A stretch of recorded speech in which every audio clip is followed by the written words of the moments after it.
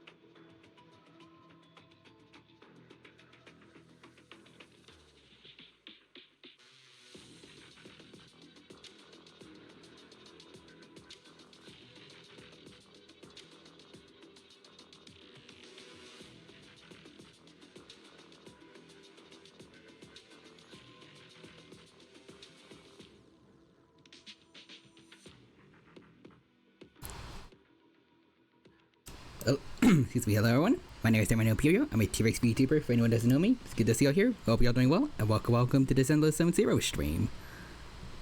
Oh, hold on.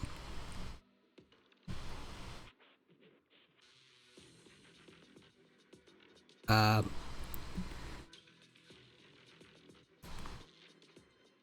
hold on. Just trying to wait. Let me just turn off my headphones. Let's see. Okay, there we go. I was trying to check on my phone to see if my audio was working. There we go. Also, it's good to see you, everyone. Hope you're doing well, and hope you have a good time here with us today. And let's see, starting off, we have Nixter redeeming first. Very nice. Congrats getting first, Nixter. Hope you're doing well, and hope you have a good time here with us today. And for once, I'm actually starting off pretty much on time, off by like a minute.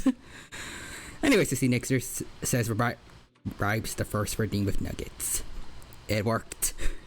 Also see Real Human here too. Nick. Hello Dino. Hello Real Human. Welcome. Hope you're doing well and hope you have a good time here with us. I see the shout out for Kofi Stream Bot too. Also Nick says human, also aliens from Uranus. And Real Human says out of context, spend 10 foot of stream. Rook to Plumber HQ. Despite the presence of two heavily armed armadas, the Earth is not under attack. Repeat, not under attack. Ben Tennyson is just having girl problems. Damn, I can't believe Julie is gonna pull a freeze up. I'm assuming it's gonna have something to do with the Tetramans again. Anyways. Bunbow says, I like how the live notif says you're streaming Persona 4, and the title is Pokemon Too Many Types, and you're actually streaming ZZZ. Yeah, I'm noticing everything seems right here. Everything seems right. Don't tell anyone that I forgot to update the stream title from last stream until now. But anyways, hello Dino, hello Bunbow, welcome. Hope you're having a good week, or a good start to your week, and I hope you have a good time here with us. Also, Nixter, congrats on your 265 stream streak. Nice. It is time. Indeed. Also, Real Human says 2 armadas, so Julie and someone else. Julie versus Tetramans. It'll be perfect.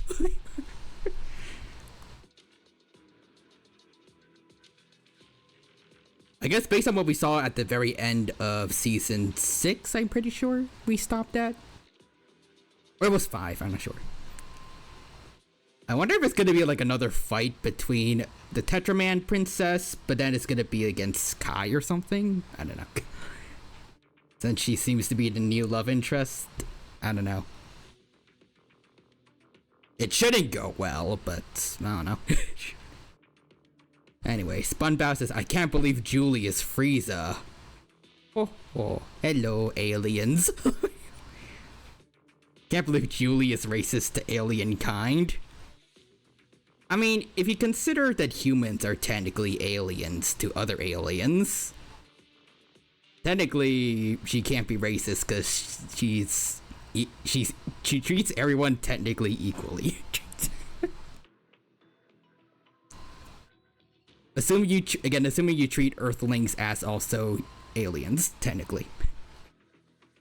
Also, next there's this Julie, 794.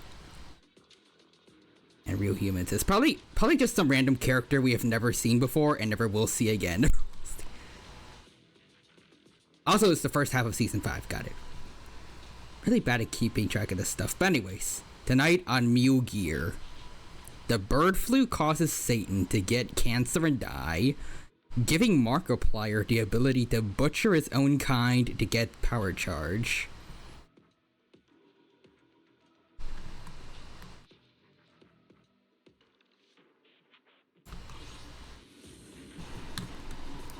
You know, for some reason at this point, Meowgenics isn't all that surprising anymore. That's more just of like a normal news report now. It's like, yeah, sure, might as well happen. That might as well happen too. Might as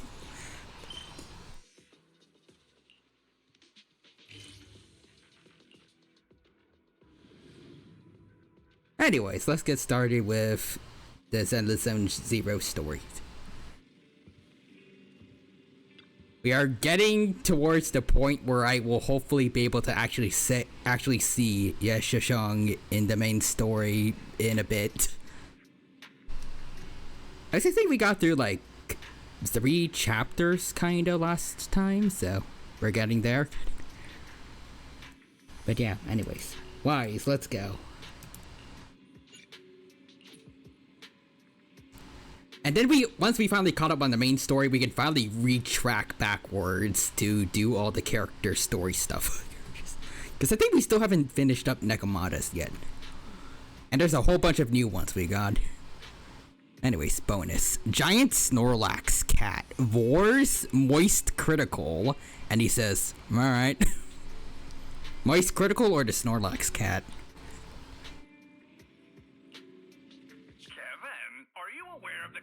Between the port's companion Hollow and our report today?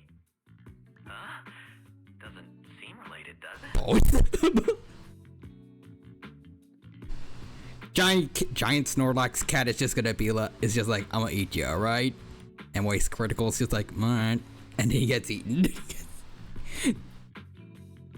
They void each other. Ouroboros is real. But instead of snakes, it's 2 cats. Also, next there's this future that I know. I need an adult. Oh yeah, I forgot I also still have the Mini-Me and the Metrodon from last time. There we go. Then how much longer are you going to keep filming it? Point the camera at me already. Citizens, I am currently at the southern edge of the Janus Quarter. From here, we can see a small part of our bustling new Eridu urban area. The municipal election is about to begin, and the streets today are busier than usual. In response to the increase in foot traffic, public security has announced it will implement round-the-clock security patrols. Citizens are urged to cooperate fully if they encounter officers on patrol. Speaking of officers, the first person we interviewed for today's special coverage of the election was one such officer. Alright.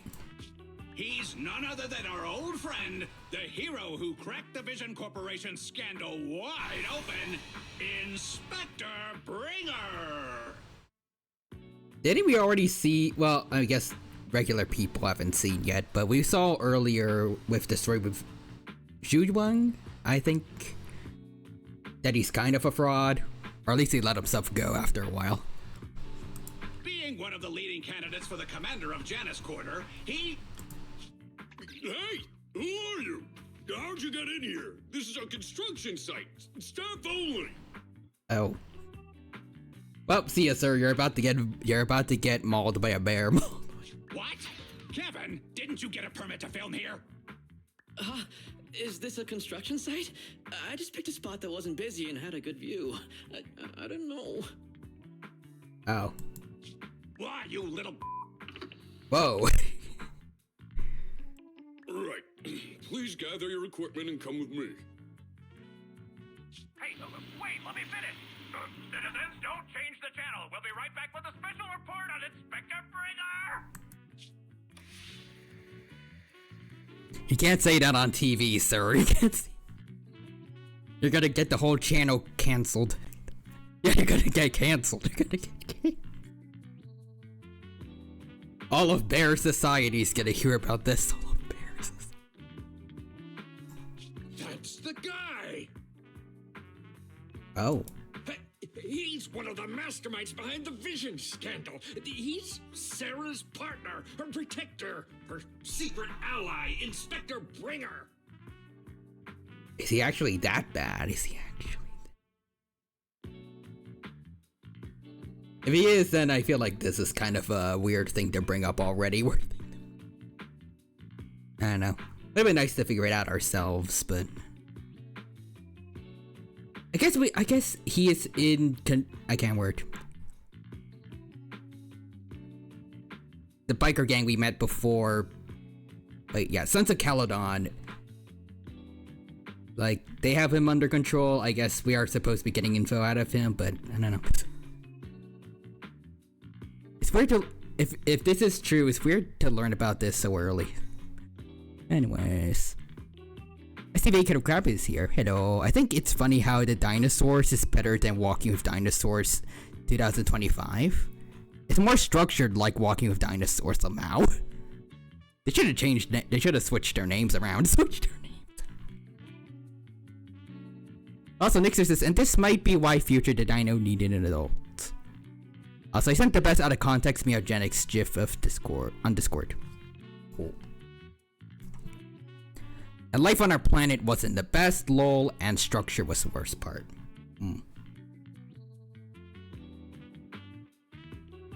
Well, that is certainly weird out of context, yeah. Thank you for that, Bun Bao. I'm just a puppet, forced into the limelight. The devs knew what they were doing. They knew. They knew people's minds were in the gutter. You have to believe me. The cutting hairs are here too.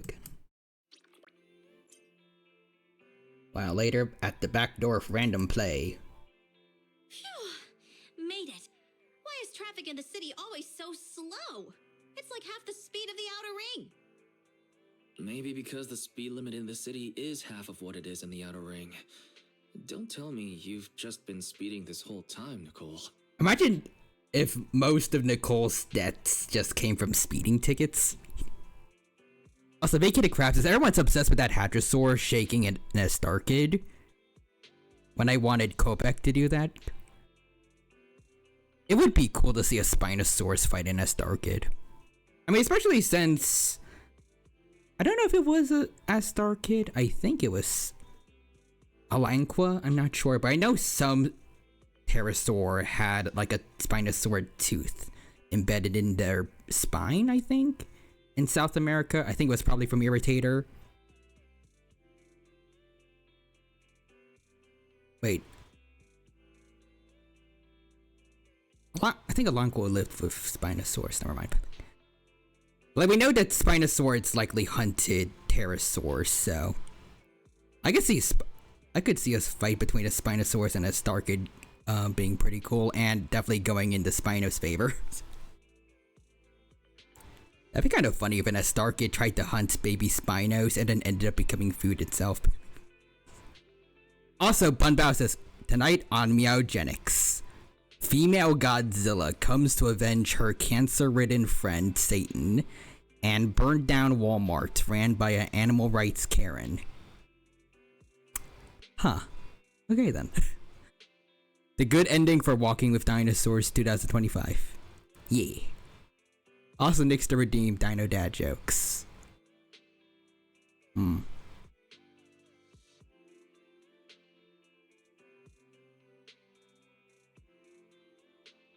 Can't think of one on the spot.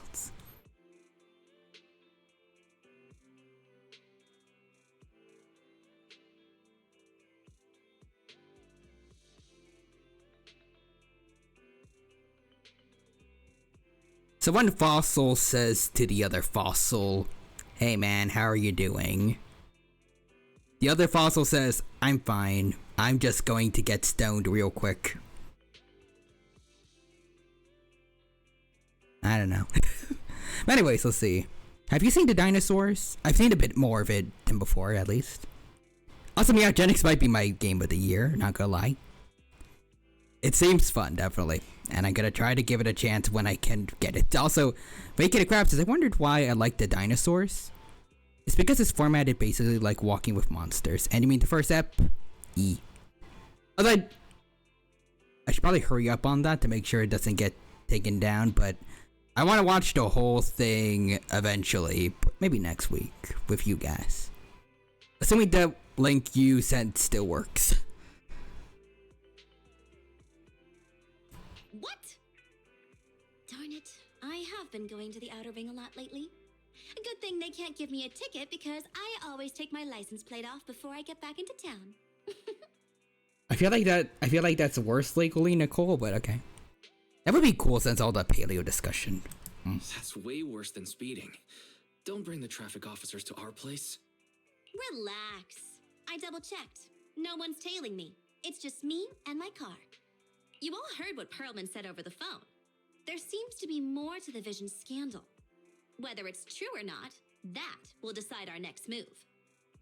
I'm here to take you to the Outer Ring so we can come up with a plan.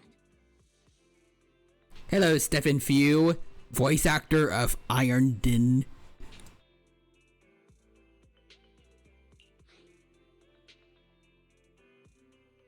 Why didn't you bring Perlman with you? Huh? If he's so important, then why not just bring him back to New Eridu? Why come all the way to get us? I wanted to, but it's election season right now, and security checks in and out of the Outer Ring are 10 times more strict than in the city. If what Perlman said is true, PubSec would definitely have arrested him on the way in. The enemies are out in the open, and we're in the shadows.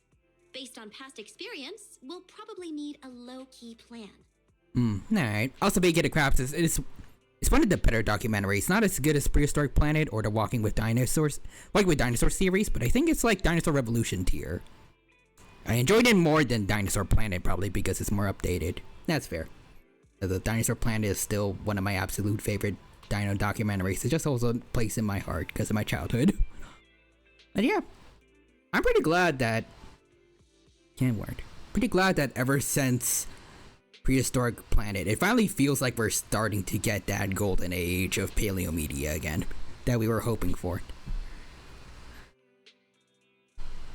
It was a little bit rough after, like, for basically everything except Prehistoric Planet to an extent, but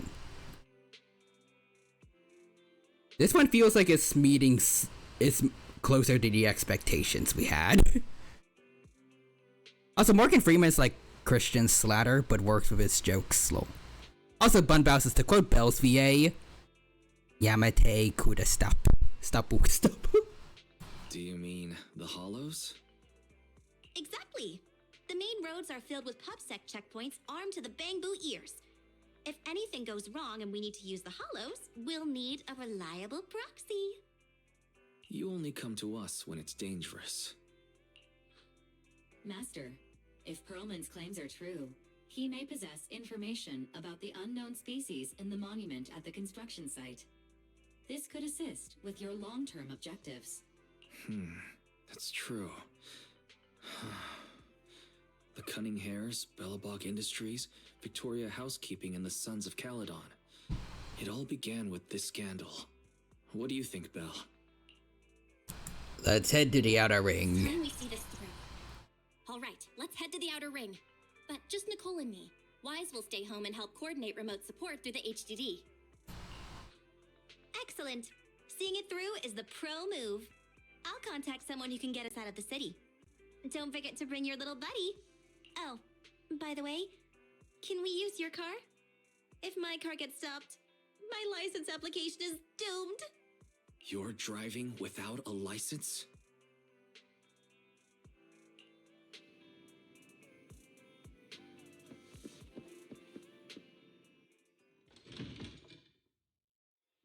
Is this a good time to bring up that I'm working on my learner's permit to get my driving license right now? I'm already doing better than Nicole. Also, Vacated Crab says, shoot, I cannot find episode 1. All the other episodes, yeah, congrats. Thanks. I'm trying to work in a museum. Oh, nice. Already doing better than Yao Guang. Heck yeah.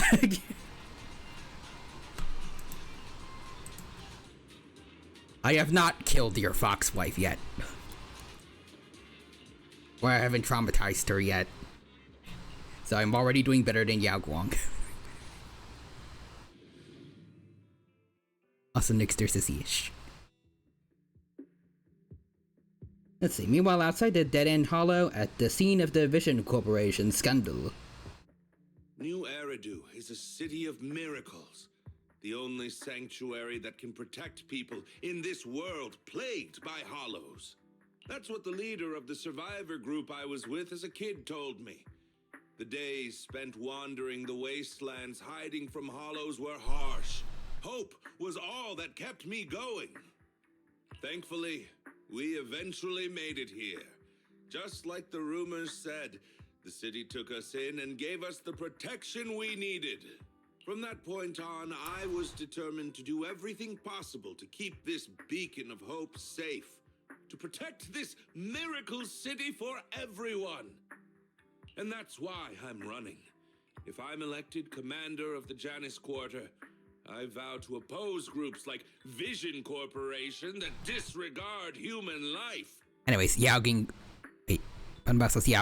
Driving in my car right after a fortune. Hey, that guy has a big chin. Sparksy high, how about you die?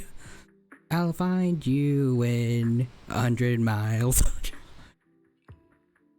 Poor Sparksy. She never got a single... Well, she minus stealing the mask from Miss Dolly. At least. She basically never got a win.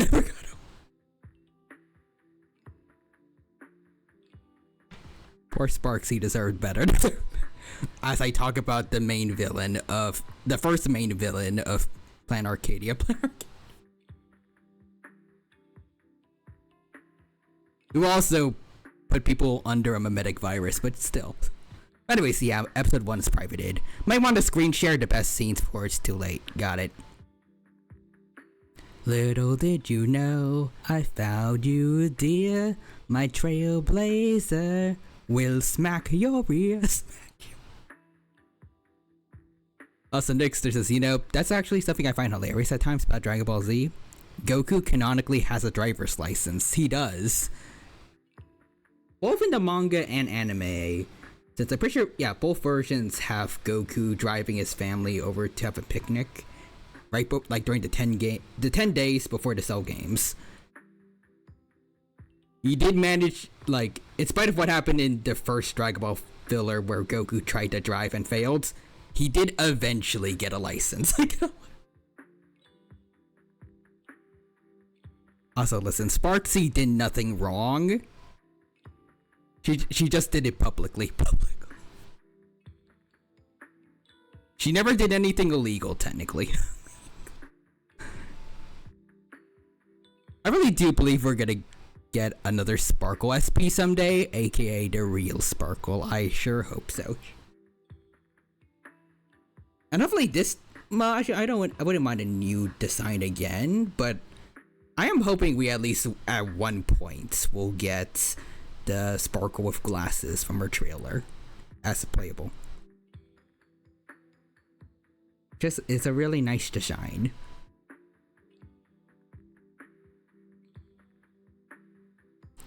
Listen, Sparksy just wanted people to watch her stream.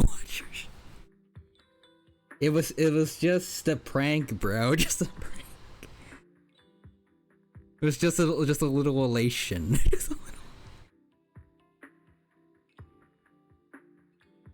The real one is gonna finally use the gun. Innocent looking girl with glasses couldn't do you any harm, and then she pulls out a gun. And a hammer. Also, did you like Life on Our Planet?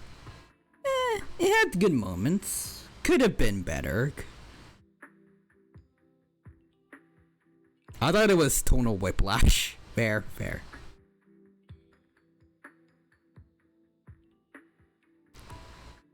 Also, Bunbouse is absolute elation. Heck yeah. But yeah, the dinosaurs is so much better. And Nixter says, also Sparkle. You mean this gun? Whips out a giant gun.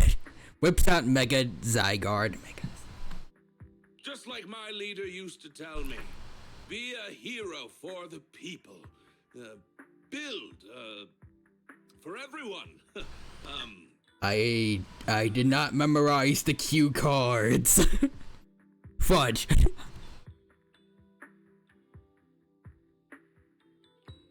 But yeah, I hope more paleo documentaries go the way of the dinosaurs. Ideally, if you can, go all the way to prehistoric planet quality, but I'm satisfied with documentaries like the dinosaurs meeting people's expectations that got raised up thanks to prehistoric planet. It just needs to be somewhere around that ballpark. If you're anywhere near dinosaurs with Stephen Fry, scrap the project, try again.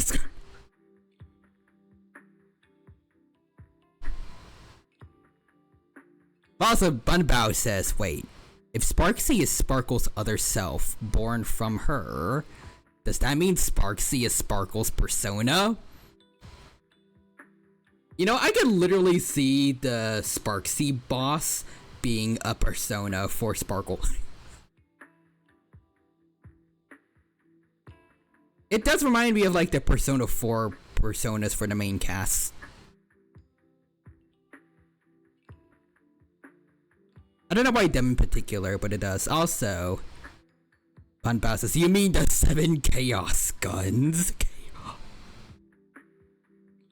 When the 7 Chaos Guns come together, Sparkle just gets a giant red mecha that looks like Gundramon. You humans, just pull out a Megazord gun. Yes. Nixer says Sparkle. Bigger. Thank you, bigger. Also vacated crabs. We got Surviving Earth too. Oh yeah. Also, Bunbow says, by the way, people had issues with the Sparksy boss. All I have to say, skill issues. Same. I had no problem with it. Probably because I also was using an Elation team, which is like the main one for this patch, but even when I fight the Sparksy boss in like Currency Wars, I haven't really had too much issue. I struggled a little bit this one time where I had like a Remembrance team in Currency Wars, and I put Evernight into TV instead of Castorus for some reason. So she didn't kill them in time, and I saw this one really cool move. I kind of wish I got to see it in this story, but we still survived. Mainly because Remembrance is still busted even to this day, but I did technically struggle, but that was the only time, and from then on, I knew what I was supposed to do.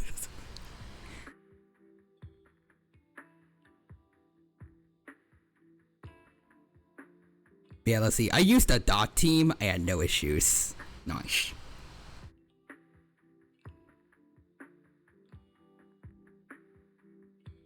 I think my thought process was like, if I can't word. I think I wanted to keep Cass on like the main fields to take out the main Sparksy boss on like the fronts. I can't word. On like the main battlefields. And I thought like the second field that you send the other character to was like a lower priority.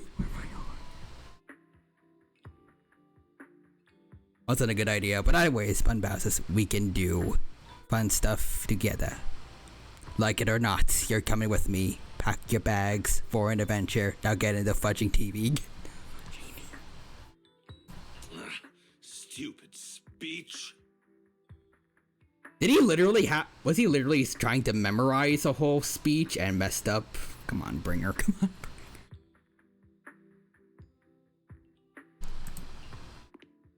You hear the crisp click-clack of high heels on the floor as a tall figure in black and red slowly approaches, ignoring Bringer's venomous stare.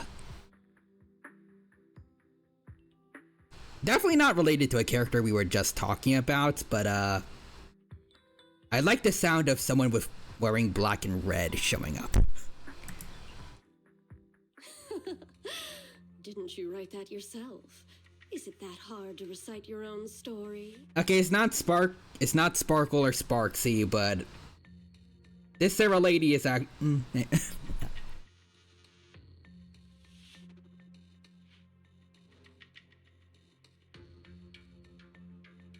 at least like her design. Also reminds me of a vampire because of how freaking pale she is. Like look, like her hand is in the sunlight right now. That is pure white.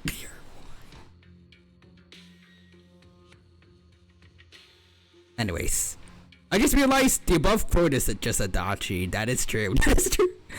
Also, I believe we have found a red flag. I do believe so, yes. So, Yashuangguang is the peakiest red flag and simultaneously green flag. The best of both worlds. Sarah, what are you doing here? Also, Vega the Crab says, I hope they eventually make a doc for the Paleo and Cenozoic in the dinosaurs format. I hope so. You don't look so pleased. Isn't being appointed the chief commander something to celebrate? Yeah, it's just a fruit roll-up, 2 flavors. Don't add Laffy Taffy to that. We don't need another Crusadermon incident again. Cut the sarcasm. I'm being sincere. Vision Corporation is done for. Hand has what's in the monument. Nullface's attack failed. And don't even get me started on the idiots who couldn't take over the Outer Ring or those worthless gangs. Well, I guess there's really no... I can't word.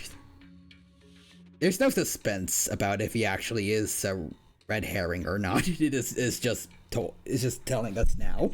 No, he's definitely working for him.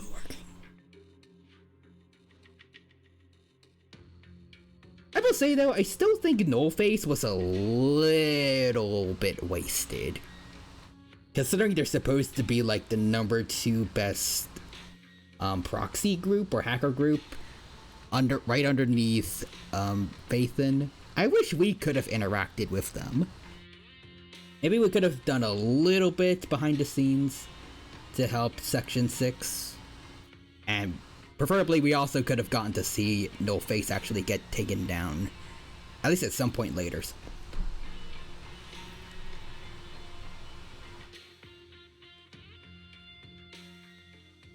But anyways.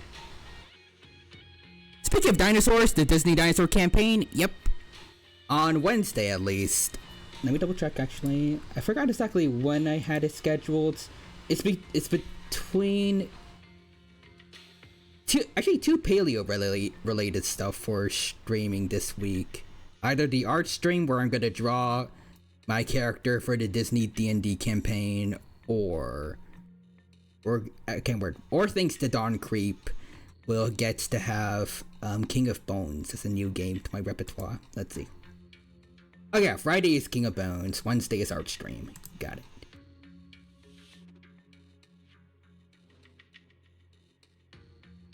Oh wait, also, now that you mentioned that, Spunbow, there's just a Time Stranger DLC where Chronomon offers Lord Nightmon the most cursed Laffy Taffy. I actually did see the newest trailer for possibly the last DLC for Time Stranger. Interesting to see that's that one loser that's always trying to... Yep, the one guy that's just constantly jealous of Dr. Simmons, I think Kuga. It's interesting to see him be seemingly one of the main antagonists for the newest DLC. So definitely next week also, we're gonna try to wrap up Time Stranger because we have the other two DLC stories to fully complete, and then this one. Also, let's see, what else am I missing? I'm just wondering how combat is gonna work. As someone who has never really done D&D before, not sure. I'll try to figure it out. Also, next is what about Jelly Bellies? Those are fine. It's a green herring, and just send them to the Null Void. Best plan, real human. Let's do it. Why are they so jealous of J.K. Simmons? Dr. Kuga's just upset he can never voice Omni-Man, or J. Jonah Jameson as well as J.K. Simmons. It's not fair. He's just generic scientist guy. He can never fulfill as many roles as J.K. Simmons when it comes to voice acting.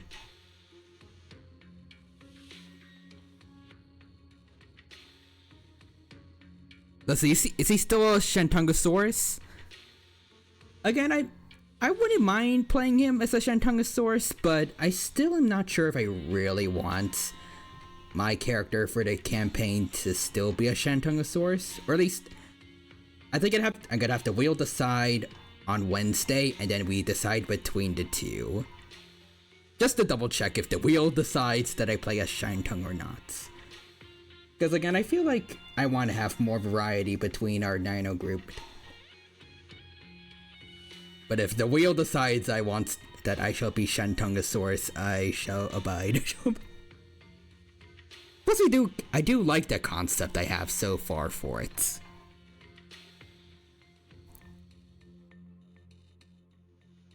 Let's see, so our character's gonna have abilities like Hadrosaur, Ceratopsian, and Stegosaur, the linked abilities. What would those entail?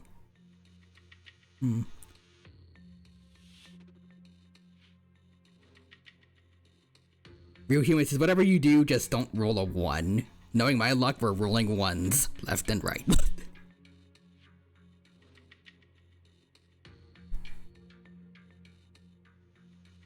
Yeah, at least like, if it's like linked abilities between different groups of dinosaurs working together, those sound cool. I'll try to come up with some linked abilities.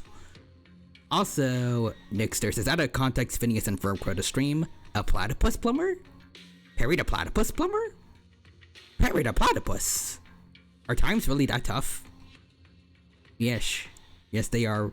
Doofenshmirtz. Anyways, do you have die?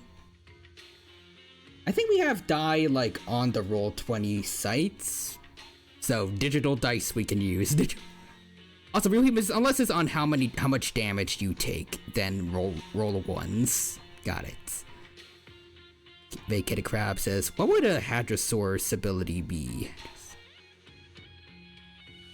Maybe an intimidation ability?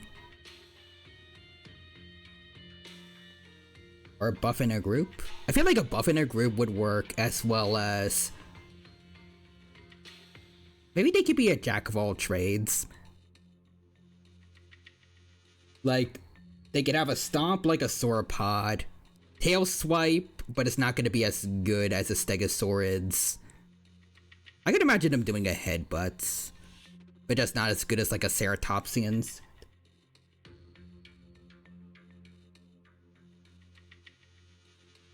Just like fully balanced tank.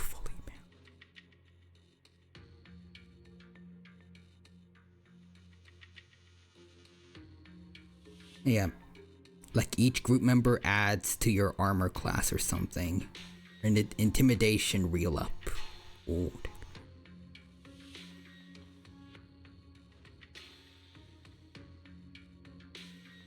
That could be interesting. Also, Bunbao says, a funny thought just occurred to me.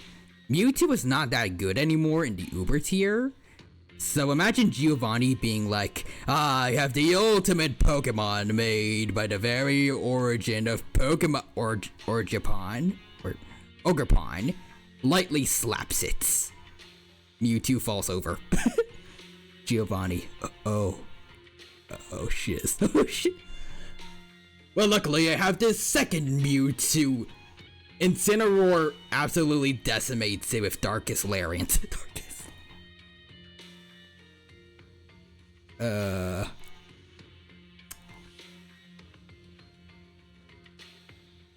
I still have my Persian, and then a Flutter main shows up.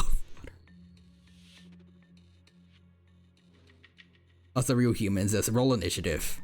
You have a Mewtwo, I have a Ghost Horse, and a Ghost. Also, Vacated Crab says these are things we have to put into Google Doc. Also, we gotta write a separate ending considering if we roll high enough to save Bruton. Oh yeah. And next there's this Mewtwo. I died. Giovanni, what did they feed these new Pokemon?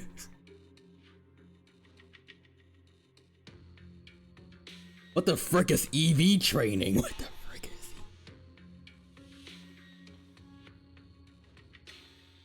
Also, this is why Persian needs a cheetah themed Mega. Bring back Gen 1 Persian. Or if we end up beating the Carnos or distracting them. What if we all die from the Carnos, lol? We make up a super bad ending where all the Carnos eat all the other herbivores. Or we just die and the rest of the herd just moves on without us. Which feels like the more likely option, and then the movie just kind of progresses normally, unless Aladar also dies.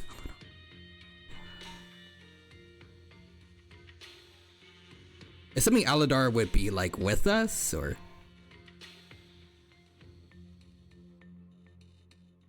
Would he be like an NPC in our party if Dungeons and Dragons has something like that, or...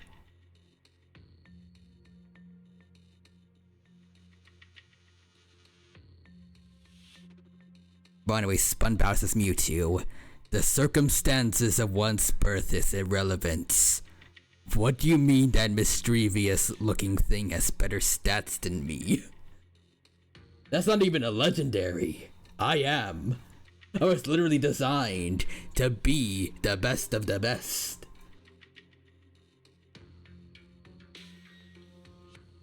I was like to see one go. I can see one go for us while another is after Aladar and Kron. I could see that, although I like the idea of both. Our own adventures and adventures with him and the old dinos. Okay. I think I want to incorporate some things I saw in the Disney Dinosaur video game, because I have been watching Bessenslot's walkthrough of it. So... I don't know if I should incorporate some of the new dino friends that show up in said game. Or, not really dino friends, but the one in Kylosaurian and the Pterosaur.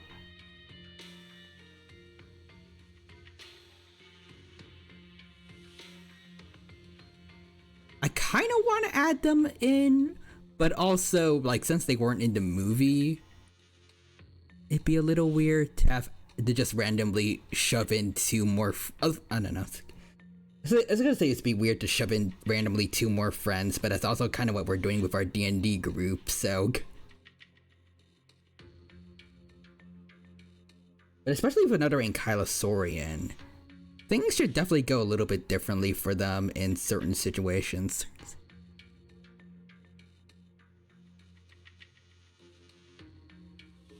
Although, in terms of gameplay at least, mainly because they had a low budget anyway, so it's not like they can make new cutscenes, but it also kind of looks like,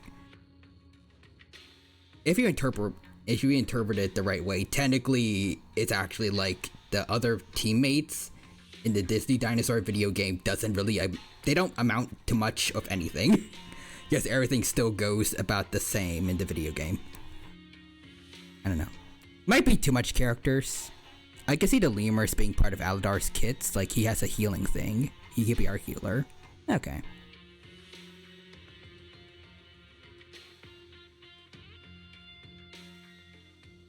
Let's see. Are we gonna have to give Aladar, Ema, Baleen, as well as the dog Enki stats?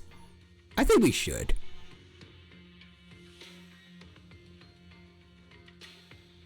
Plus I see Real Human says, man, it took you so long to take out my ghost horse. Would be a shame if I had Rapska use Revival Blessing. No. Anyways, I suddenly had a funny thought of the scientist snorting bright powder and being like, what if we only gave him psychic type and no other types and only these insane stats? Surely no Pokemon can surpass these. The best stats they mean being 130 base speed.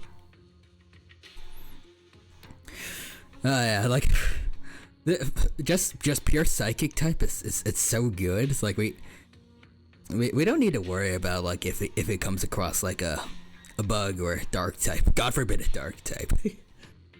Dark type Pokemon can't be that good. Is that a tiger from Alola?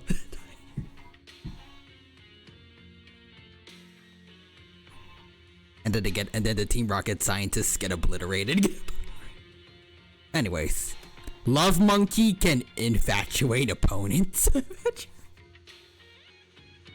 Either infatuates or he has high odds of aggroing them. Because I want the Love Monkey to die.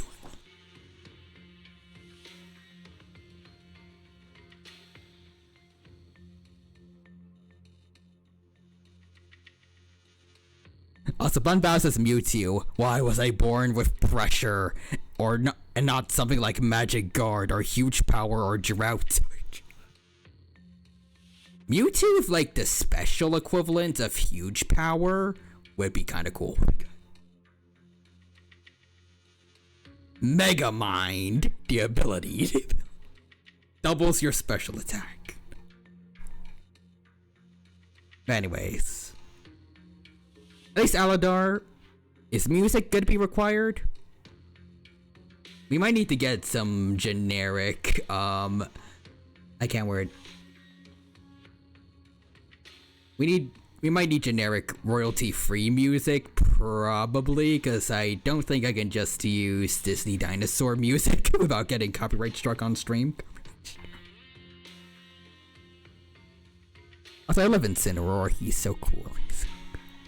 I wish his design was at least a little different. But also next to just Mewtwo. Okay, seriously, what the frivolous Galar? What is this? Let's see, depends on your role. Lamau. Bunbow says Dark type Pokemon can't be that good. Ominous Goldfish uses choice specs, overheat, and sun. Oh no. Also, Vacated Crab says, come on, that should be in Aladar's movesets. Also, yeah, not the dinosaur soundtrack. Oh, what about the game soundtrack? Ooh, maybe. Hopefully that should be fine. And also Real Human says, and for your Mega, your ability is Steadfast. Dark types aren't that great. And hey, pressure is good enough. All the legendaries have it. The goldfish sent on Discord. I'm not gonna sugarcoat it.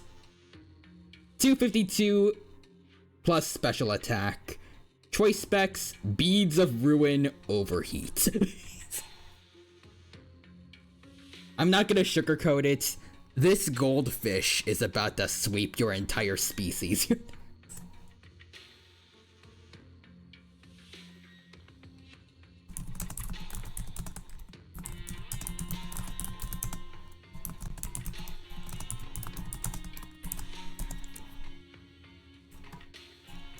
Anyways. Let's see. I rolled an 87. Damn, nice, Nixter. Anyways.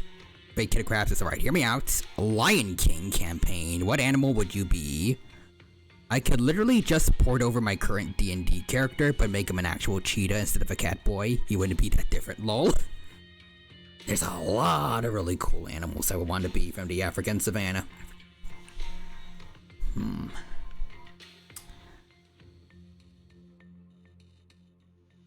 I am not ashamed to say that I have watched The Lion Guard.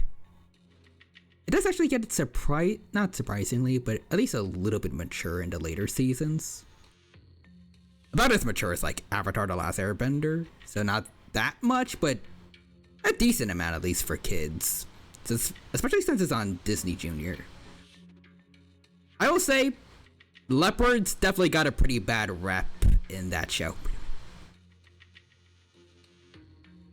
I think I want my OC to be a leopard to give them some justice. Maybe it's also part of the whole Disney Junior show thing, but they kind of botched the whole Circle of Life thing by having the Lion Guard, aka the main characters, constantly stop predatory animals from getting food. Even though they acknowledge that female cheetahs hunt alone in one episode and lions do hunts too. Like, they acknowledge that in the show, but never bring up the fact that they do that, but for some reason the leopards and the Nile crocodiles can't really do it. Unless it's fish. Then Nile crocodiles can eat those. No one cares about fish, I guess. But if it's a mammal, no, then you're the villain of the episode.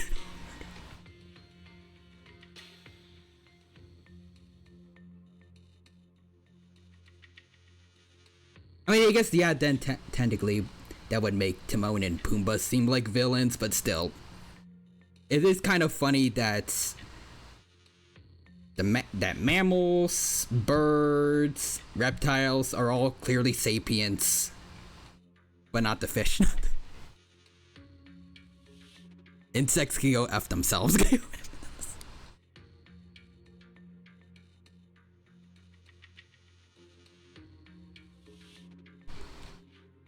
Kinda like Zootopia rules. Anyways.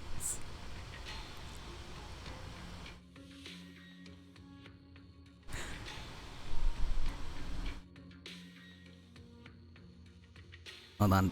What have I missed? Let's see, I love what I just sent you. Oh, let me see. Hey guys, I've been a mainstay ever since I got Intimidate and I'm ready to come back and reclaim my title as the best VGC Pokemon and the main fire Pokemon.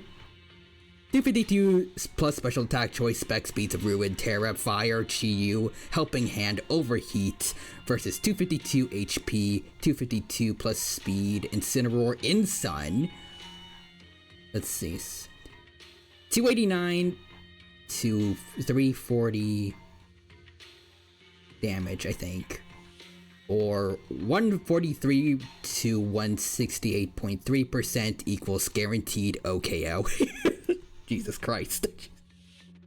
You melt my heart like Chi-Yu melted the OU tier. 2 from 252 choice spec, 252 plus special attack, choice spec, speeds of Ruben, Terra, fire, Chi-Yu, overheat versus 252 HP, 252 plus speed, Torpax and Sun. Guaranteed OKO after Stealth Rock. Damn. Also, Real Humans says Mega Mewtwo, in order to make you stronger, you will now get a speed boost whenever you flinch. I'm sure that'll help you plenty. Also, Vacated Crab says, I wonder if anyone would be a secretary bird. Okay, secretary birds would be really cool. They didn't even give the cheetah Maller stripes. I gotta be a cheetah to give them justice.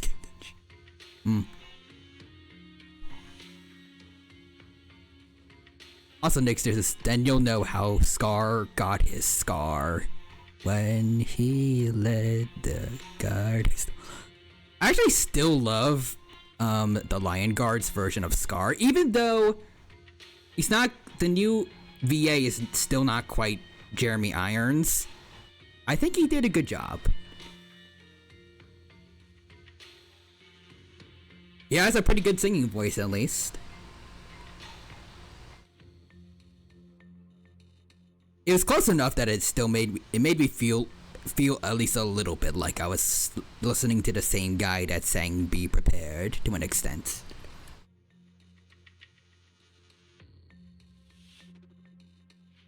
Plus, also, I love the fact that they straight up had Scar kill.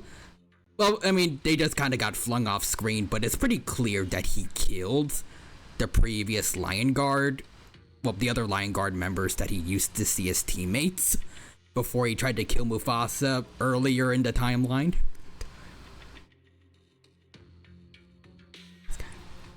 Although it is also retroactively made it weirder that Mufasa never banished Scar earlier. If Scar straight up killed other lions.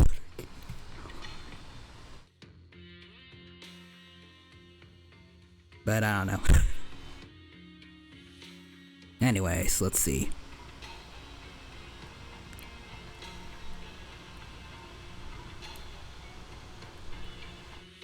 I'm losing track of where I was trying to. There we go, found it. Real Humans says, I mean, hey, mature for Disney. Just remember, Gravity Falls is a Disney show. Oh, that's fair, true. Also, although the whole female cheetah hunting alone thing is pretty nice to incorporate, yeah. I don't think they're sentient like in Zootopia. Also, we probably wouldn't get along, lol, at least, at first at least, since leopards kill cheetahs. Oh yeah. Also, I think it's also important to note that cheetahs don't always get mollywopped by every other creature in the African savanna. On a good day, they can defend themselves, and especially their young, from other animals. Like, I'm pretty sure I've seen images of them chasing off lions and leopards. And hyenas. It's not as common as them just trying to lure those creatures away from their young and use their speed to their advantage, but it can happen where they can hold their own.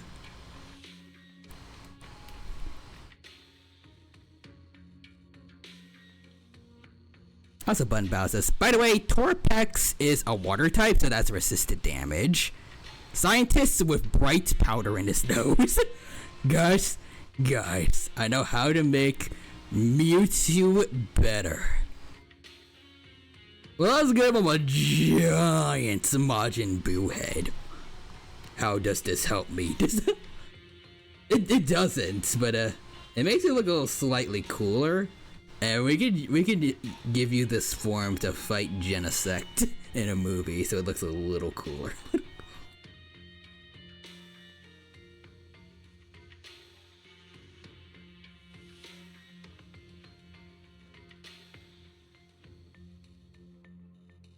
Ooh. Also, honestly, way better than Mufasa's Scar story.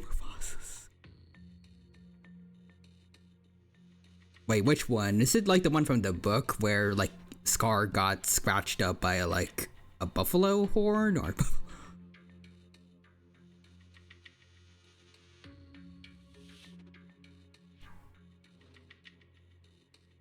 Oh, maybe he lied and hid it. Maybe.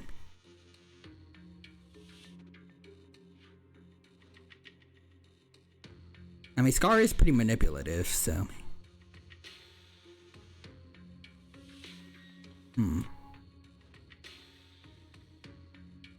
Also, let's see, real humans. Also, cool bug fact: the domain p4re.jp was just updated earlier today. This also happened shortly before the reveal of p3r, so might get a trailer soon.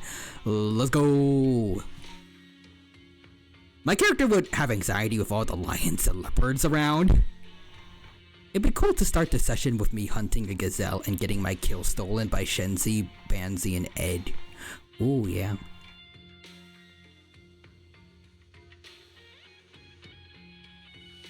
Also, Real Human says, I mean, hey, it makes it so Mewtwo can't fall asleep.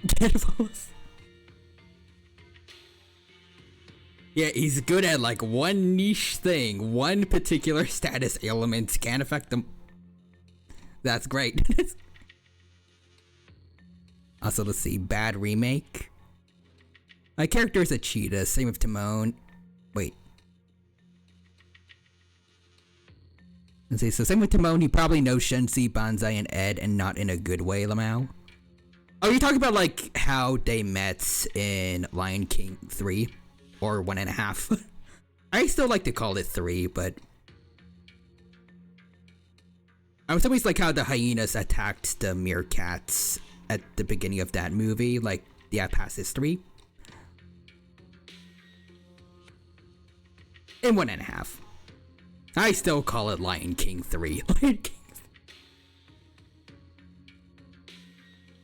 Although really it should be Lion King half, or I guess actually maybe 1.5 works, but a portion of the movie does act like a prequel, technically.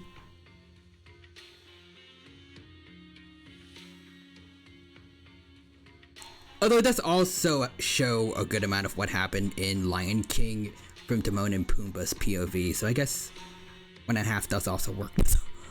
I don't know.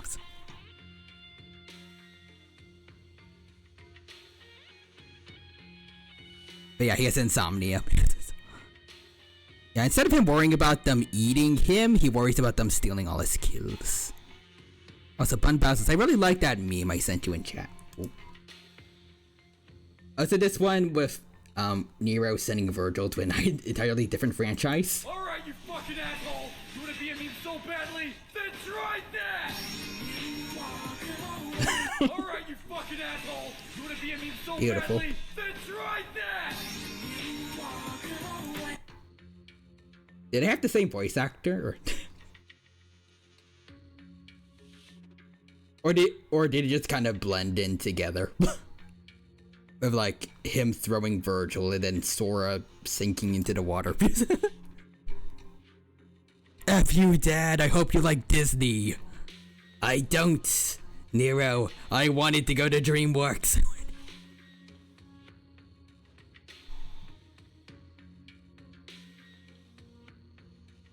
Also, actually in other countries, I'm told it's called Lion King 3. I was right.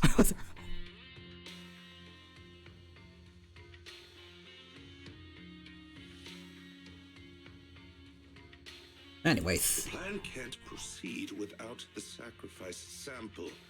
You want me to butt heads with the Void Hunter from Section 6? Or am I supposed to be the honest and noble commander now? Yeah, sorry to you two about waiting for so long. We're gonna start playing ZZZ again. But anyways.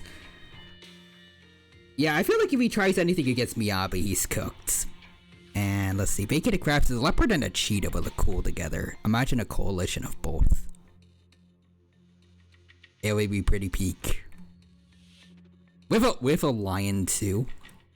It'd be very stressful for the cheetah, but if they actually do work together, then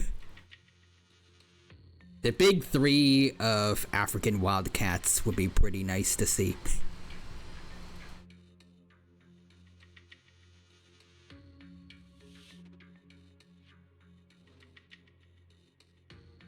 He'd just be looking behind his back. A plan is just a tool to reach a goal, not the goal itself.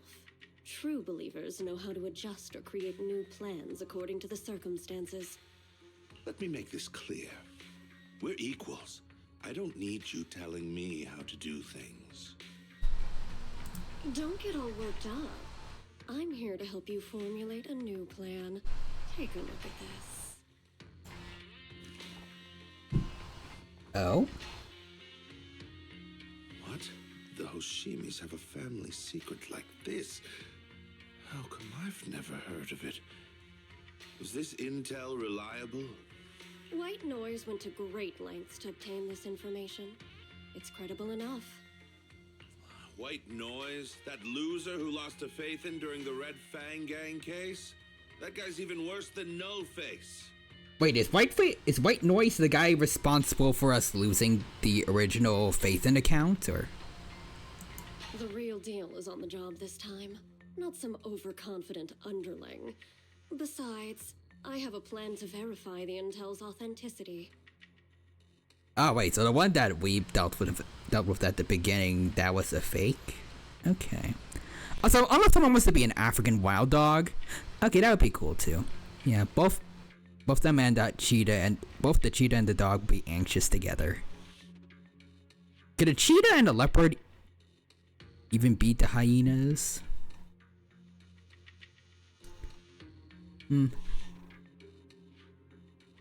Against a bigger clan, probably, yeah. Actually, no. Against a bigger clan, the hyenas would win.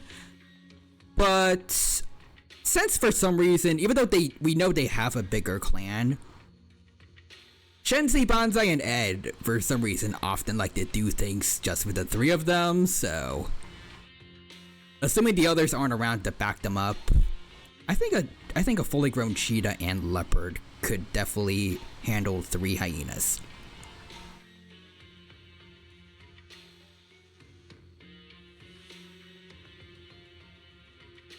I don't think they'd be easy, but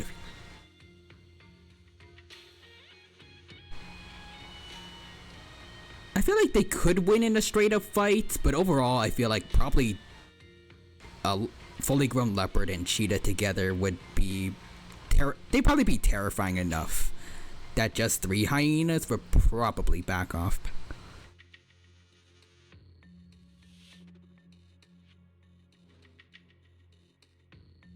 I love hyenas, but it is also important to note that mobbing behavior is kind of important for them to do things like steal kills. Even against like one lion, I feel like in most videos I've seen, they need like, at least it looks like 8 at least, that they usually need to be constantly biting at and just pestering the lion until it backs off.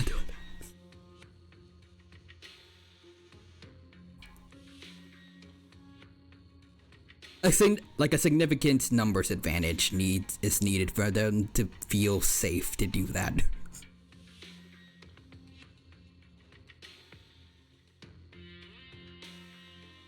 Plus it also helps that, at least in terms of, for leopards at least, they can climb and carry their prey up with them.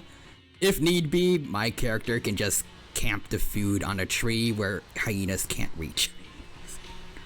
Even if there was a larger group. Yeah, let's see. Leopards are pretty strong, and cheetahs are good at tripping. Plus, their claws are always out, so, you know, there's something to be worried about. Getting slashed in the face, potentially. Shenzi probably doesn't want that again. Like, she already took a pretty bad... She took pretty bad cuts from a lion cub's claws. A fully grown cheetah is probably also gonna be pretty nasty. Or maybe Simba was just built different. Anyways, now that I think about it, because of the ability Insomnia, Mega Mewtwo Y solos the AI the Somnium files verse. And it's just because of that ability, and not because it's mutated God Cat versus some regular people. Yeah. Bundas says, I'm suddenly reminded of snails. Real Human says, holy shiz. Snail versus Mewtwo. Who wins? They also... Yeah, Vacated Crab says, cheetahs are pretty tall and leopards are pretty bulky. I just realized we're straight up that... We're that one meme or like that trend of like super villain henchmen. There's always like the lean one and then the big bulky one.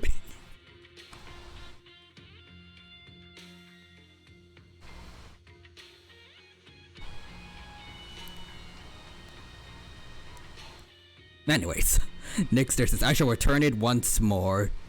Time to shift into turbo sparkle wind chase and turbo power. Also, Bunbow says, there are many moments where a single solitary snail can make the human world go extinct. Also, Real Human says, Mewtwo versus Snail. Live Vochian reaction. Oh yeah, I think I've seen that one.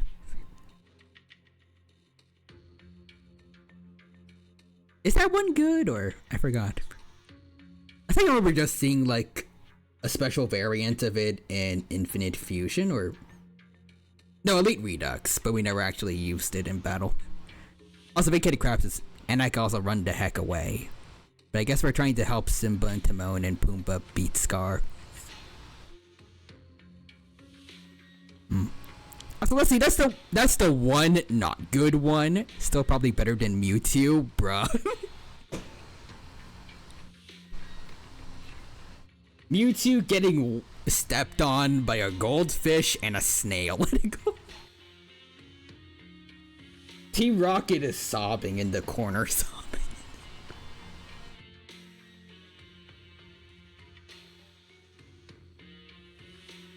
So another thing that would be cool would be a Zoocosis or Night of Zoopocalypse campaign. Basically being a zoo animal during an alien zombie outbreak. In that case, what animal would you be? A bird of some kind, so I could fly the heck out of there. If you're talking about the Zoocosis horror game. Because I don't want to be anywhere near that. I'm out of here.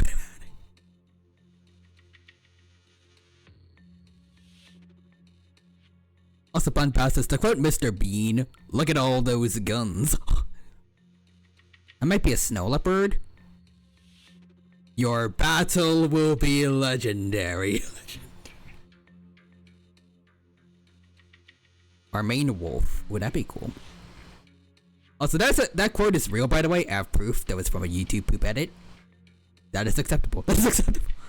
Also, Real Human says, listen, all I'm saying is, Vochian learned Snarl. Yeah, I think that's enough. Let's see, there we go. And Vacated Crabs is, you don't like the idea of a zombie apocalypse? Well, I mean, it's just I don't like the idea of personally living through one because I don't want to do that. I want to get the heck away from that. Get the heck away.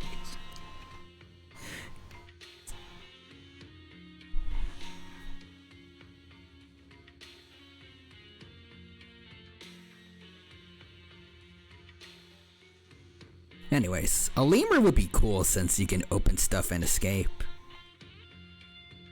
I can be like that one orangutan.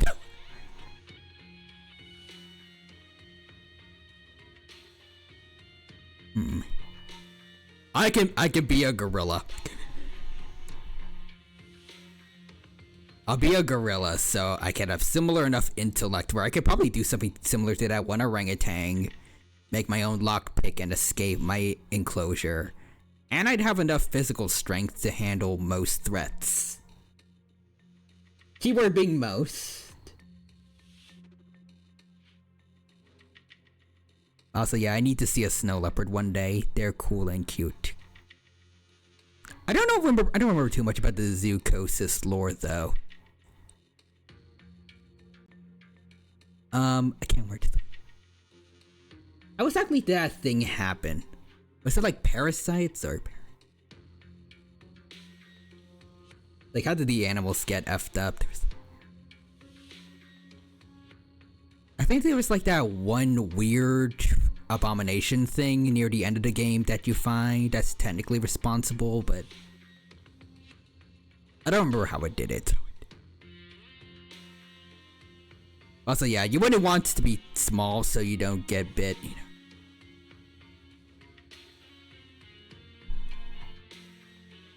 Anyways.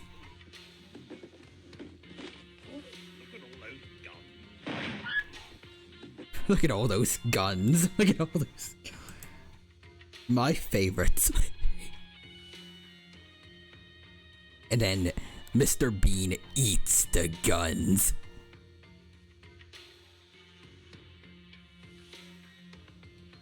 You want? I'm gonna look it up actually. Zoocosis.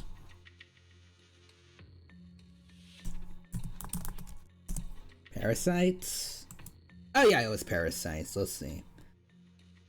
Invasive organisms that infect various creatures throughout the game. They have multiple strains, all produced by the mother parasite. Was that the thingy? Yeah, that's the thingy.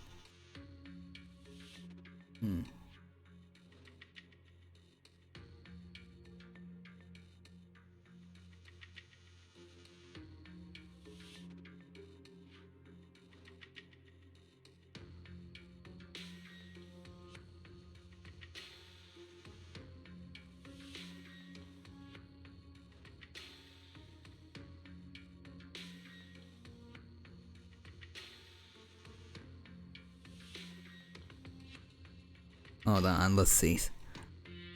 I think I would start as a snow leopard and have a monkey and a Seremia as backup characters in case he gets turned. Although I would also like to be a hyena.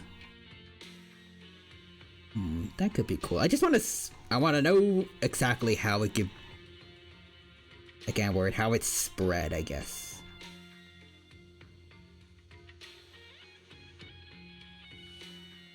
Will we have to look for the human? And like stay with them to keep them safe? That's like spreading the cure, or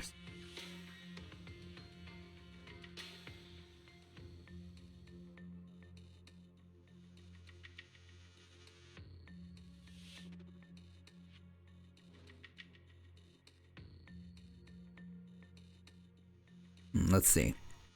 You could also make it more Night of Zoopocalypse if you want something more kid friendly.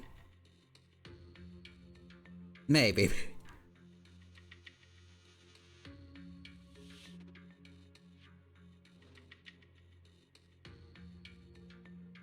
The parasites can hide in the food. According to what I can find on the wiki, specifically the main character first sees one in a block of meat, but I'm pretty sure there are other mutated animals that are herbivores, so... Yeah, there's the giraffe. And zebras and hippos, so they could hypothetically infect any species. I'm assuming it's not specifically just meat that they can hide in. Oh hey, there's also an infected gorilla. Well, okay, that's not good if I do want to stay being one.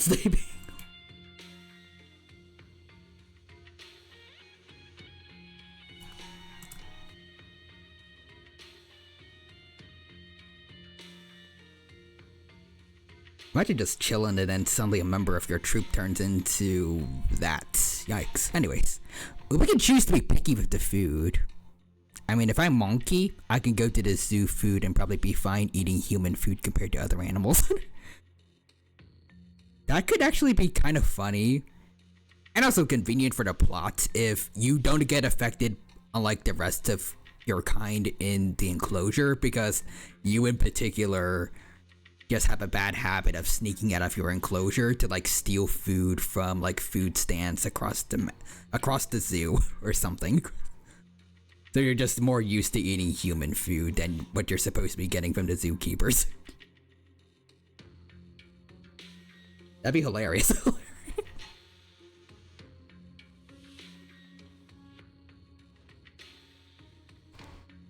Probably best to be raccoon. You can not even be a zoo animal, just a raccoon that mooches off the trash cans. That'd be kind of interesting. Also missing more stuff. The quote to the Zero Escape wiki. The destruction caused by the snail. Mass graves created by Radical 6, a virus that can be traced back to the snail's appearance in the park. Bruh.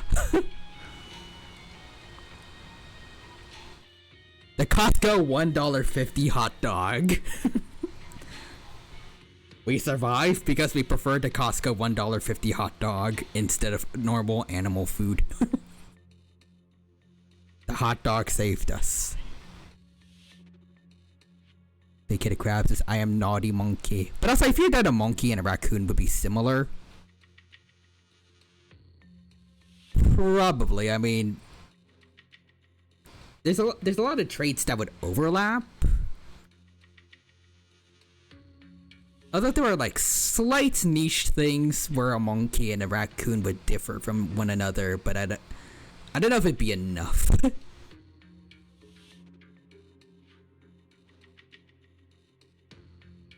Let's see, I think maybe since I'm a snow leopard, they moved me to the vet office because it was too hot outside.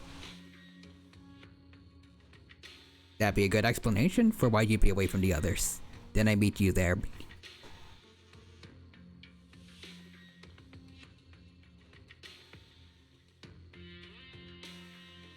Trying to ponder what species I actually want to be now because I'm a...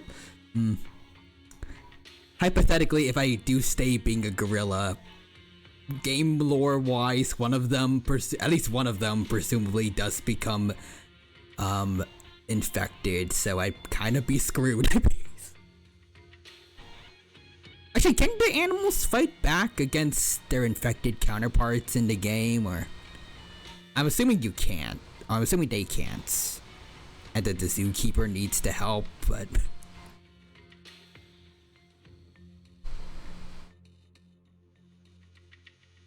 I can't be a chimp.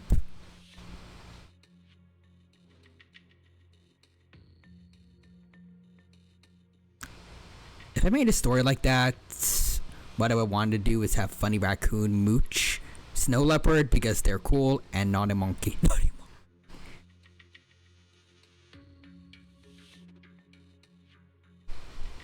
And a pigeon.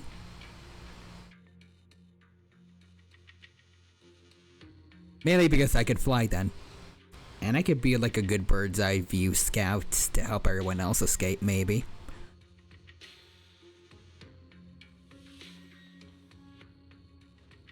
Plus it'd be kind of funny for a pigeon to be one of the main creatures carrying a D&D campaign.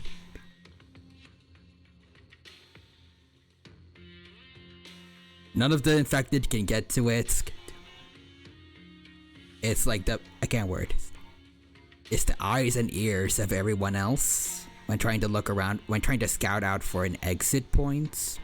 And also to see if there's any infected creatures nearby for everyone else to start hiding.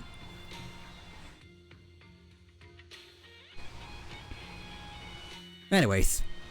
Fun fact, the reason the creator chose a snail was because snail was an anagram for slain. That's kind of freaking hilarious.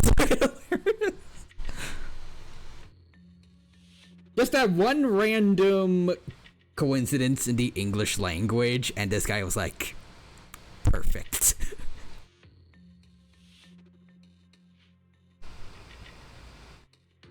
And then the snails became responsible for the death of an entire world in at least one story. Actually, no, I think I already know you mentioned that there's 2 stories similar to this. Also, Making a Crab says, if I made a story like that, that's what I would do. Have funny raccoon. Where are that? Imagine zombie giraffe or lion. Terrifying. Also, it sounds like an NPC guide. Also, the snails, man. You know what? For Zoocosis, if we do a D&D campaign for it, I'll just be a snail. Either a one-tap everything for the lols, or if we are gonna be serious, I feel like I'm just gonna be too small. Nothing else is gonna want... I don't think the parasites are gonna want to infect me. But also, everyone else would have to want to carry me around. Guess, well, otherwise I'm gonna be holding everyone back, kinda. Even if you die, you'll take everyone with you indirectly. I exist, and then a giant meteor comes down, crashes into the zoo, killing the mother parasite and technically saving Earth. But I wipe out every other animal in that zoo in the process. Would you do a Homeward Bound D&D campaign? If so, I want to be the cat. Maybe our own animals. It's just that we're domestic animals in the wild. Ooh.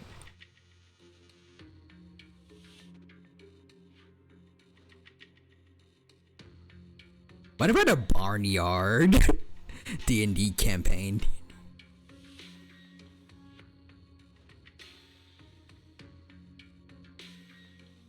Also, let's see. I'd be a snow leopard chilling in the woods by that point, but what dog breed would you be? If you know, you know. I'm gonna be a Labrador mix. Anyways, I'd be a male cow. Also, Bunbow says, snail exists. Galactus eyes glowing. Ooh, a planet to feast on. Feast on. The silver snail just it makes itself a little tiny silver surfboard, and it zooms off as the entire planet gets eaten by Galactus, and then the silver snail surfer goes off to find another world. Anyways, I think I might just be a black cat, or maybe a male calico. That'd be cool, or a Bengal.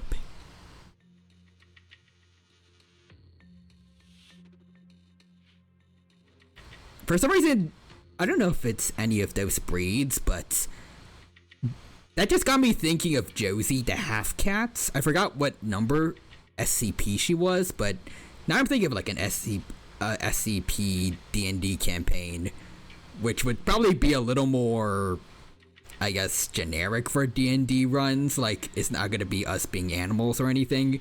We would just be like people, like either I can't word. Researchers, D-class personnel, maybe mobile task force members, and we all try to survive a containment breach.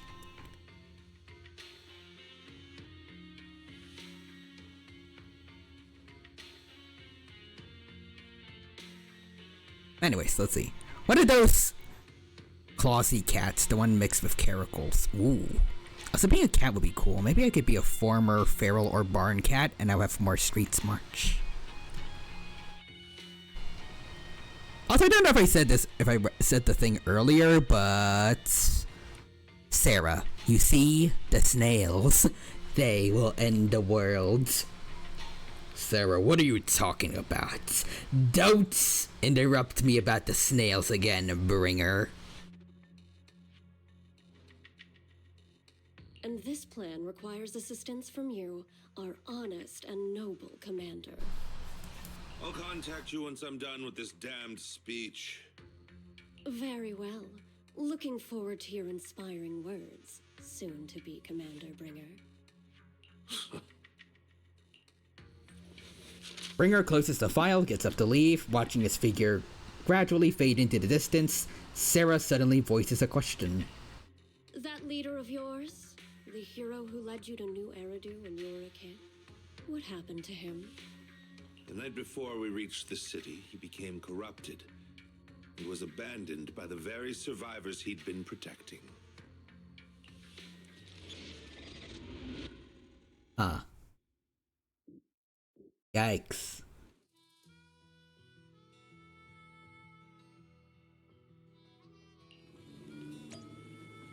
Well, anyways, I can see myself like Seth trying to prove his loyalty due to the negative views on cats. If I'm a black cat, I might have a intimidation bonus. Also, Bunbow says a storm of falling stars. Guys, I think Virgil is coming. There was that one DMC collab with a gacha game, right? Imagine ZZZ, and then you can actually have Miyabi and Virgil meeting. That would be peak.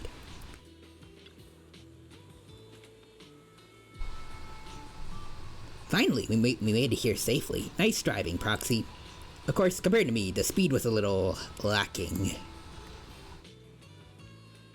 Get your license first. Hold on, don't get me wrong, I'm not some fool who only knows how to slam the gas pedal.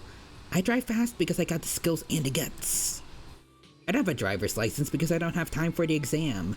Plus, getting a license will mean paying off all those overdue fines, and I don't want to lose money. Let's not talk about that for now. Proxy, do you want to hear what Perlman has to say? This guy's words don't add up. It's suspicious. Maybe you can tell if he's lying or not. Let me give it a try. Great, I'm relieved to hear that from you. Now, even if that guy tries to lie, he won't be able to fool us. Fairy, if he lies, shock him. As the cunning hairs gather together, Perlman carefully explains the shocking truth moments later. Well, so basically, despite being the so-called CEO of Vision Corporation, I'm really just a puppet. Sarah's the one orchestrating all the company's major plans, including the old metro construction project. And the only reason she dares pull all these risky moves is because Bringer's got her back. You can trust me. Look at me, I got a Santa Claus beard. I can't be that bad. Like, look how poofy and cloudy it looks. That's a lot of Santa Claus depictions in media. Maybe not quite as long, but you know, you can still see this beard on like a Santa Claus toy, you know? Anyways, Ty, check Discord. Maybe it can be this cat Lamau. I'm half expecting Garfield for some reason. Oh, that actually looks really cool. Oh.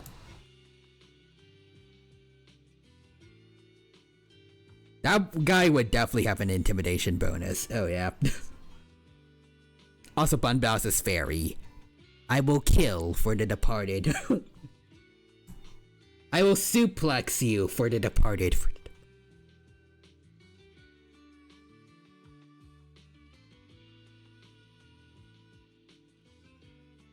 They never let me be part of the planning process.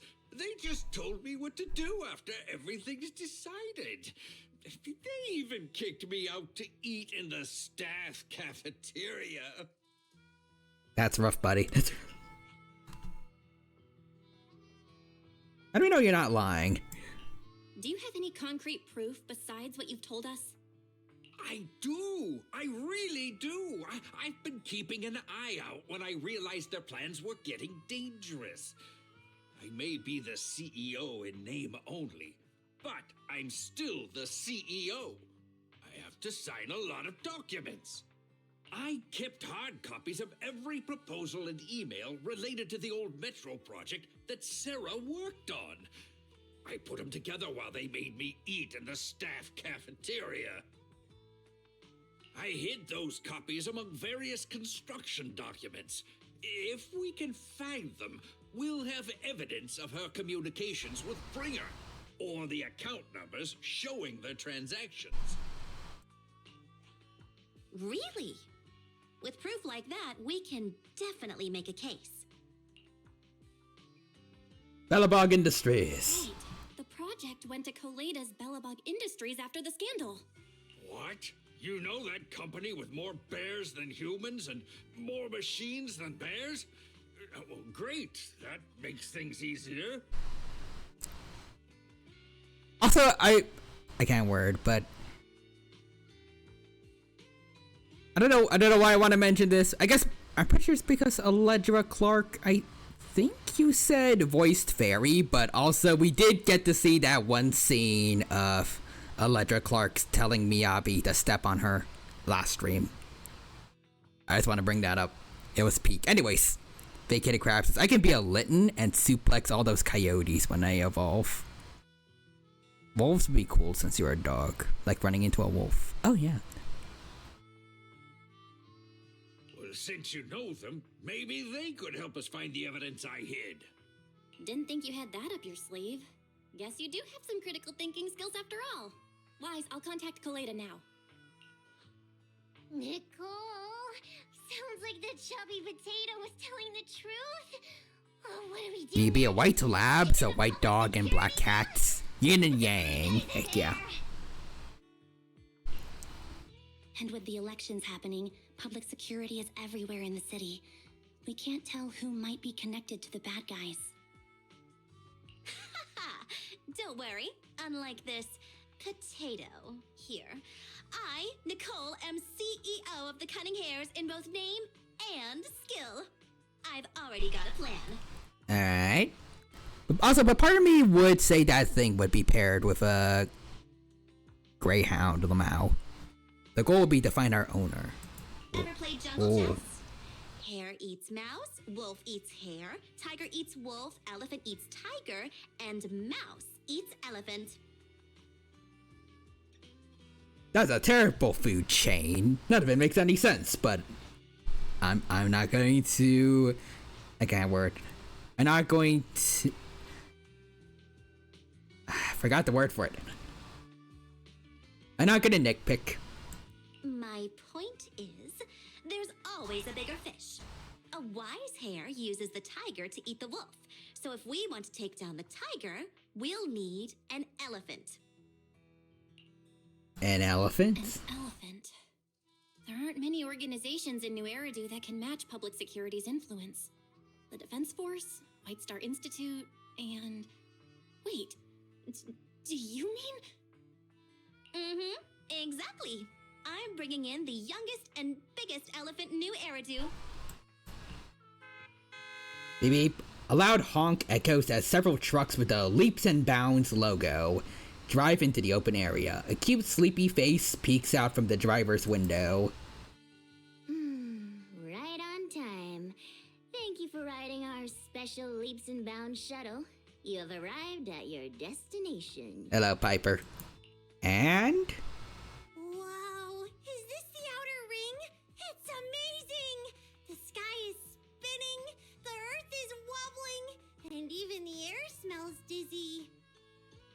I just want to ask how the frick did Nicole manage to get section 6? You're just car sick, Sukaku. Hold my hand and rest a bit. Oh yeah, Unagi's here too. Yeah, Are you doing okay? it's all of them. Holy shoot. Anyways, I will be Weird Cat Lamau. Someone can agree to be the first pet. And introduce new characters as new pitch. Also, Real Human says, as one said in Gravity Falls, there's no cops in the forest. We take this to our graves.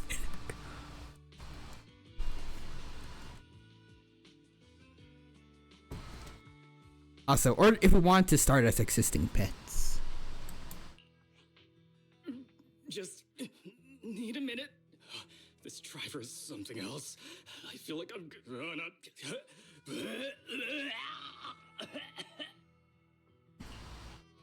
Arranging a secret meetup in the Outer Ring on such an important day. You better have worthwhile intel, Nicole of the Cunning Hares. Uh-oh. You better give her some good info. Otherwise Miyabi's gonna cut you into a billion pieces. Alright. Jesus Christ, the Pearlmanists! Bruh. He's not even up to my hips. He actually is a potato, like everyone else calls him in the cutscenes. How does he function? How does he...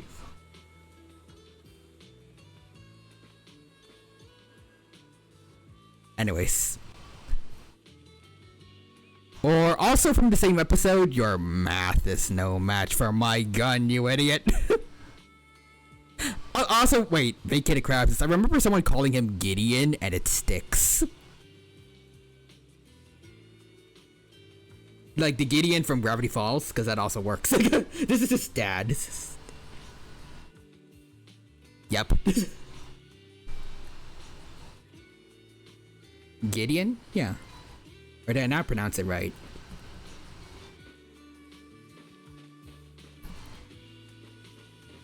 If his dad was the same height as him. Oh, no, you did.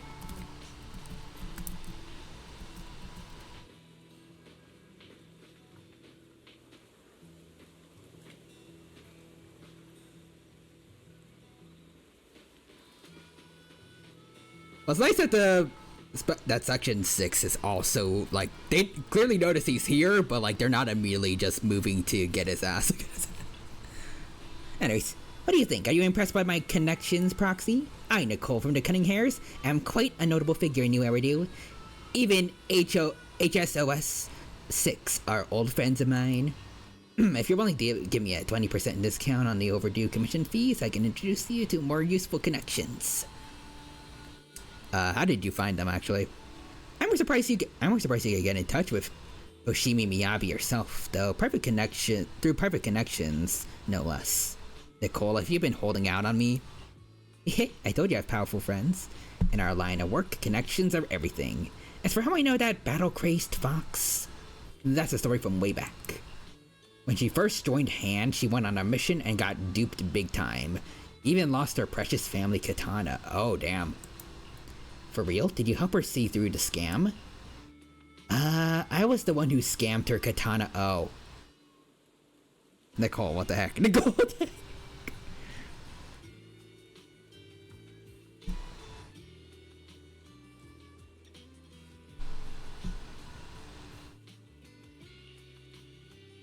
Why are you looking at me like that? That was my first gig on the streets. I had no idea who she was. And she was so naive. Anyways, I gave the katana back to her in the end. And through that, we got to know each other. Is bringing Section 6 in really a good idea? Don't worry, Proxy. That battle-crazed fox is a reasonable person. She won't give innocent people any trouble. As long as we tell her the whole story, she should agree to work with us against Springer.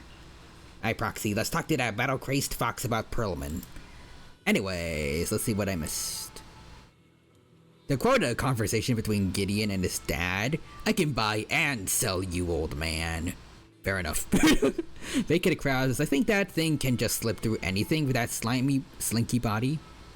How would rabies factor in?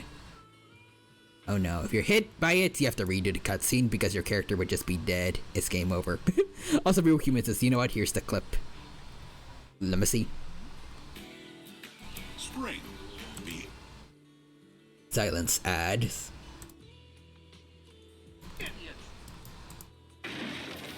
Gideon, Charles, clean up your room this instant. I can buy and sell you, old man.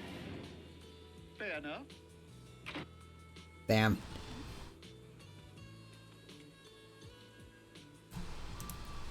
No wonder the kid ended up like that. Anyways, how different a cat and a dog be? I can see the cat being able to reach high and reach spaces. Dog would overall be better in combat for like against medium-sized to like larger animals or whatever threats they come across. And the dog can have a howling buff and the cat can purr heal. Ooh, yeah. Section 6 demands to interrogate Perlman alone. The 4 executive officers corner him, forming a makeshift interrogation room in the open field after some time. Is everything okay, Mia? The chubby potato's laughing one minute, crying the next. Now he's bawling on the floor. What kind of questions are they asking him? Interrogations by the Defense Force have similar effects, but they usually use tools. Achieving this with words alone. These officers are very talented.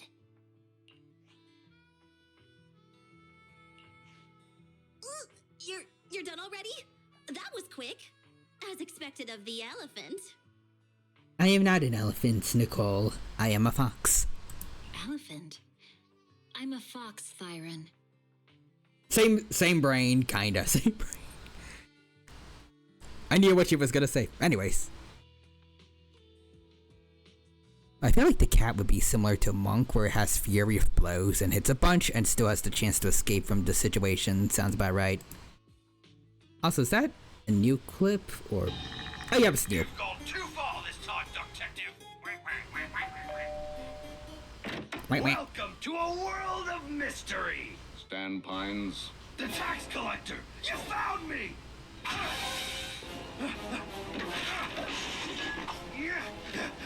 Which one of these is the trap door? Bruh.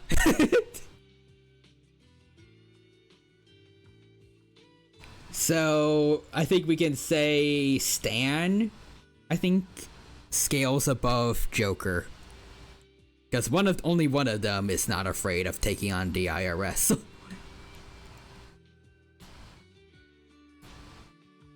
Yes. Anyways, make it a crab, because I'm always a cat, Lamau. Always am catch. Gravity Falls is truly something. That's not important. How did the interrogation go? I wasn't lying, was I? There's more to the Vision scandal, and bringers behind it. You are accusing Officer Bringer of a criminal offense, but the witness's info only indicates another suspect. There's a big difference. Well, at least we can go after Sarah then and figure out if Bringer is involved from her. Anyways, Cheetah Kamonimi, Kenomimi, I don't know, to Homotherium, to Cheetah, to Snow Leopard, to Oriental Shorthair. It's all cats. It's only cats. Oh, thank you for your professional opinion, Miss Class Rep. But your fancy talk isn't helping us decide what to do next.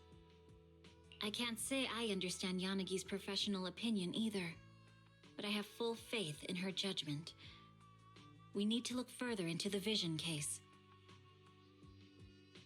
Real Human says, I feel like a Gravity Falls watch-along has to happen at some point, maybe after Ben 10. This is very subtle messaging.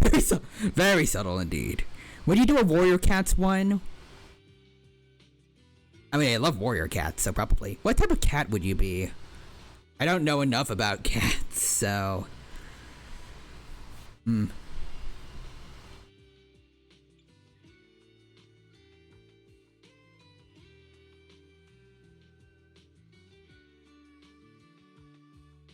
I guess I like ginger cats the most, mainly thanks to Firestar. And also that one cat from the Disney movie with all the dogs. I forgot his name. It's the one where like he's chasing after the dog in the city and the dog is singing. It's like, why should I worry? Why should I care? I don't know. That's the best way I can describe it. I think so. Yep, Oliver and Company. That was it.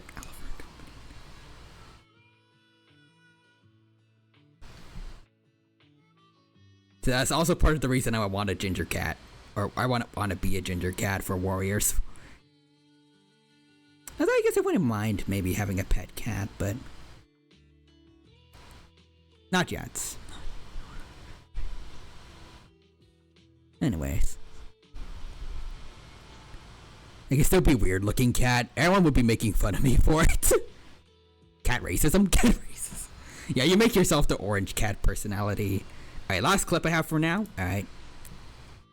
If it's Seekers and we're dogs, I would be a corgi that is often mistaken for a fox.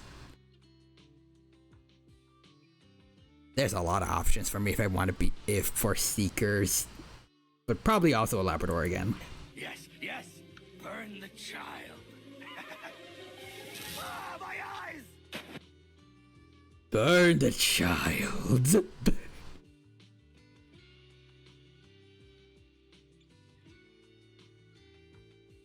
Or a Boston Terrier because they're cute.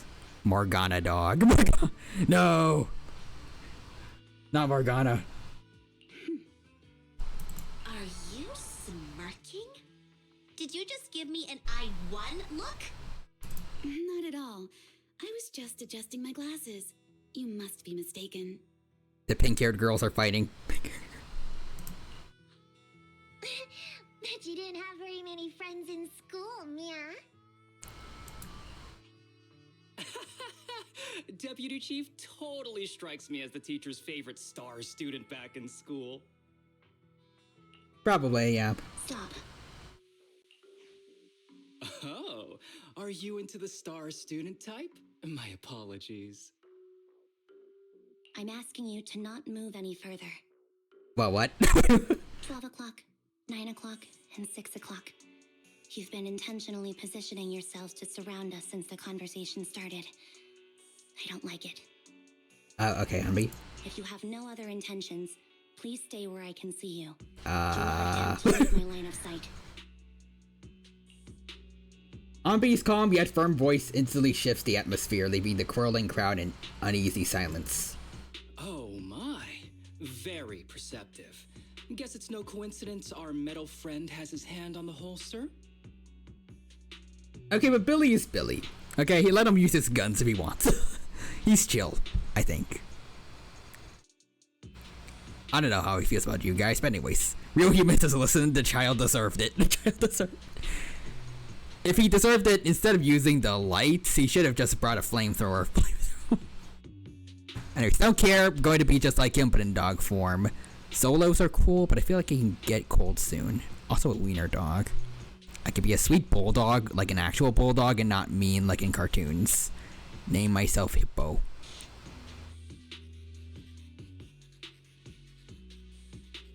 Maybe you could be like one of those new bulldogs or pugs that I heard that are being bred to be more like their past selves. So not overly inbred.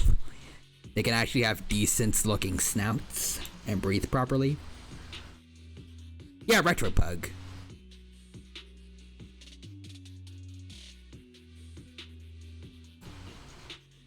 I'll take my hand off my holster when Miss Star Student lets go of her retractable blade's handle. What? Anby, are you serious? Hey, you better not try anything funny. Retro pug when he sees regular pug. Brother, they have done you very, very dirty.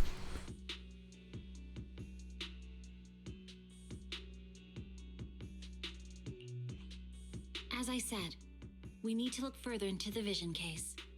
In addition to Perlman, we'll be taking this one too. Wait, what? The youngest Void Ranger in the new Eridu glances over, her sharp gaze landing right in the middle of the crowd. Me? Huh? You want to take me in? We could do what we mentioned earlier with the Africa campaign, but warriors. Oh. Seeing you here was unexpected, independent investigation team lead. Or should I call you proxy? Oh, right. Yanagi did overhear us, well, hear, like, Bell and Wise talking about Faith and, like, at the beginning of their story last stream. I'm assuming she looked further into that. I knew you were too skilled for the independent investigation team. You've got a side hustle that keeps you sharp, huh? Or maybe investigating Hollow Zero is the side hustle. Perhaps. Hold on. They have nothing to do with the vision case. According to Perlman's statements, a proxy was deeply involved in the entire Vision Corporation scandal. Our investigations also suggest a proxy was linked to Like you're the part of a overall leopard industry's clan and part of construction cheetah clan. Oh, okay, yeah.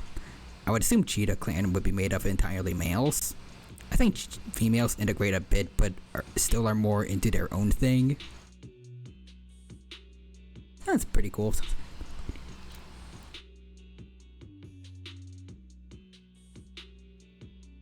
For some reason, I want to imagine the cheetah clan just being like the equivalent of like a males only dorm in college. They have big numbers, so they don't have to worry that much about other animals trying to steal their food for once, since they for once have a advantage. I can't word. They can act similarly to wild dogs or hyenas to chase other animals off food. They can, for once, those cheetahs can have like a relatively stress-free life.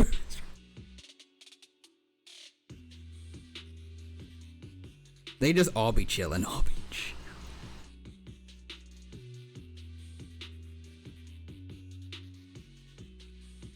Also, if so, I assume lion clans are the villains whose goal is to kill all the other clans like real lions do?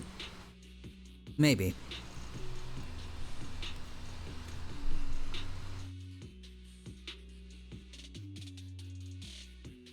Plus, public security's airship incident and the Outer Ring. If I recall correctly, our independent investigation team lead also made an appearance at the Outer Ring's important traditional competition. Coincidence? I think not. You know, I guess all this does add up, but still. It is just a coincidence. They're just an old buddy of mine who sometimes works with us cutting hairs. Really, nothing to do with the vision case. Chill out! It's just some background checks, and then you're good to go. We never bully anyone. Miss Two Tails, could you please stop giving me that scary look? This is a crucial time for New Eridu. With leaders of all key sectors gathered together. Any mistake. Ooh, we can factor hyenas into that too. They aren't exactly cats, but I mean, they are affected by catnip. They are feliforms, I think. I know that, and that's why I asked you to help me expose the true culprit. Why drag an innocent person into this? You've only shown us a fragment of a conspiracy theory, and the full story could be anything. The truth you're pushing is just one version. Any potential threat to the city must be completely eradicated. That is the fundamental principle of Hand. Please don't kill Belle, please. But they're really not a threat or harmful at all. Eradicate all evil. We decide for ourselves what evil is. Even if they're not an evil person, they may still hold important information pertaining to the truth. And your evasive attitude only makes my convictions stronger. If you want Section 6's support, please cooperate with us, Nicole of the Cunning Let's see, Hairs. that would be a matriarchal clan? Maybe. I think I've heard of some cases where male hyenas can also lead a clan. I think I remember doing when I did research for again where it says I mentioned Seton Academy in my Carcharodontosaurus video. I did some research on that and also did a bit of random back checking for some of the facts they mentioned. I think hyenas are more so matrilineal. Like usually it's a female leading the clan, but both males and females of her offspring, they inherit her social status. And then males, similar to wolves, they lose that status when they leave their birth clan to find a new one so they can mate. Whereas most female hyenas are pretty okay with just staying with their mothers. And thus, since they keep that rank, that's why they're treated usually better. But I think there were some instances of males actually stepping up to become leader.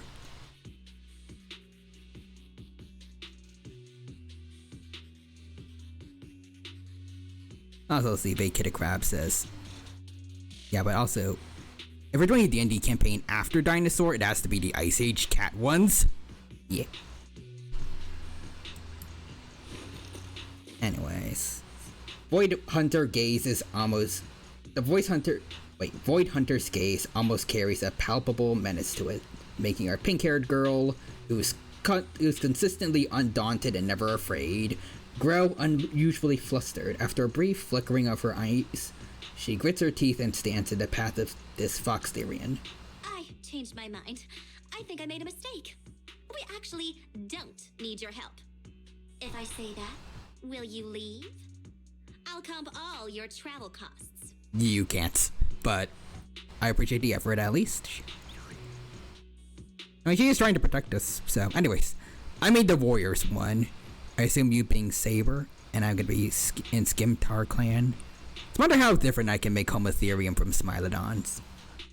That would be an interesting thing to try to figure out.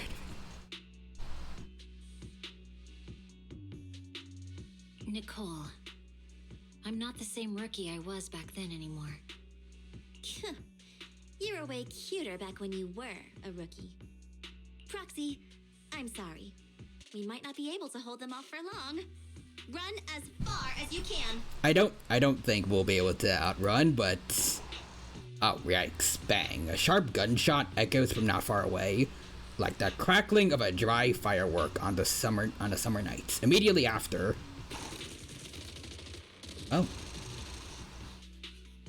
gunfire erupts like a relentless downpour, and sharp bursts of dust and smoke scatter across the open clearing. A flash of blade, swift as lightning, shatters a bullet hurling towards Perlman, sending up a spray of sparks in an eerie glow. I kinda wish we got to just see this, but... Get down! Okay, that's still a pretty nice, can't word. That's a nice render. Gunfire? This pattern. Suppressive marching fire. They're surrounding us from 3 directions. Oh, just like what you guys were doing. Anyways. Maybe he's stronger and bulkier, but Smilodon's more agile? Maybe. Nicole, did you set this up? Are you really colluding with the criminals? I mean, they were shooting at all of us, so... Hey, I was gonna ask you the same thing. Isn't this armed ambush you're doing? Don't tell me someone else is after us. A Piper barrels in with a truck just in time to shield everyone. Thank you. Piper, start the truck! Now's our chance to get out of here! Sons of Caledon. Wait, you're not getting away. Can more of you help, or... Okay. I guess it might just be Piper here. A barrage of bullets disrupts the confrontation. Cunning Hair sees the chance and hop into the truck, leaving Section 6 behind as they charge through the gunfire. I mean, they're cooking, so... But, not looking forward to the aftermath of this. They are probably gonna be after us now.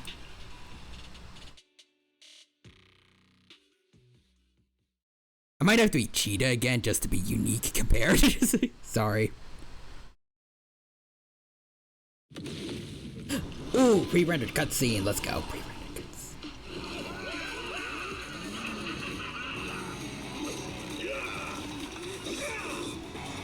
Changed our route so many times, but they're still hot on our heels.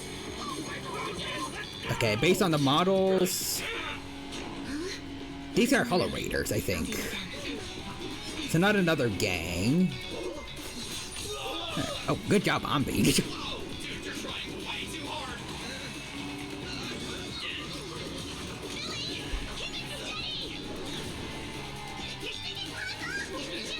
Get him, Nakamata. They're changing formation. Where's Nicole's backup? Oh.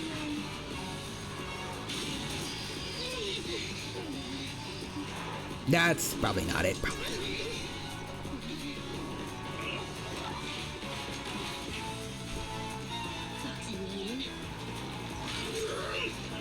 got you now.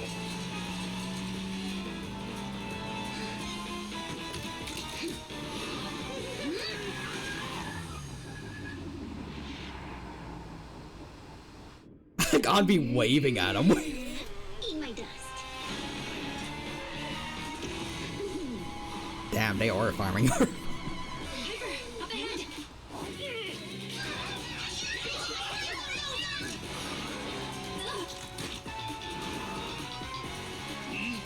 Take this. Whoa.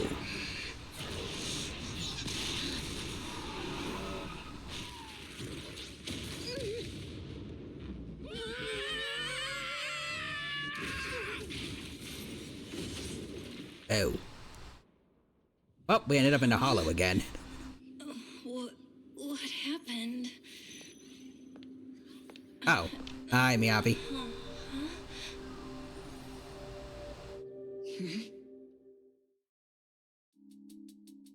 Sometime after the truck was attacked and lost control in an unknown outer ring hollow, we might be cooked. A spell works on adjusting the communications device. Fushimi Miyabi stands guard to the side, calm and quiet. Anyways. We can make it based on a new Ice Age movie when it comes out. If so, would you want to be a dinosaur or a Cenozoic animal? Might be both and be a forest racket. I want to be a Velociraptor, but the Ice Age Velociraptors are the worst Velociraptor designs in history. I'ma be a Baryonyx and be the most OP one here. How'd it go? Did you fix it? Try adjusting your smart ocular implants. Try contacting your friends. Yeah, contact friends. Hello? Nicole? Wise? Barry? Can you hear me? Still nothing. The crash must have broken the implants. Without the main functions, I can't reach anyone. This is bad. Unless I'm a normal Velociraptor and all those are ugly all those ugly Velociraptors hit with a zoochosis virus. Maybe. Let's start a conversation from Miyabi while we're here together. How are things on your end, Miss Miyabi? Any luck reaching your team? Nothing so far. I went after you alone after you drove off. My teammates might still be fighting the attackers outside the hollow. Oh, that's nice of them. I see. Miss Miyabi, could you please let go of my hand? No. I had to get past 11 motorcycles, 4 cars, and 5 soldiers just to catch up with your vehicle. This is also implied like she just straight up ran after them, or... I mean, she was already pretty fast in the trailers and stuff, but like, still, pretty impressive.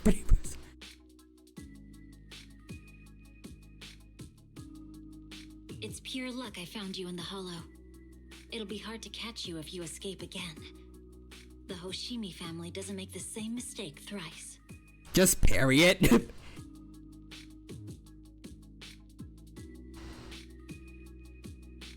Also, vacated crabs. That made them lose their feathers and grow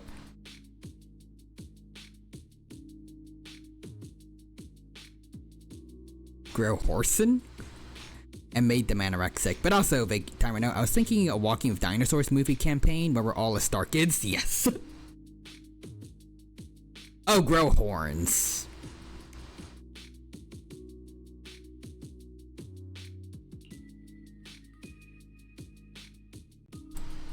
Shouldn't that be twice? Shouldn't that be twice? Anyway, I promise I won't run off. Besides, there's nowhere to run to. Wandering the hollow without a carrot will just get us even more lost. Let's see. I don't know what you're parrying, but parry it. Parry it. A woman. Parry it. Also, vacated crab says the plan is to kill all the annoying talking dinosaurs before they grow up, and it's too late. No crabs on the menu. Heck yeah.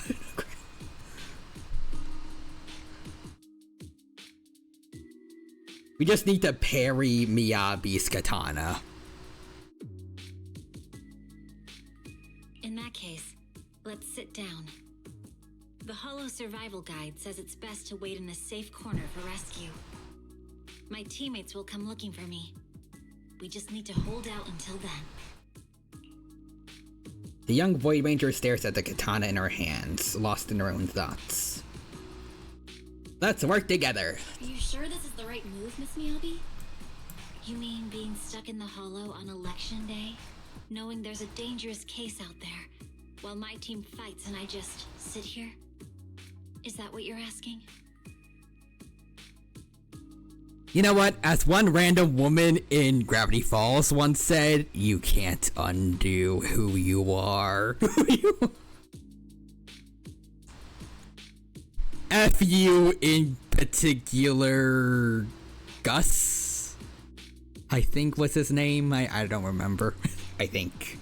I feel like it was Gus. Seuss. Okay, damn it.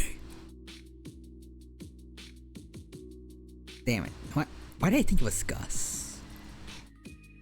Anyways, yeah, Vacated Crab also confirms it's Zeus. Anyways, ooh, Hateg Island campaign. We have to escape Hatzagopteric's reign. And all he did was accidentally bump into her.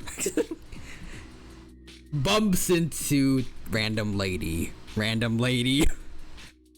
I am going to end your entire existence. Anyways.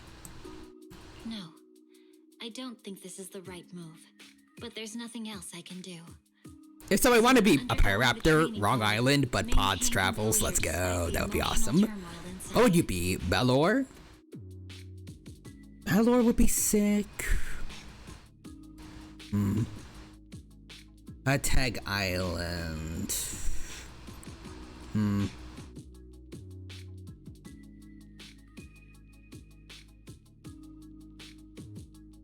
Maybe we could actually do something unique and be like a Megaerosaurus.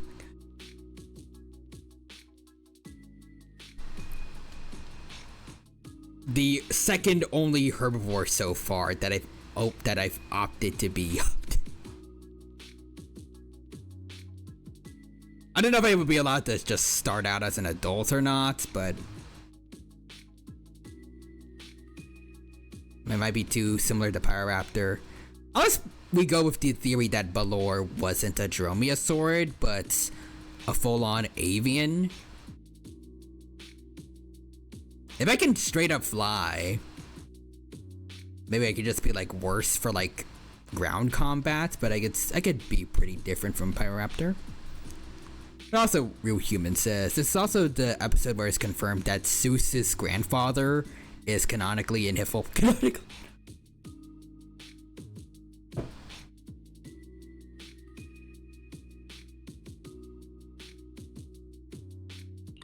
I see. Since you also don't want to just wait around, maybe you'd like to hear my idea? What if we work together? I don't mean to brag, but I really am an experienced proxy. I'm pretty confident about finding a way out of the hollow. I just can't defend myself on my own. Let's see also. Remember Disney show. Disney show.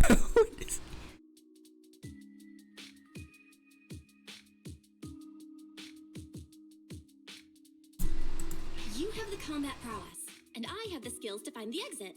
Let's put aside the whole arrest thing for now and get out of here together. What do you say? Didn't you say your important gadget is broken? How will you navigate us? Oh, is the Bang Boo still up and running?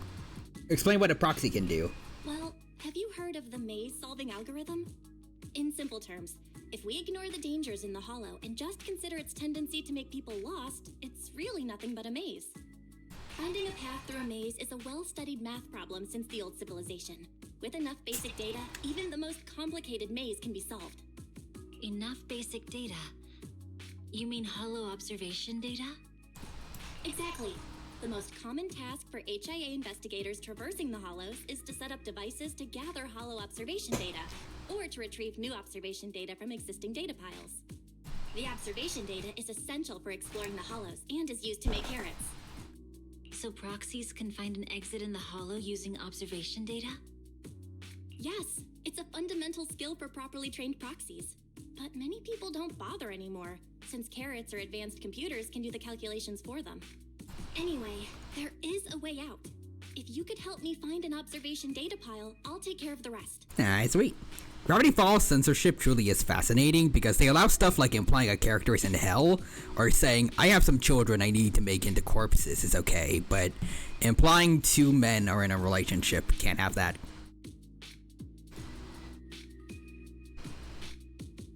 The double standards truly are fascinating. Anyways, the Fox Therian ponders for a short moment before nodding her head serenely. Understood. Let's call a temporary truce and work together. Great! Could you please let go of my hand now? I really need to wipe that sweat off. Ouch! My butt still hurts. Whoa. Moving through the hollow in my physical body feels so uncomfortable. Leave any fighting to me. You just go at your own pace. Alright. Are you alright? I'm okay. Just a little uncomfortable after entering the hollow. Let's look around for hollow observation data piles, Miss Miyabi. I can read the data inside and find a way out of here. There's a hollow observation data pile ahead. You got it. We can determine the way forward once we extract the data. Alright. One moment, I'll try to read it and create a makeshift carrot.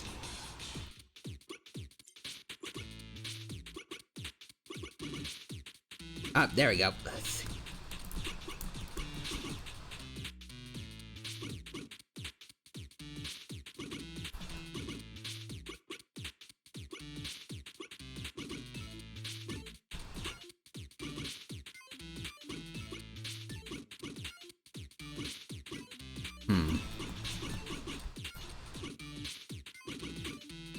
Wait. I think I got it.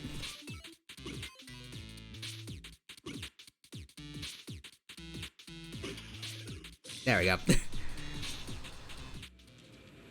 It'll take some time. By the way, your katana's been trembling and making strange noises. Is everything okay? It's nothing. No need to worry. Just focus on reading the data proxy. I'll protect you. Gotcha. I'll get started. I'll leave the rest to you, Miss Miyabi. Great. We have the data on the surrounding hollow. But this isn't enough to calculate an escape route. We'll need to find more data. Alright. Thanks to you, Miss Miyabi, we haven't had any trouble along the way. But something just doesn't feel right. Well, I see some monsters up ahead. The ether activity nearby seems to be increasing. Your intuition might be right, Proxy. Is something wrong? The mechanism ahead should open the door. Alright. Leave it to me. Probably never see Balor, but we do often see a tag. Maybe in Surviving Earth, but it seems not to fit. You wouldn't want it to be Mini Sauropod? Megairosaurus, I think? Yeah, I think so. I could do it.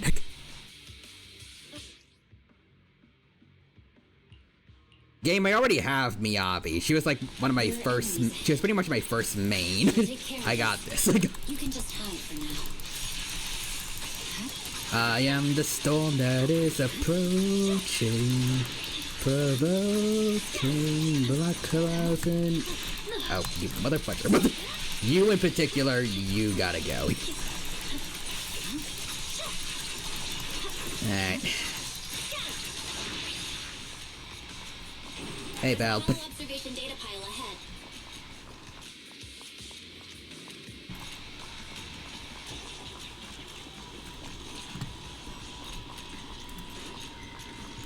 Oh. Grab this. Yeah, Balor is such a cool animal. Probably should be one since Pyro, or at least God Dominion and Dinosaur Planet. Anyways, basically Stan is trying to scare these two children through the entire episode. He succeeds when the two children accidentally catch him as he's about to enter the shower. And Disney censor said, okay, you could do this. So long. Afterwards, there's a scene that shows he has boxers on. And you know what? That makes sense to censor as such. Also, make it a crap. So I might want to do a tag story from the perspective of Balor. Ooh.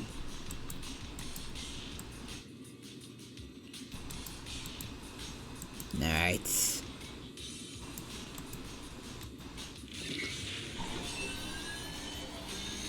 Let's get that data.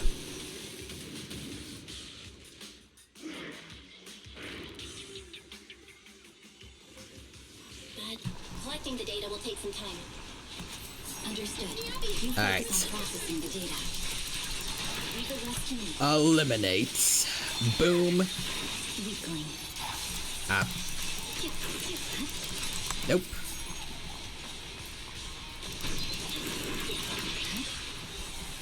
Whatever that lightning effect was, just killed him. Sweet.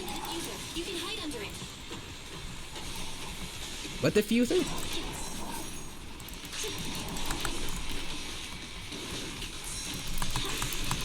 Ow. Mind telling me where the thingy is, or... Oh? Oh, these. Oh, okay. We have control authorization now. We can stop the ether current. Nicely done. Now we can go all out. Boop. It's over. Boom.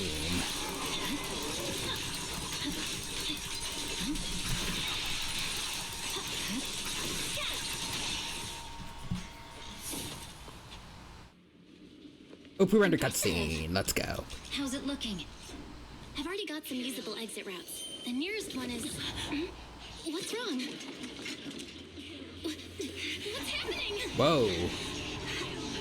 Tailless is trying to break free.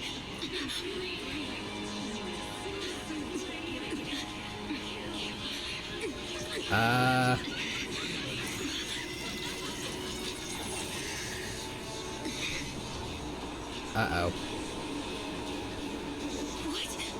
Why is it going evil? Villain Beast Freak.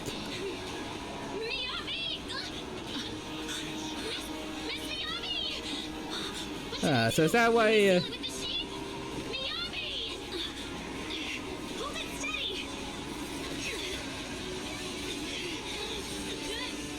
Okay, so interesting new lore. Miyabi's sword is freaking evil. Is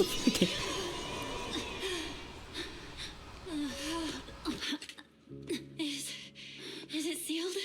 Okay. Damn. Also, K-Dig-a-Dig redeemed Pat Dino. Thank you for the redeem, K-Dig-a-Dig. Welcome, welcome. Thank you for stopping by. It's good to see you. Hope you're doing well, and hope you have a good time here with us today at the ZZZ stream.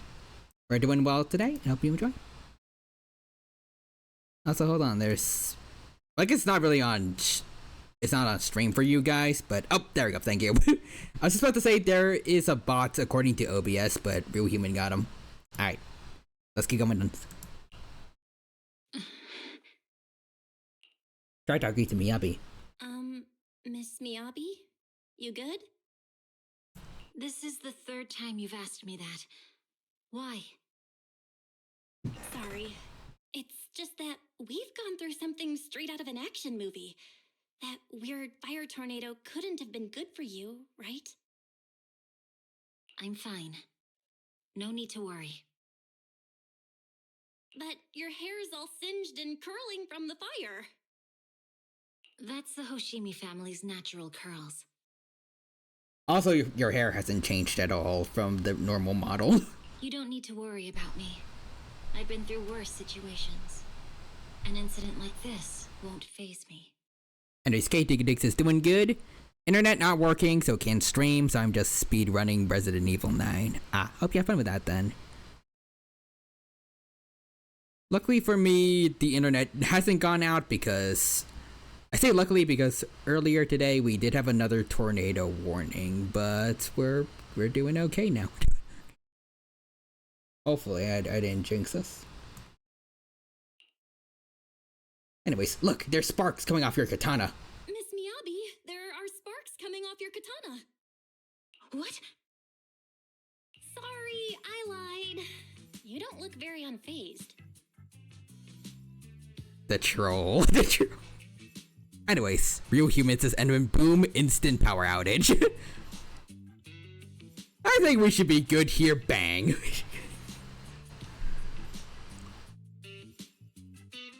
That's not funny. And my response was normal. I mean, it is a reasonable reaction, but still. Alright, I just... Miss Miyabi, there's foxfire on you! Where? Fool me twice. Sorry, I lied again. See, you fell for it twice in seconds. That's what I call being phased. According to Miyabi, the Hoshimi family thing is you don't mess up 3 times, at least. You don't mess up thrice. Tread lightly, Miyabi. Tread lightly. Also, Real Human says, this is power. This is power.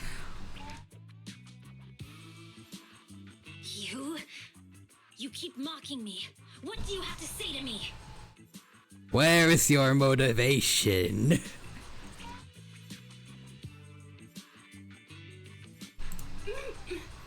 I just wanted to help you, that's all. Foolishness, Belle. Foolishness. The Hoshimi family never makes the same mistake thrice, but you just did. Miss Miyabi, doesn't that mean something seriously wrong? Show me your motivation.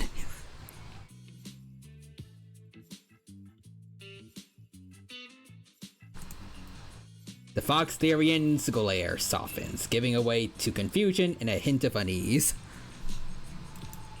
When my katana was out of control, you rushed into the foxfire without any protection. Why? You already figured out where the exit is. You could have left me behind and not worry about getting arrested. I'm your proxy. We're partners now. I feel like I'm gonna go with this one because it kind of goes against the whole proxies are all bad people thing that seems to be going on in most of New Eridu. At least they see proxies normally as criminals. I'm gonna go with this one. Because I'm your proxy. Even if we're just temporary partners, I promise to get you out. And that's what I'll do. Yay. Now I'm motivated. I'm gonna spoil DMC 6 for everybody.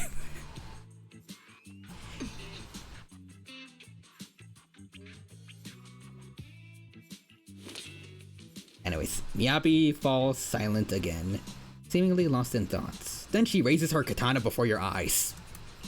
This is a Hoshimi family heirloom, wielded by generations to eradicate evil. So then why is there a lot of evil in there, or a lot of stored up aggression? It's never misbehaved once since my father made the scabbard for me. Not even deep within Hollow Zero's core. Also, why did you say that it's never misbehaved? Is that sword sentient? Is that... I mean, actually, there was a voice coming out of it, and... But like, why is it sentient? Why is it... I don't know why it went out of control. Maybe there was some external influence. My father might have the answer. But I can't reach him until we're out of the Is your hollow. father actually Virgil? Is this actually like a devil arm? Is someone in that katana? Or did someone become that katana? It's more accurate to say. Do you know where I can get another Agni and other one? Because they really did like those weapons from DMC 3.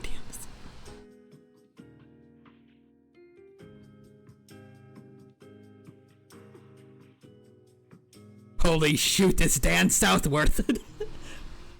Dan Southworth is inside the sword. The thing they were trying to keep sealed away in there was all the spoilers. The sheath of the sword is just the... It's just the NDA. Besides, he's likely busy socializing with the mayor today, secretly swapping wine for juice. Reaching him won't be easy. Can you please take a look at the katana? Mind if I examine your katana? Apart from being a proxy, you're also a bladesmith? Not really. We can talk about that, right? No. Damn it. This does not motivate me. Oh, no. But I noticed there was some electrical components on the scabbard. Maybe I can take a look there. Even though my eye implant's main functions are down, I can still interact with electronics. What if there's a clue on the scabbard? If it's just the scabbard, I guess you can... Johnny just bursts into laughter. Quiet, son. This is a bad moment for me. The smart data structure of this blade looks really familiar. Strange. It's like a labyrinth of hollow observation data. Is it meant to trap something inside the sheet? So, do you have a way to fix it? I'll need to borrow the data pile's computing power again. There's a shortcut up ahead. Let's go. You got it.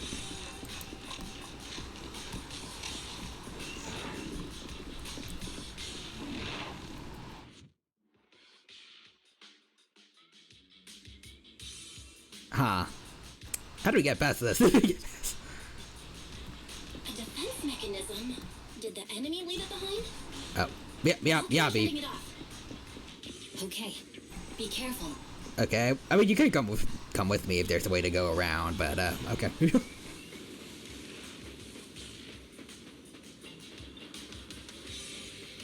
Boop. Why hasn't it completely shut down? Is there a reason you can't just come with us, Miyabi? Come with us.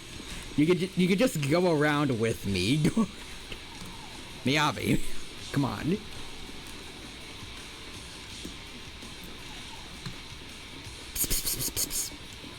Come on, here, Miyabi. Come on, let's go. Miyabi, please.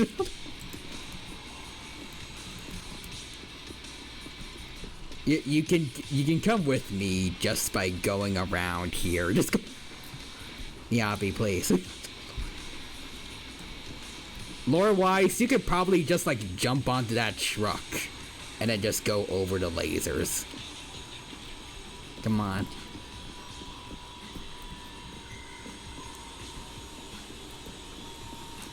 Void Rangers are frauds. Anyway, so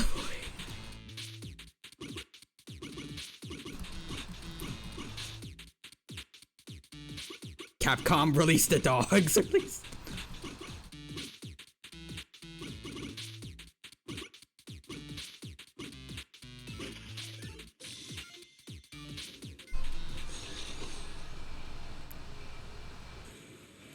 Sub-control units A and B aren't responding. We'll have to go find them. Miss Miyabi, there should be 2 control terminals inside. You'll have to find a way to access them. Oh. Okay, I'll go take a look. I thought we went too far and something was gonna happen. Something was gonna... Hello. I'm assuming it's safe to assume that these guys are supposed to be with the guys that trapped us in here in the first place? Since they're also using Hollow Raider models. Data structure seems to be a labyrinth. With the help of is this the device we're looking for? Might be able to solve it. Nice. Sub-control unit A is taken care of. Anyway, let's find the remaining observation data first. Just one more and we're done. Nice. Anyways, grab that. Grab this. Sub-control unit B is done. We have all permissions granted now. Mechanism unlocked. We did it. Proxy, you said there's a way to fix my blade? Well, it's more of an emergency patch than a complete fix. We'll use the information in the data pile to optimize the internal system. We can give it a try when we find the next data pile. Alright. That doesn't conflict with our final objective. Thank you.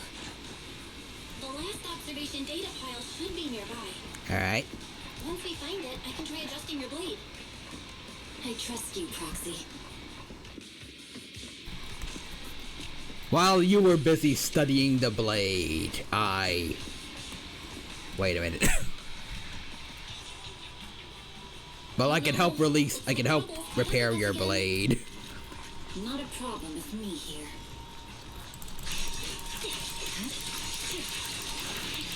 I'll use it to adjust the key first, and then I'll find a way out. Okay, it's open. I didn't expect the alarm to be so loud. Don't worry, Miss Miyabi. So, we'll get it. Let's hurry. Okay. Okay. I'll leave it to you. Take my... Whoops. Hold on just a sec, Miss Miyabi. I'll recalibrate the Scabbard data module. How confident are you in fixing it, Proxy? Don't worry, Miss Miyabi. I simulated this several times on the way here. I got this. I simulated this enough in my head. I got this.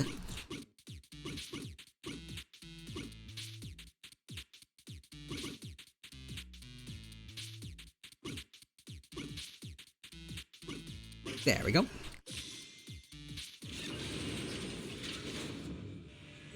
Is the door supposed to close? Oh, okay.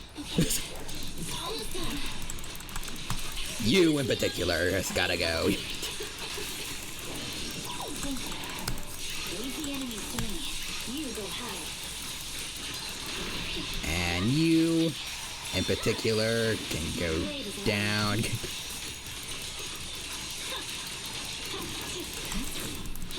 Be nice if we could use my Miyabi.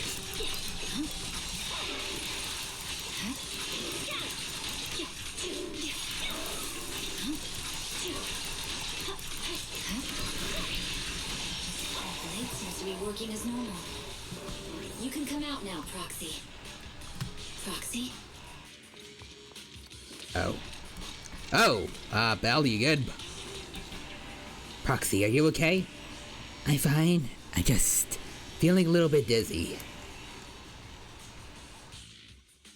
Overwhelmed by intense dizziness, the surroundings become blurred in your eyes. You gradually lose consciousness and fall to the ground. Oh yeah, I guess hollow stuff. Wait. Obviously they're not. It's not gonna happen because main character, but how are they going to fix the whole, like, hollow infection starting to happen? Does Miyabi have suppressants on her, or... Let's see, a short while later, outside the hollow, somewhere in the wilderness of the Outer Ring. Okay, never mind, she just speed ran her way out of there with, bellows. That works, Miyabi. Let's see, numbness from the rapid corruption gradually subsides, and your senses are slowly coming back. How? Through plot convenience. Thank God. You're awake? You're awake! Manager's awake! You're finally awake. I'm so tired. Ambi, Star Student, are you guys okay? I'm okay. Nekomata, there's some water inside the suitcase. Can you grab one for me? Belle, you're finally awake. How are you feeling? Do your eyes still hurt? Are you injured anywhere else? What happened to me? Huh. My ocular implants are working again. I feel dizzy. I have a headache and my chest hurts, and it feels like my face and mouth are burning. Is this real? Am I out of the hollow? Welcome back to the real world. You made it out. If you'd stayed unconscious any longer, your sibling would have yeeted my butt into the hollow. Damn. Anyways, when in doubt, the plot shall make all convenience. Indeed. Also, it would be kind of weird because, like, for Miyabi, since they regularly go into hollows for their missions, I don't think it'd be too weird for her to, like, have any suppressants for hollow corruption just on her, if need be. Just ask Persona 5 with people randomly going deaf. Yo, there's plot convenient stuff going on there, man. We best not listen. It's rude to, I can't rude. Why am I so bad for words?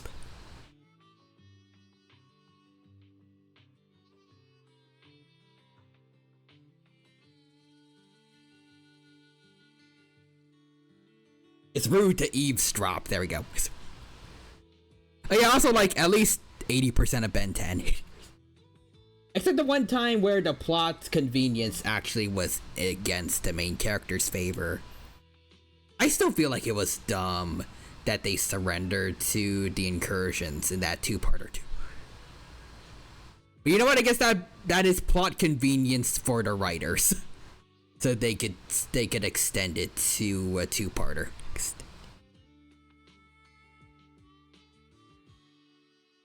Especially when you consider how easy it was to defeat all the Waybads, relatively. There was no reason to surrender.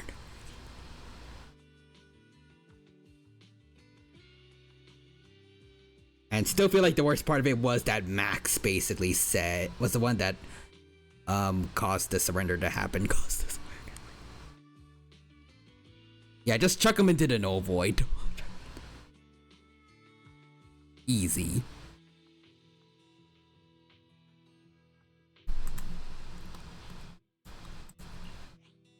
Welcome back, Master. I have calibrated your smart ocular implants via my first assistant, EOS. Approximately half an hour ago, the head of Section 6, Hoshimi Miyabi, pulled you out of the northwest side of the Outer Ring Hollow. Initial test results indicate that you were exposed to an extremely dangerous level of ether energy, triggering partial corruption. After leaving the hollow, the rejection reaction caused further complications, with a brief cardiac arrest being the most severe. Thankfully, the Cunning Hares and Section 6 provided professional emergency resuscitation. Yikes. So Belle experienced a brief heart attack there. Okay. Okay. We just gave you some emergency care to pull you back from the brink. No need to get into the details. You'd better see a doctor for a more thorough anti-corruption treatment after this.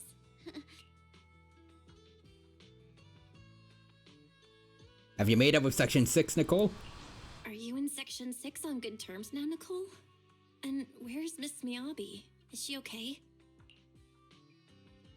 Right at that moment, a cool, familiar voice spoke up from behind.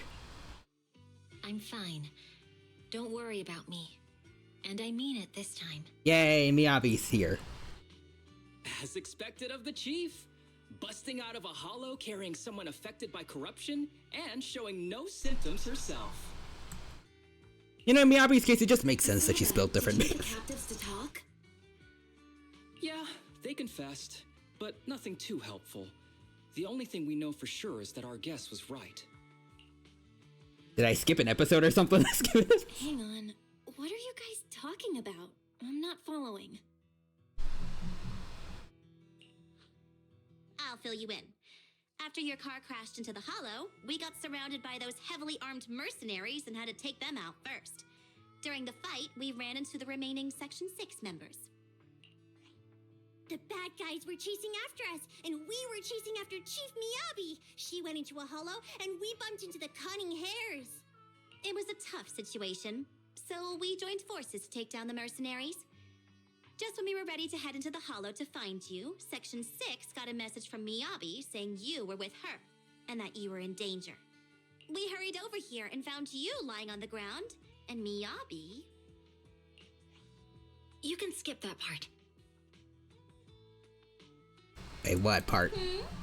What? Are you embarrassed? That's not very like you, Fox. Wait, what happened? If you keep talking, I'll tell everyone how you perform the emergency medical care.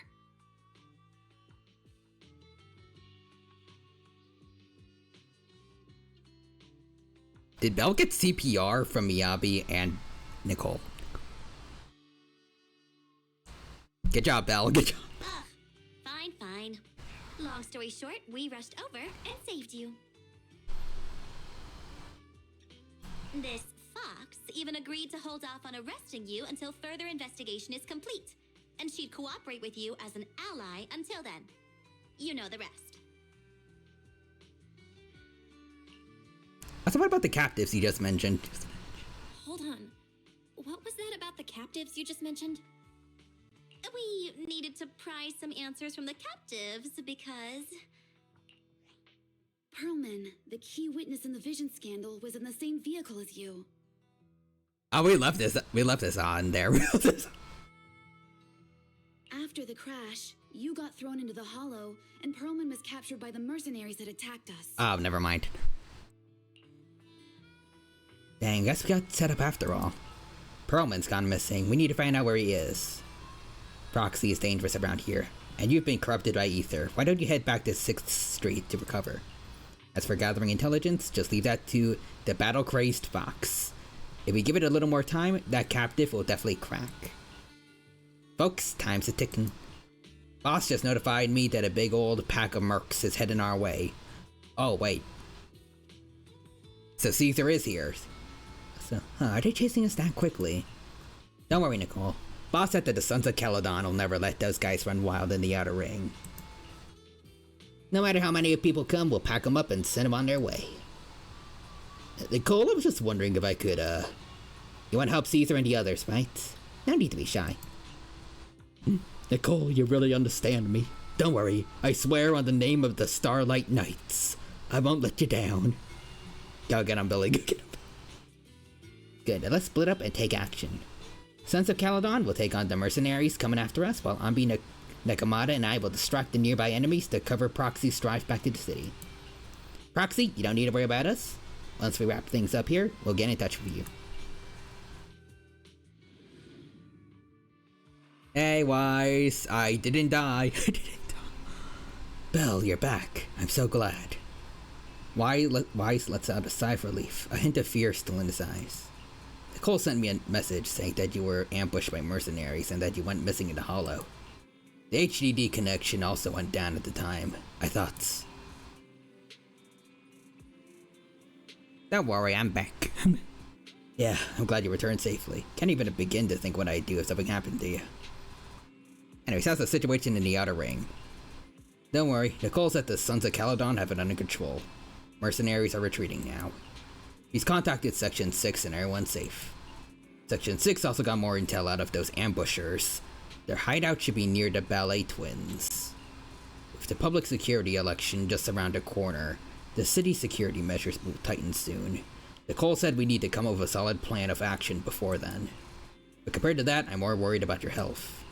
Do you feel any better, Belle? Do you need to rest for a bit longer? Nah, I got this. Got it. I'll contact Nicole and the others now, but Belle, you have to take care of yourself. If there are any issues with the ocular implants, you need to rest immediately. Alright, sometime later in the Random Place video store on 6th Street, Janus Quarter. Belle, you really should rest a bit more. You just went through severe corruption and made the long trip back from the Outer Ring. Agreed. Master must maintain adequate energy to operate inside the hollows. Resting to recover your physiological functions is recommended. Or perhaps, a strong stimulus might boost your adrenaline. We need to get Perlman back as soon as we can. Don't worry, I'm much better now thanks to you and Fairy. We need to hurry and get Perlman back.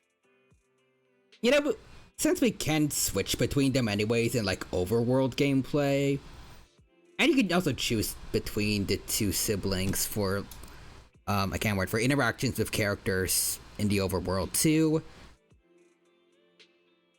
I feel like it could maybe be interesting if you could like switch between DMCs mid-story.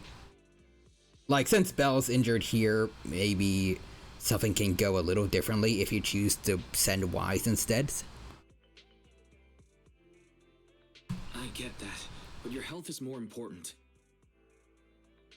Master, after cross-referencing, a biosignal matching suspect Perlman's has been detected inside the Ballet Twins Hollow. The Ballet Twins Hollow. That reminds me. When the airship incident happened, we were attacked by some unknown militants. Could it be the same group? Could it be the mastermind pulling strings behind the scenes? Makes sense. Their goal at the time was disrupt the Vision trial, and now they've kidnapped the key witness, Perlman. Their motives seem the same. It all adds up if Bringer is behind this, but this might sound cruel. But why go through the trouble of kidnapping Perlman when they could have just killed him? If their goal is to silence anyone involved with the Vision scandal, isn't it easier to just dispose of Perlman? Warning. Approaching the video store. Oh. Fairy? What's going on? Cut it out, Fairy. The last thing Belle needs right now is an adrenaline boost. Warning. Oh. Wait, Fairy? Are you being serious? What's happening? Warning. A burst of sparks emit from the monitor array and the lights begin flickering. What's happening? Is our system under attack again? But we have Fairy. Nothing in New Eridu should be able to breach her defenses. Check the attack source? Something's off. This is not a network attack. It's targeting our store's electrical system and the HDD itself? What happens next makes Wise watch the security footage even more horrified. Belle, it's real. There are people right outside our front door. They're... Good day. We're conducting security patrols on 6th Street during the election period. Please open up. I'm assuming they're not just here for that. I'll handle the officers. You take care of Fairy and try to keep it down. Oh boy. Let's hope Wise doesn't end up getting jokered. The door to the staff room shuts carefully. Soon you hear a voice greeting the officers, the sound of drawers being searched, and boots clattering up the stairs a moment later. Nothing unusual upstairs. Please be careful. You're welcome to look around, but don't damage our collections. What's inside this room? It's just a storage room, filled with personal items and old equipment. Could you please open it up so we can check? Is that really necessary? As you can see, we're just an ordinary video rental store. That feels more suspicious, though, Wise.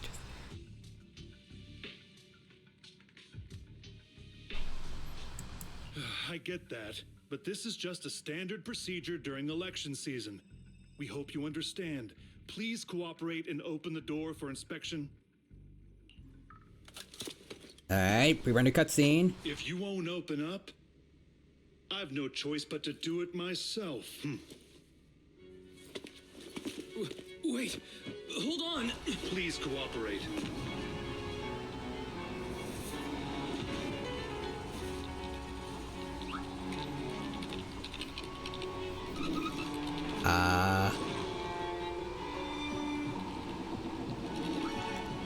I think I remember seeing this cutscene before. Oh. Let's see. Is it? I think Bun Bao showed it. Oh.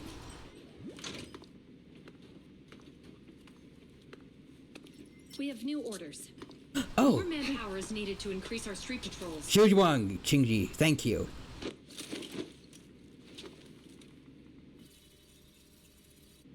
The special response team will take over 6th Street's inspection from here. Good work today, officers. The street patrol supervisor is expecting you. Be sure not to keep him waiting.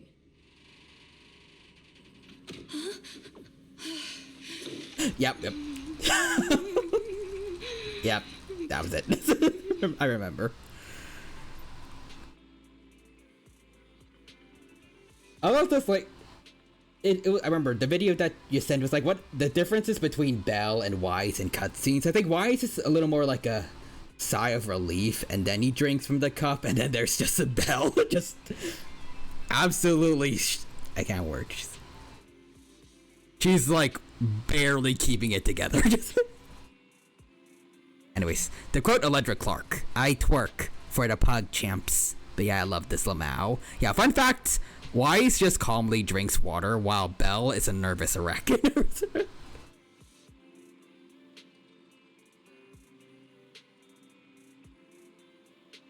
She's one hair falling away from breaking the camel's back.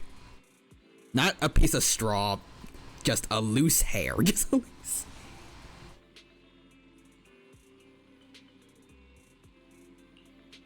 Anyways, you good, Fairy?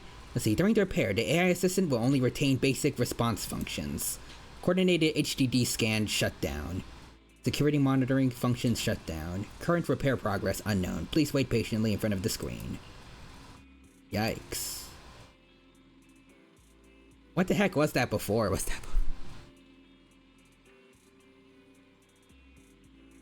it the cops that did it?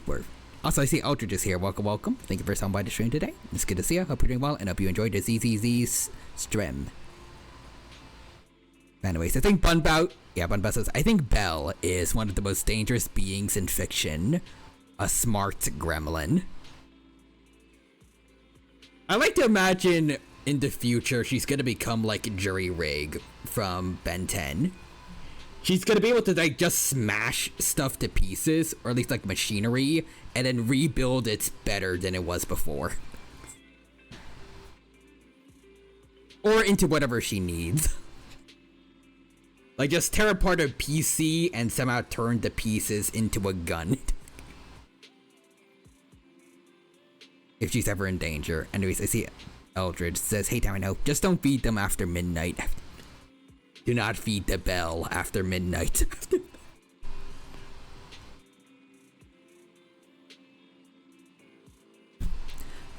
Also, quick question, regarding when Miyabi and then the rest of Section 6 and the Cunning Hares saved us, was the implication supposed to be that Belle got CPR from Miyabi and Nicole, or that's what I got from it? That's what I got.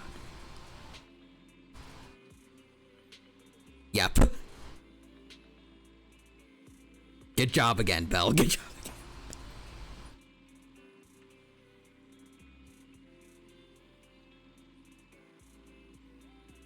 Anyways, Real Human says, as she also said, you think it's true that a Tanuki's... I'm not spoiling the rest of the quotes. Well, okay then, okay.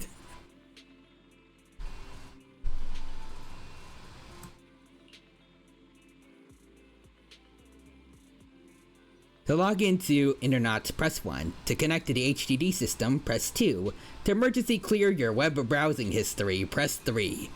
Oh my god, why are you pressing 3 so much? Anyway, spell. I'm just autistic introverts. How do I have Riz?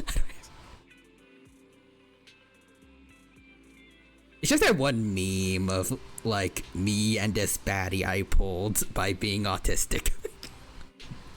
That's just Bell. Actually, that's also the Trailblazer from HSR. It's those three. I feel like Wise and then the Travelers from Genjin are just more serious overall. Generally. Traveler has their moments, but... I feel like... It can't work. At least on average, I feel like they're more serious than the others.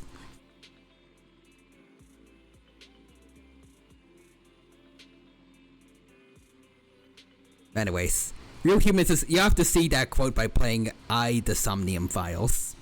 And Bunbao sent him peek on Discord. Let's see. To speed up the repair process, please enter the command Fairy is the most powerful AI. Fairy is the most powerful AI. Correct. Inspired. Fairy speeds up the repair process by 0.01%. That didn't help much, Fairy. Current repair progress unknown. Please wait patiently in front of the screen. Okay then. Hey, Zhu Wang. Wait, does Zhu Wang know that we're... Did he know that we're a proxy, or...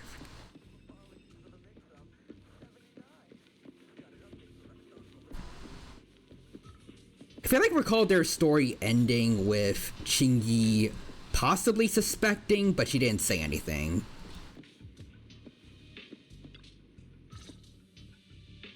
Okay, application approved. The security patrol for this area is now officially under our team. You can relax now. Okay. Actually, maybe Section 6 talked with them about it. Thank you, Qingyi. Now, manager, please explain what is going on.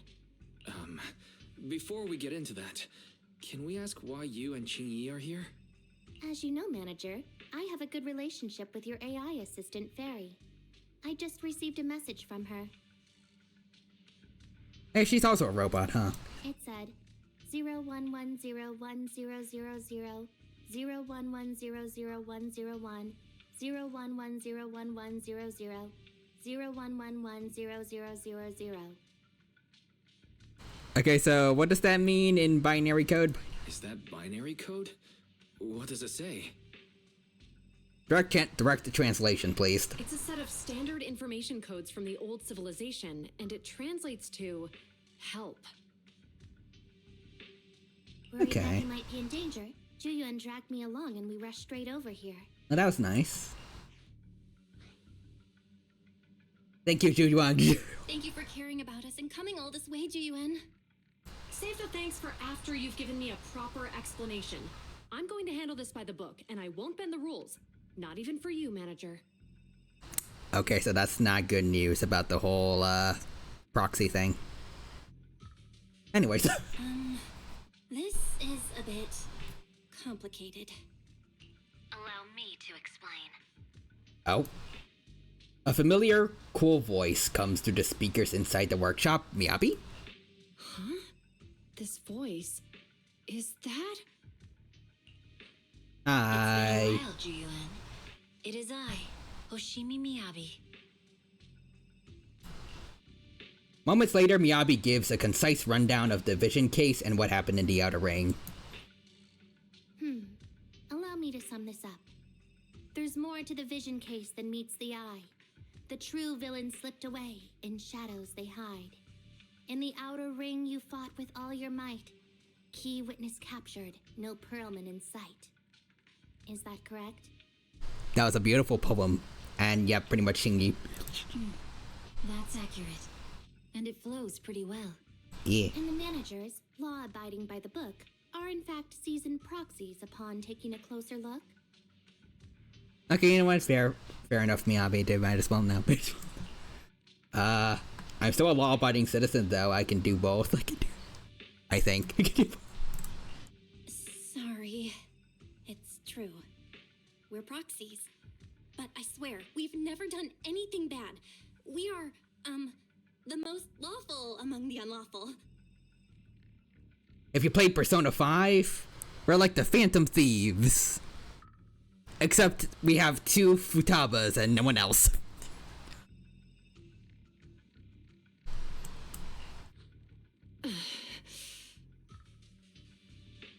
I mean, technically you guys can be like the other team members, technically.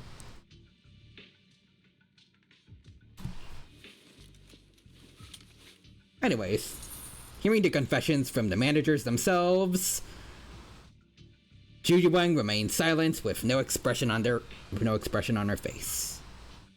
She pulls out her wallet, counts 1,000 dennies, and hands them to Qingyi. Did they bet on this? Or is this like her kinda court-martialing herself by taking a pay cut? Jiyuan? Truth be told, I had my doubts about the manager's identity. I mentioned it to Jiyuan on the way here. Okay, so it was the first one. It was the first. I didn't believe it. I was convinced the managers wouldn't deceive us, so I was willing to bet on it. Damn. I appreciate the confidence in us, Jiyuan. Too bad. I was wrong. Immediately apologize. I'm so sorry. We really didn't mean to. Enough. Let's focus on the main issue. You do realize you're leveling serious accusations against Bringer, who's about to become commander of Janus Quarter during the election? Yes. Yes, we do. And you don't have the key witness or any evidence. By protocol, I should bring you into the precinct and inform my superiors. But the leader of Section 6, who's also one of the current Void Hunters, Hoshimi Miyabi, is willing to vouch for you. Maybe I'm a fool who's easily deceived, but I trust Miyabi's skills and expertise. So, does that mean? I'm not going to escalate this to my superiors until the day's over. You have enough time to secure your evidence. In the meantime, I'll be looking into this myself. Thank God. Thank you, Jiyuan. Thank you for believing in us. She's like the nicer version of Akechi. Don't thank me just yet. If my investigation shows you're lying, like I said, I'm not going to bend the rules for you. Proxies. Jujuang asks Qingyi to stay and keep an eye on the video store, then leaves without looking back. So, Qingyi. How's the weather? Nice manager. It turns out you're not as simple as you appear. Truly impressive for someone so young. But fate has told me long ago that you were anything but ordinary people. I've long predicted this day. Thank you, Qingyi. While it's still too early to express your gratitude, you still have to explain yourselves to Zhu Yuan. If you don't think of a good excuse quickly when she gets serious, you have to explain yourself in the public security interrogation room. As long as we don't get Persona 5, I'm okay with that. Maybe. I'm not gonna risk it though.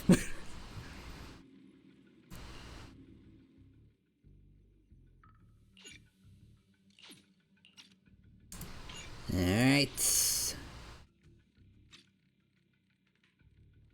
No, it makes more. I think it makes more sense that we bust out Section 6 plus Vivian plus.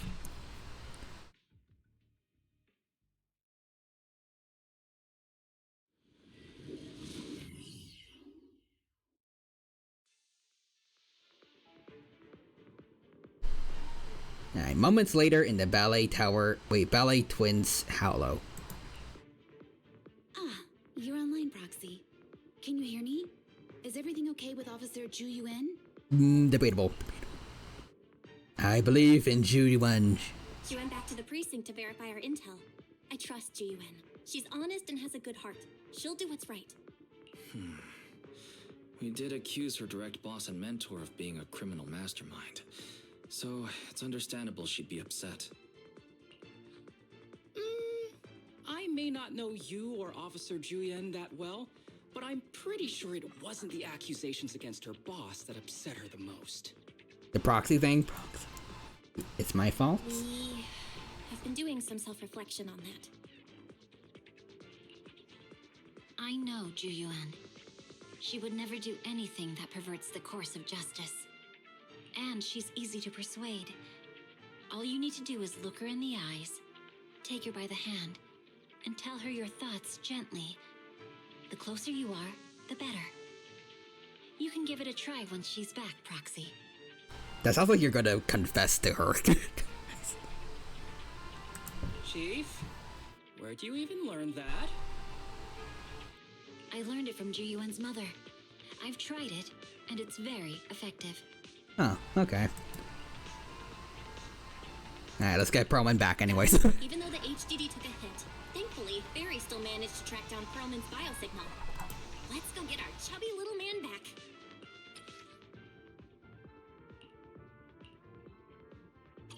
Well, thank you for the tutorial game, but we won't be needing it.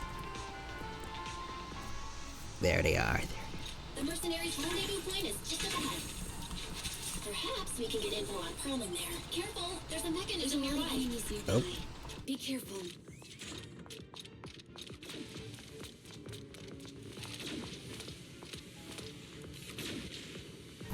Oh.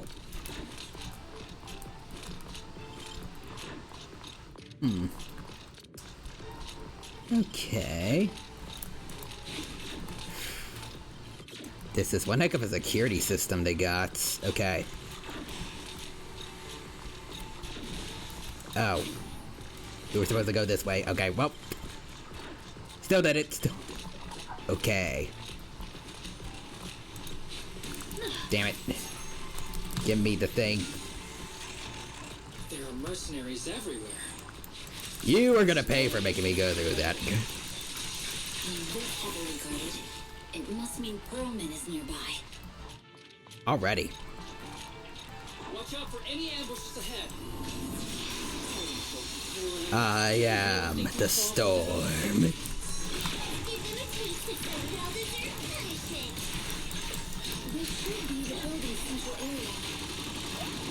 You can't even reach me from here. Sakaku is too short for you, Mr. Mecha. So they go down easy. Not good. Yikes. Chief, are you hurt? My training to I took- split more bullets than my previous record in under a minute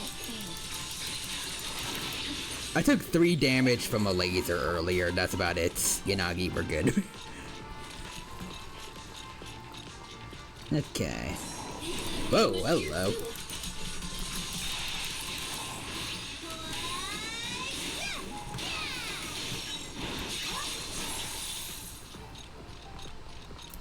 Also see the smiley face from Real Human. Oh. I am the storm that is approaching. And these two were on the opposite side of the room and still got hit. Yabi's range is crazy.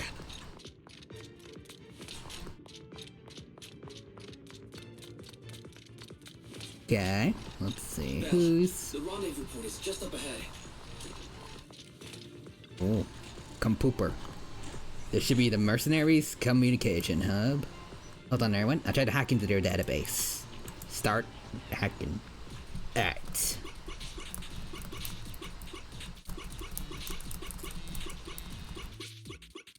Boom. Easy. Just as expected, this is gonna be tricky. What's wrong, Proxy?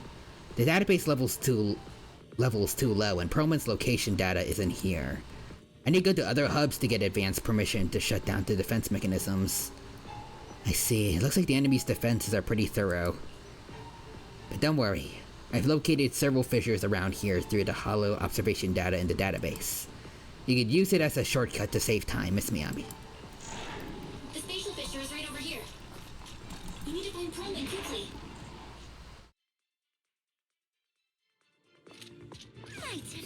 Hello. Bam. Bam. Bam. Even Shane? I'm out here working hard, so why do they get to slack off? Don't waste your energy arguing with princesses. First time I've ever seen someone complain about no diffing.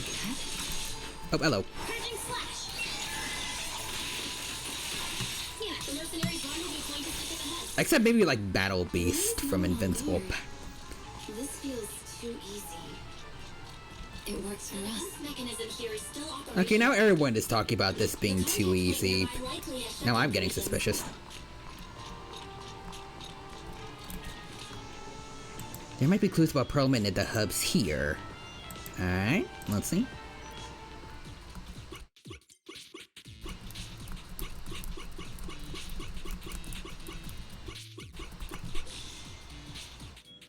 And we are done.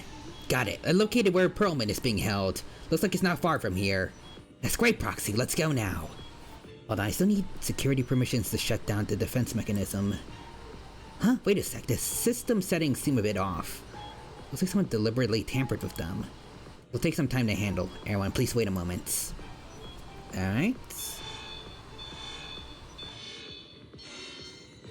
We have access. Huh? Proxy. Something's wrong. Oh no! The permission request was linked to the explosives! Run! This room's gonna blow! Ah, got it. Such power. Military-grade ammonium nitrate explosives? I'm assuming the emphasis is on military grade. It's no wonder there's no one stationed near it. They don't So- care about the safety of the hostages. So it was too easy on purpose. Okay. Aye. Enemies are gathering up ahead. I'll look for a detour. Boop. No need. We'll just break through. Blasting.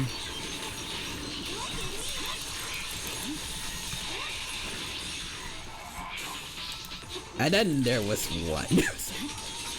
Come on. There we go. What the? This area's about to collapse! Forget it. Let's just ignore this mess. I don't want to be buried here. Oh, don't worry about that. I'm gonna bury you myself. Bam. No! Please don't kill me! As Pokemon logic says, go outside and try suplexing a bug. Great idea. Just make sure it's not a Heracross. Hey, Perlman.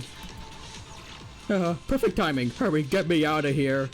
I'm not tied up or anything. I'm just standing here. I'm just standing. I don't know. I guess I don't mind the explosives that much.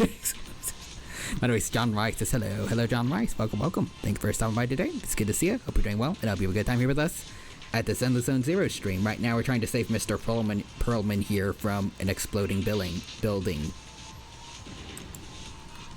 Anyways, yeah, this place is about to blow. We need to leave now. Stay close, Perlman. We'll get you out of here.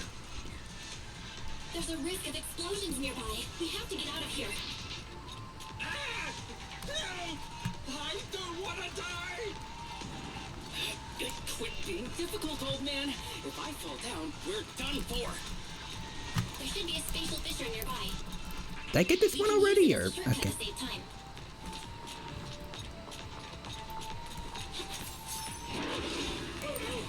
Wow. They're really dedicated to trying to make sure we don't get out of here if we don't get. Vivian.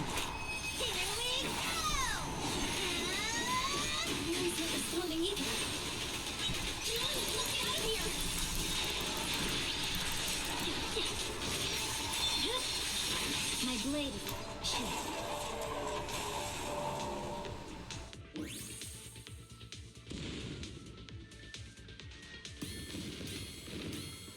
Oh, wait, I just realized, I remember from before. I'm thinking maybe the white noise was the one that messed with Fairy just now. Since Sarah mentioned that they would be helping them at the beginning of the story. Anyways. Who's blowing up buildings? Some random evil group. Yep, ready to blow themselves up. And this needs a timer. Probably should have one. Oh. Wait. HED's ear-piercing warning comes back. HED warning output failed. Activating backup output. Warning, danger detected on the path ahead.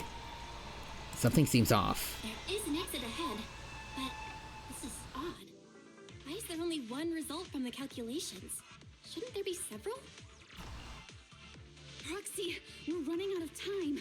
We need to get out now. There's a trap. They made sure there's only one spot, and they have a bunch of people set up to ambush us at that one spot. Anyways, the explosion causes the surroundings to collapse. Out of desperation, everyone charges into the fissure. The light from the fissure overwhelms your senses. The eerie, heavy, ominous feeling inside the hollow abruptly disappears. The next moment... Oh, isn't this a surprise? Hi, Bringer. Convenient to just have yourself right here as... like, kind of just giving yourself away as the big bad, but... Huh? Bringer. Also, why is Belle's background back at... Oh, I don't know if they actually did go with them to the tower. Never mind. For some reason, I thought Belle was with Section 6 again. Perlman, the culprit of the Vision scandal, who sabotaged the Witness's airship to escape to the Outer Ring, who snuck back into New Eridu during this critical election period, is now apprehended on the spot by public security. And appearing alongside suspect Perlman, assisting him in entering and exiting the Hollow, members of Section 6 of HAM.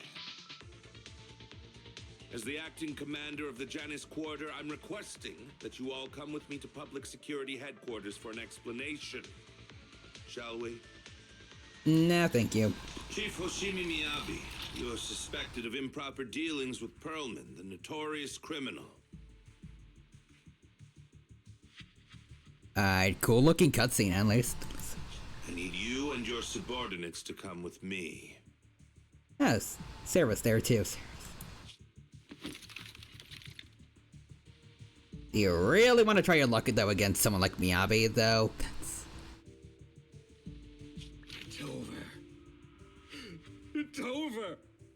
It's all over.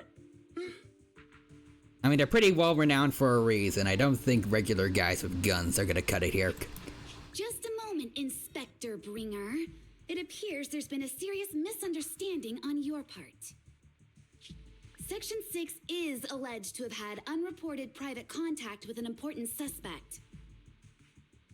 However, those actions were undertaken solely by Chief Hoshimi Miyabi.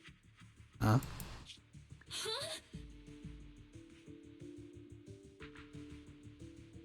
As members of Section 6, we noticed our superior's misconduct and rushed to confront her, just as you arrived. Are you trying to say you have nothing to do with this? Okay, where's this going? I'm the acting commander. Do you think I'm an idiot? I wouldn't dream of it, Acting Commander Bringer. I'm merely stating the facts. If there's any disagreement, we can report to Internal Affairs. Every cloud has a... what was it? Huh? Oh, you're asking me? Wrong answer. Oh, okay. Huh? What are you doing?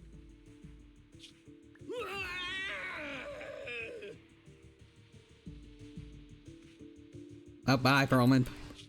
Hoshimi Miyabi, what are you doing?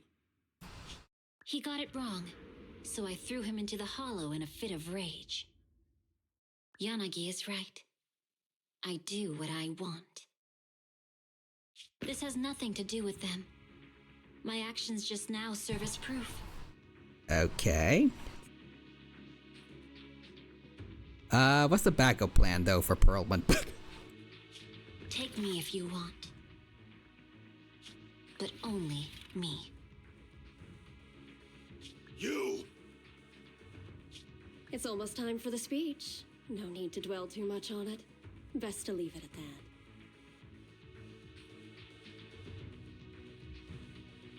Also, let's see.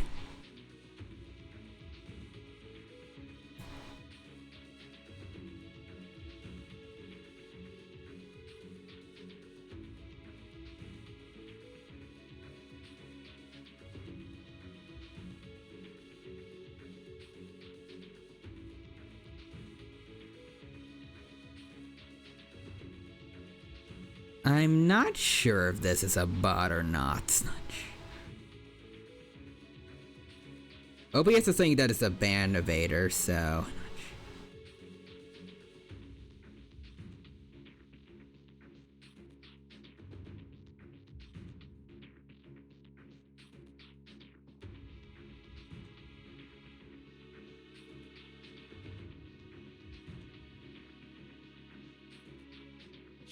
But only me.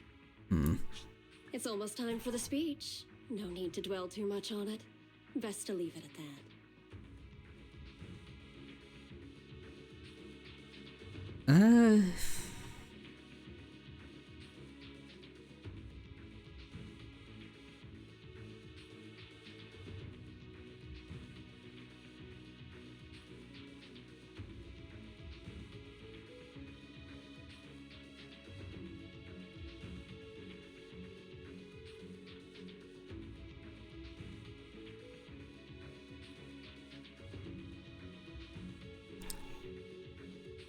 Okay, I don't know. It for some reason it gives me the heebie-jeebies. I'm sorry, but I gotta do it. Okay, get out of there.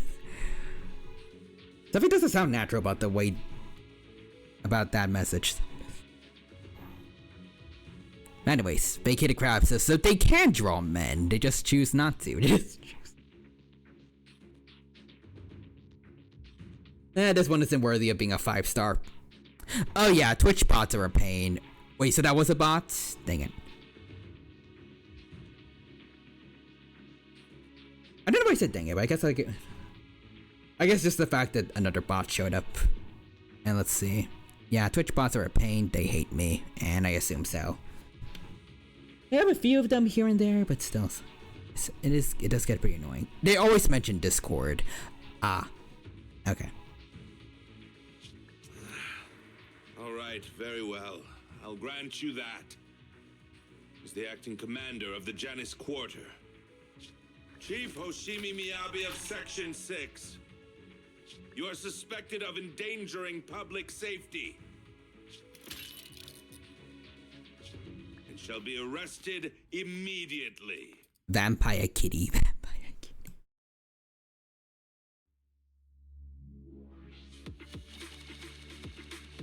Now, this is definitely a dangerous plan, but hopefully it works out. I expected things to turn out like this. I can't believe Bringer ambushed us at the hollow exits. No wonder navigation keeps reporting errors. He must have tampered with our hollow data monitoring system. Unfortunately, Fairy isn't fully back yet, otherwise we have more ways to fight back. Anyways, I'll do a full system check now. And how's Section 6 doing? Real Human says hi, it's I, John, TwitchBot. Did you know you can buy cool internet points that don't mean anything when purchased? It seems like this is John, TwitchBot. I got a ban, yeah, sorry. I'm kidding.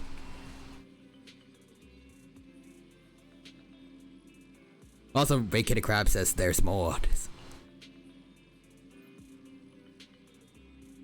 I really like that kitty though. Looking bad. She looks funny. Don't worry. Section 6 just sent a message saying they lost Springer and are trying to locate Perlman now. So they just had themselves as the backup plan for, like, after they threw him back in. Oh, check Jen. Gotcha. Oh, it's that cat again.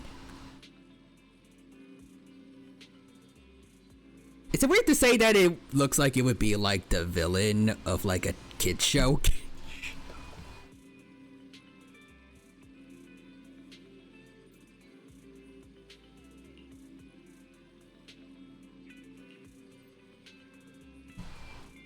Let's see, no update on Miss Hoshimi's side yet though. Even though Bringer's taken her in, she should be okay. She's a Void Ranger after all. Void Hunter. Hopefully. Anyway, she should get some rest.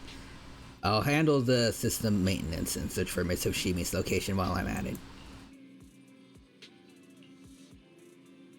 Well, Yanagi just messaged us that they found Perlman. They hid him at Bellabog Industries to keep him safe from Bringer and got him working on gathering evidence of Bringer's dealings with Vision Corporation. That was fast. Yep, Kaleda and the others are also helping look for the files, so we should have results soon. But to avoid Bringer, Section 6 has cut off all communication signals at their safe house, leaving just us with a special line. Yanagi asked us to contact them when we can. When we can to plan our next move. Bringer's to us Miss Hoshimi after all. Tried everything, but I can't track her down. Who knows what Bringer's gonna do with her. Well, whenever you're ready, we'll contact Yanagi and see how things are on their side. Alright, let's go save...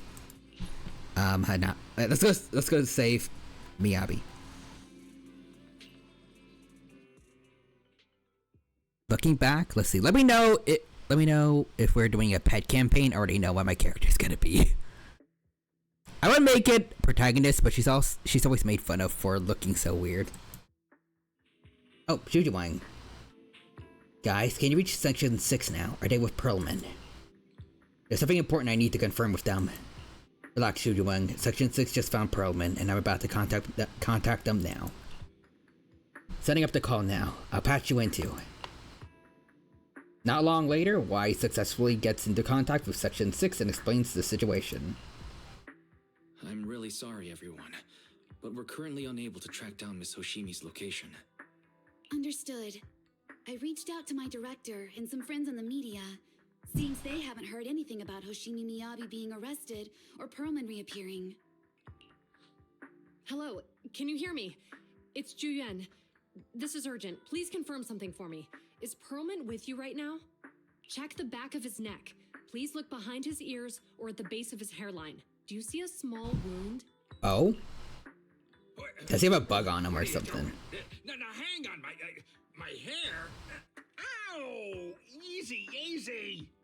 Yes, Officer Juyuan.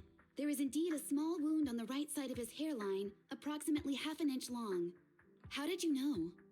For high-profile cases, the precinct sometimes puts small tracking chips on suspects when they're detained to stop them from doing anything dangerous. Ah. I found out that the chips used on Perlman and the other suspects in recent cases have broad-range tracking capabilities, and they've been active this whole time. Oh, so that's also going to be bad news for Bellabog Industries right now. What? A tracking chip? And it's been active this whole time? Even after the airship crash? Wait, so that means they purposefully didn't do anything when he ended up getting caught by the Sons of Caledon. That's correct. Well, hang on. Does that mean that the precinct could have tracked this guy down anytime they wanted? If the lead investigator wanted to, yes. They could have easily found Perlman from the moment he entered the outer ring. Yet they never tracked him down. The precinct records show that he's still missing. Our entire operation was based on one assumption, that the mastermind was doing everything to stop us from revealing the truth, to eliminate Perlman, and to cover up their crimes. But if they always knew where he was, then what was the purpose of all the pursuits, ambushes, and interceptions? Didn't the Bad Commander take Chief Miyabi outside the hollow to weaken us?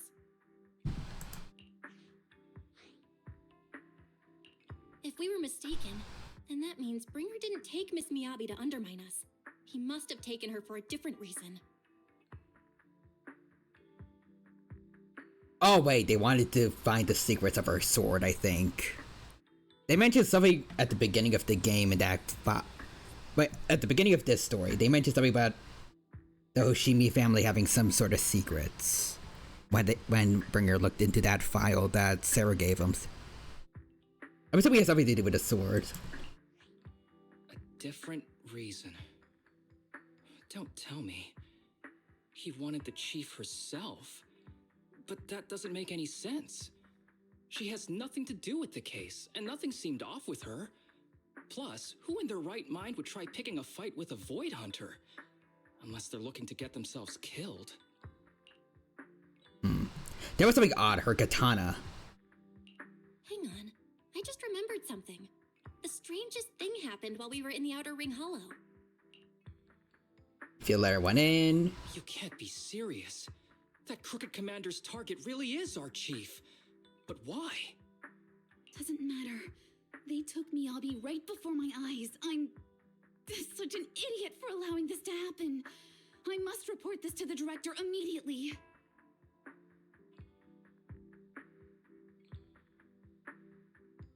It did seem like they kind of purposefully let Miyabi get taken, though, instead of everyone else. I mean, Yanagi's excuse was, oh, Miyabi was doing something weird, and the rest of us just came to go see what was up. And then Miyabi threw Perlman back into the hollow to make herself look like the guilty one, so, I don't know. Everyone calm down. Shouldn't we figure out where Miss Miyabi and Bringer are first? Miyabi is being transported in a public security vehicle. I can track it. As for Officer Bringer... He's over where the vision scandal was exposed, just outside the Dead End Hollow. Remember that place? How do you know that, Qingyi? Because he's giving a speech there today. It was on the news. They said it's happening as scheduled, with many eyewitnesses from the vision scandal and concerned citizens attending.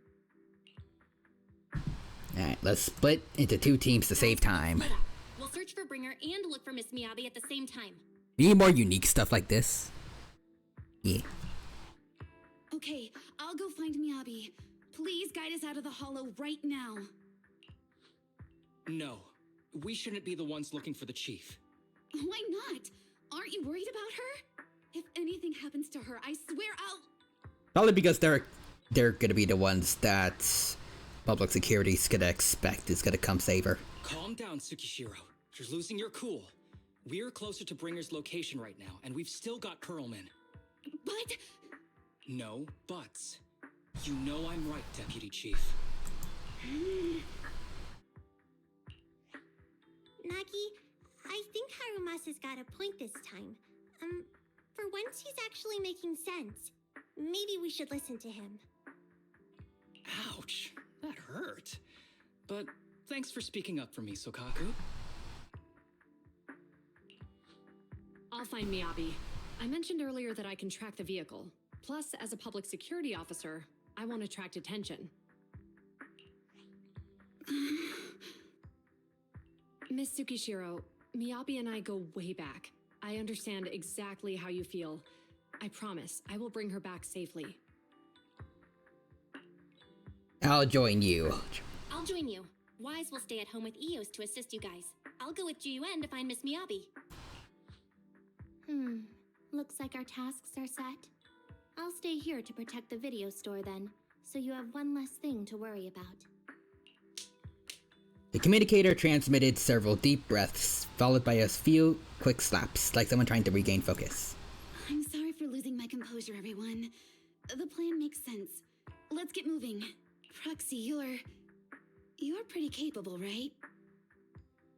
I am the best there is at what I do, even better now since we don't have No Face as a competitor. Number 2's taken down. I think number 3 might be White Noise. We might need to deal with them, but we are still number 1 amongst Proxy, so we got this.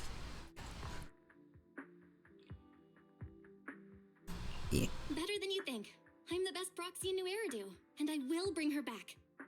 Actually, technically, both Bell and Wise, we are the number 1 and 2 best proxies in New Eridu. Okay, I believe you. I'll leave the chief in your capable hands then. Anyways, Bell, Judy Wang is waiting for you at the parking lot. Thinks she wants to talk to you about searching for Miss Hoshimi, but I feel like she's not in a good mood. She might still be upset since we hid our identity from her. And there's a chance we should really give her a proper explanation. Okay. You know, if we do tell her about the main purpose of why we became proxies in the first place, I feel like she would probably want to help. I feel like it would make sense for a police officer to also want to know what happened back in old Eridu. Especially if the person that was supposedly accused of causing that whole thing to happen might not have been at fault and there's a real suspect out there. Anyways, you're here. I'm looking into the transport vehicle's location. We'll head out once I get word. She stops talking to you after that. An awkward silence settles between you. Wanna talk about it? Shuyuan, are you still mad? No, there's no reason for me to be mad. Consider your response. She seems really upset. Is she expecting an apology from me? Apologize sincerely. Shuyuan, I'm really sorry. I never wanted to hide my identity, especially from you. Huh? Wait, so why did you keep this from me? I didn't want to cause you any trouble. You're an elite officer, and I'm a proxy operating in the shadows. What if the truth drove us apart, or even made us enemies? No, I play by the rules and respect the law and order. But I don't follow them blindly. I know the difference between right and wrong, and would of course do what is just. If you consider me a friend, you should have more faith in me. Also, Big Kid grabs this. Oh yeah, my Spino emotes. Oh, you got it done? Nice. Judy Wang, I promise I'll never keep anything from you again. If I do, my brother's gonna have the worst luck ever. Even fortune cookies will come up blank. I love that Bell uses Wise as a sacrifice. It's like, if I ever keep anything from you again, my brother's gonna pay the price. That feels like actual sibling behavior. Anyways, you don't have to go that far. Yes, I do. You're a very important friend, Judy Wang. Your feelings matter a lot to me. I don't want this to drive a wedge between us. Huh? At that moment, Judy Wang's comm rings. A little flustered, she quickly picks it up and moves away to check her messages.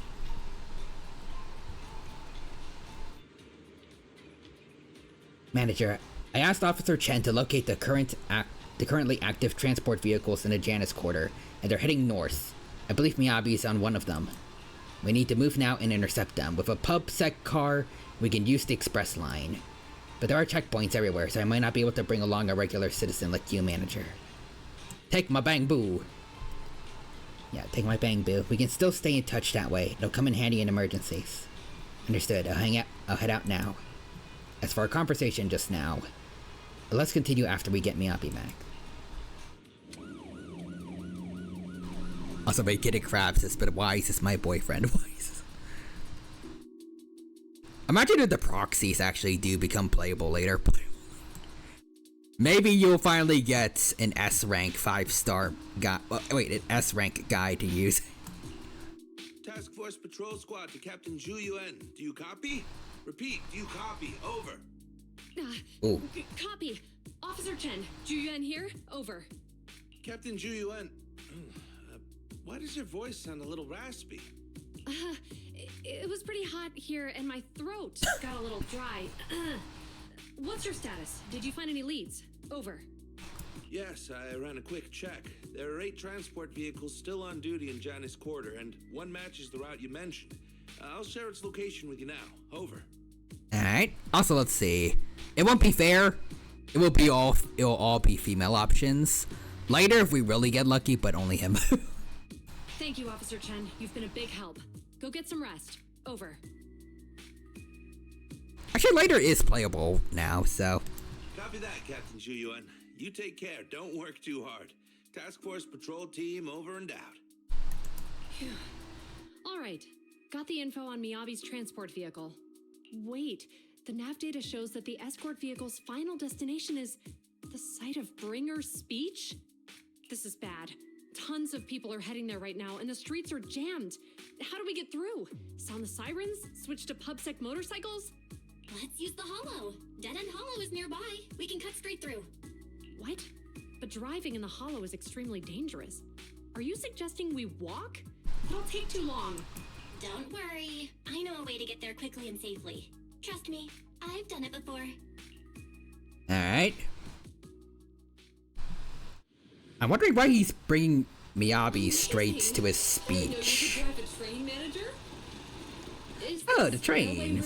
Okay. But yeah, By the way, hello. you're familiar with Miss Miyabi, right, Julian? Like, is he gonna execute her live on TV, or? I'm sure you know, the Hoshimi family is a non-hero. They gave rise to the first generation of Void Hunters, making significant contributions to the city. Leave it to me.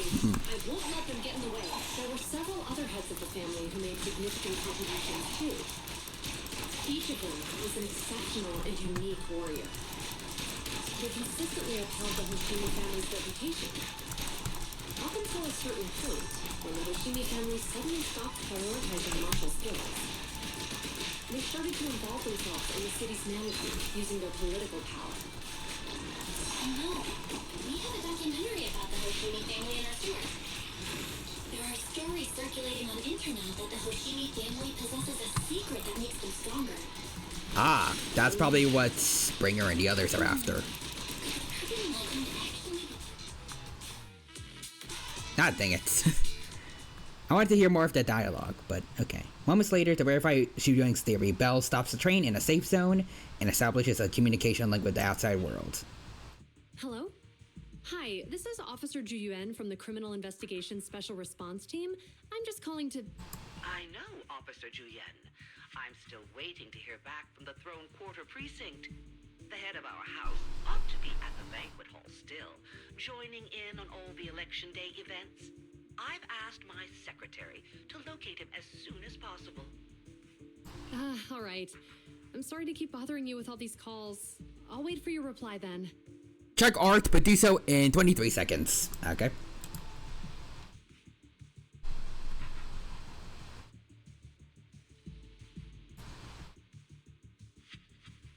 Oh, Spino emote. Nice. And it's Mirabilis. Now.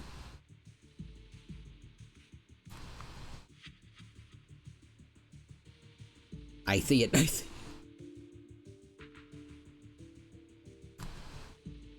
There you go.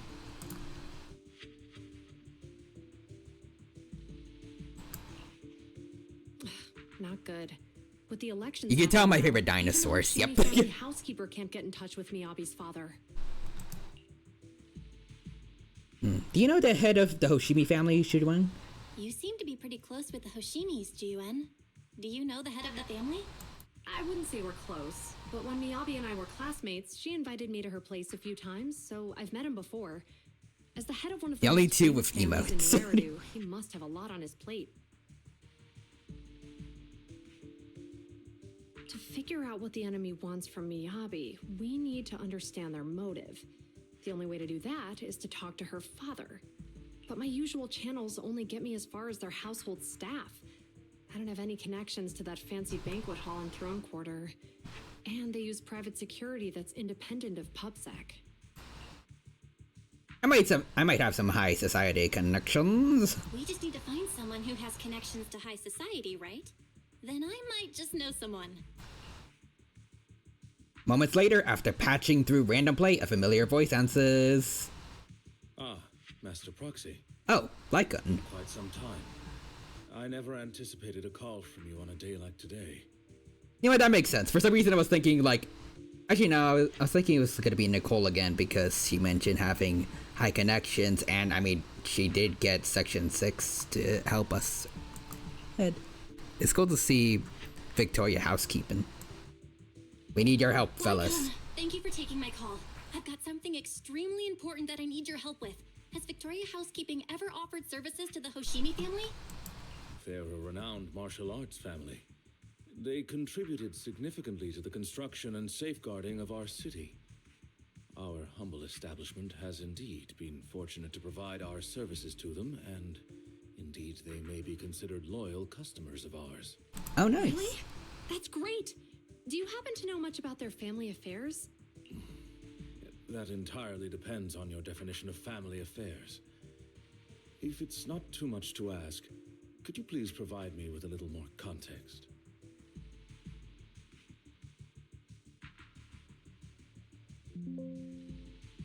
Also, let's see, I think that Ancient Earth documentary needs some more looking into, as it houses some of the worst paleo designs in history. Damn. Do you want to give Lycon a quick rundown of the situation? I understand the circumstances, and your request seems fair and justified. However, I'm afraid that I cannot provide such information. It's against our confidentiality policy. I understand, but... Although I cannot provide that information, I can connect you with someone better suited to assist. Just a moment. Rena, please watch the lobby for me. Rena. Let's see. Lycon steps away from the call briefly, and a few minutes later... Hello? Lycon said you had something urgent to discuss with me? Oh, he's right. He was right there with him. That voice. Is that... Oh, is that Miss Julian? It's been a while. Thank you for looking after my daughter. Well, I mean, yeah, safe to say that I can't word. It's safe to say that they really are loyal customers of Victoria Housekeeping. It's been a while, Mr. Soichiro. Sorry to bother you, but it's urgent, and it's about Miyabi. We think someone's trying to harm her, and she might be in danger.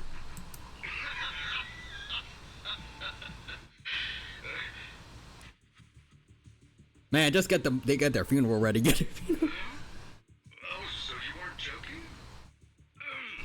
Please continue. Mr. Soichiro, aren't you worried about Miyabi's safety? Of course I am, but I'm more concerned for those who wish to harm her. I don't mean to brag, but she's strong. Very strong. She's strong in every sense of the word. Perhaps even stronger than that. Actually, she's even... Oh, forgive me. There I go boasting again. Old habits die hard. Anyway, my daughter has proved time and again that those who wish her ill will never meet a good end. So, in comparison, sharing our family's confidential information, that could be a bigger issue. What? What do you mean? Worry not. I have no doubts about your intentions, Miss Chuyuan. But our family affairs are sensitive information. It's our rule not to share them lightly, especially considering we have a guest here I'm not acquainted with. Oh god, it's a bringer. Would you mind proving that you know my daughter? Oh wait, they're talking about us. Okay. Let's see. Her katana is a Hoshimi family heirloom passed down from generation to generation.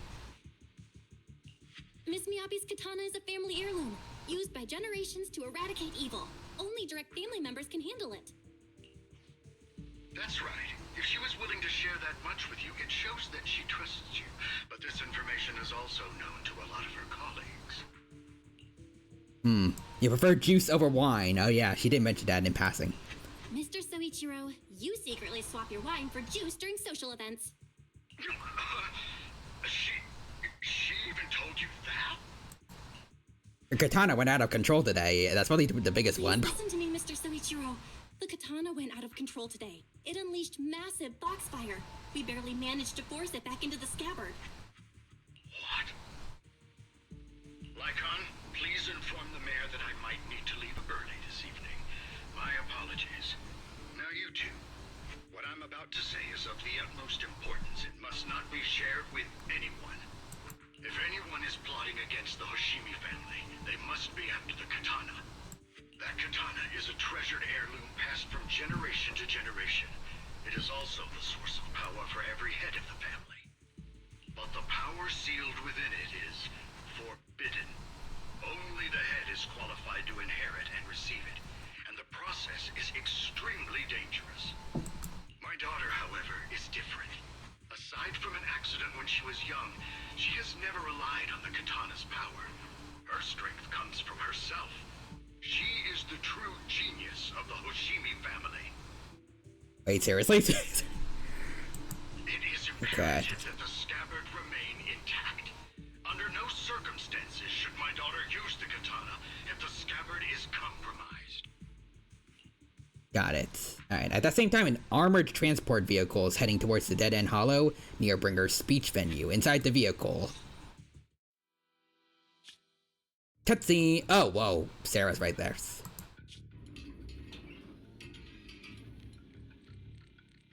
Well, we know from the dad that she should be strong enough to break from this if she wanted to, right? Or...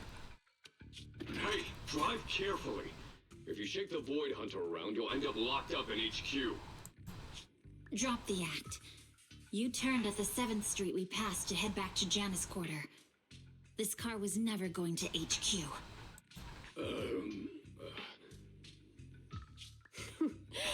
So you've known all along. Damn, she got snake eyes. Are you sure you want to calmly let us do as we please? The schemes of villains are always unique. I might as well stick around and figure out your real objective. Besides, you alone pose no threat to me. Even with you unarmed? I don't need a blade to deal with you. Indeed, we really aren't worthy. After all, this is a treasure passed down through generations of the Hoshimi family. It has slain dangerous ethereals, legendary warriors, the remnants of the old civilization, and the evils of the new era. The cursed blade, tailless. So is that why she doesn't have a tail? Also, let's see. Check Gen. It isn't just home to the worst Velociraptor design in history, it's also home to the worst Dimetrodon design. I think I've seen it, but... Oh, yeah, that with the saber teeth. Oh, you did see that terrible Velociraptor design? It's also pretty terrible. Yep.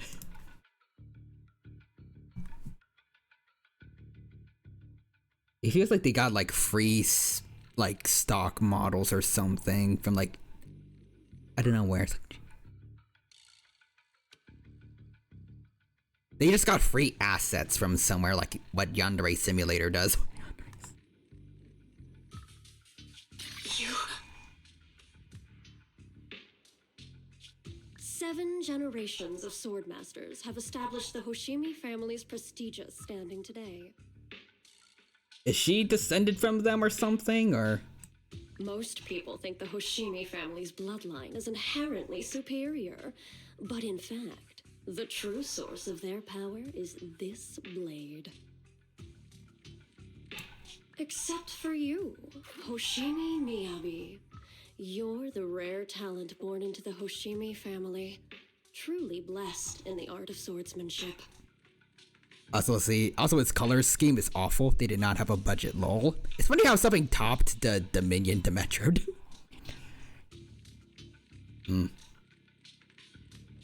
How do you know about the Hoshimi family? Because the target of our evil group is you. Okay, nothing new so far. He may have botched the mission, but he still managed to obtain your deep sync modeling data. Oh. So they still have that. What? Thanks to that, I get to witness the true form of the cursed blade.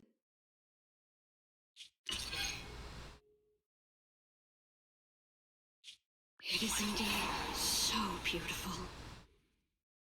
Okay, then. This monstrous energy is exactly what we need. What? You're right. No one can threaten you. So we'll make you the threat.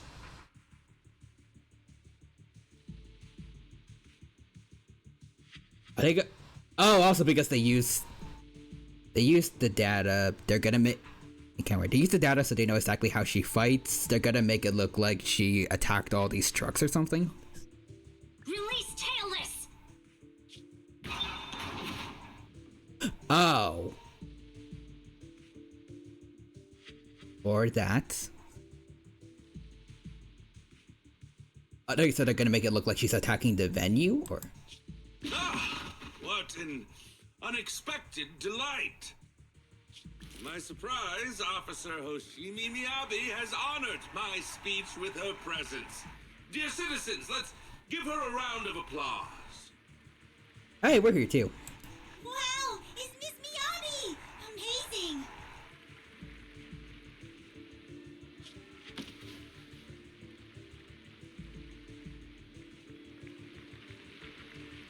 Is it because she doesn't have the scabbard right now? Is that the plans? Oh, okay, yeah. Miyabi!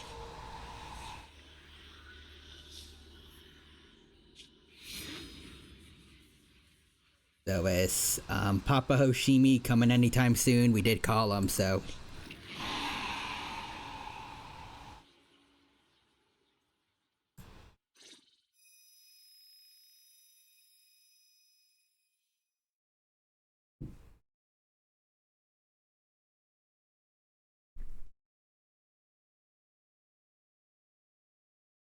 Let's see, dizziness envelops her and everything around her blurs. Soon after, Hoshimi Miyabi opens her eyes weakly to find herself in a strange space she's never seen the likes of before.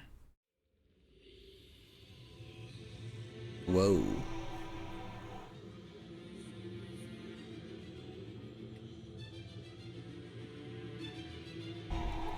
No, you can keep us away from the outside world.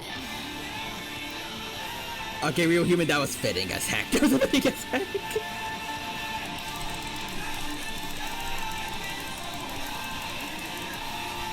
Foxfire's burning.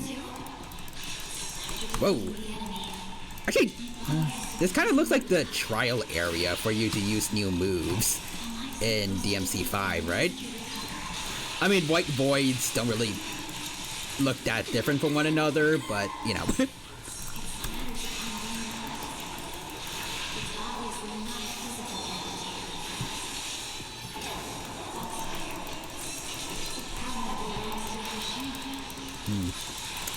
There were a lot of you.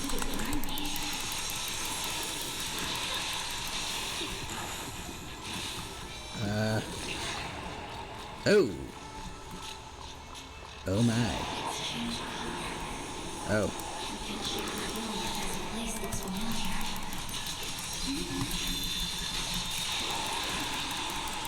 I'm gonna bury the lights.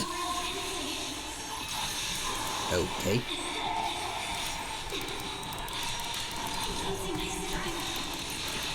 Ow, ow.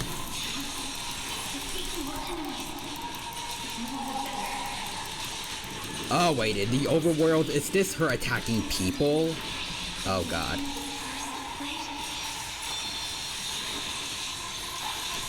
Because right now we know her body's going on a rampage.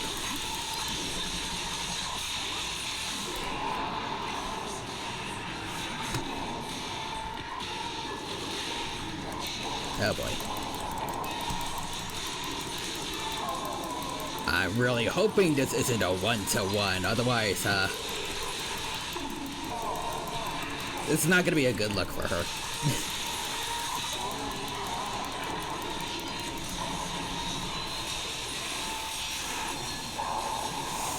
Oh boy.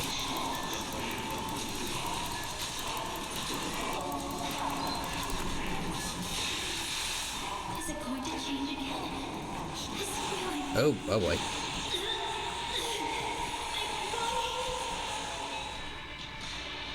In the illusion, the countless monsters surge forth like a tidal wave. Miyabi relentlessly swings her blade, cutting down the ethereals, pushing herself to the brink of total exhaustion, and check Gen surviving Earth has a Sigma Pipis. It gets its first Paleo Doc rep.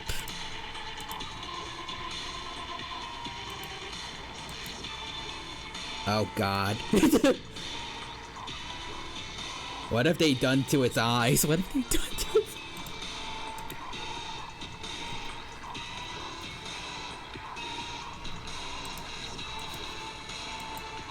It looks like a cartoon character. It looks like a crab. It looks like a crab.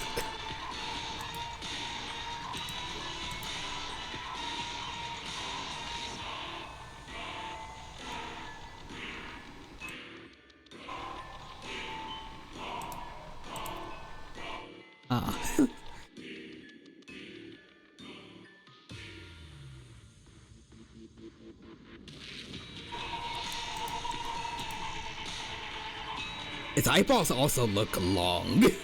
I don't know if that's just the face, but like...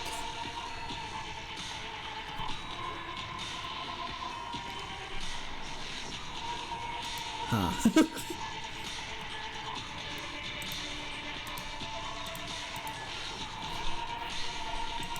Anyways, kill. Countless voices invade Miyabi's mind, gnawing at her sanity. It feels as if swinging her blade without thinking is the only way to escape the torments. Oh no.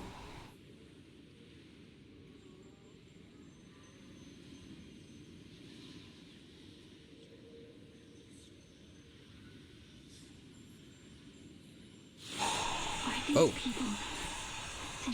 Whoa, what is going on here?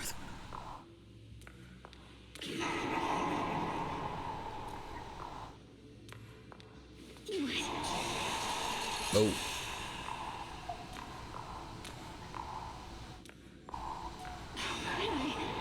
I will never wield my blade against the innocent.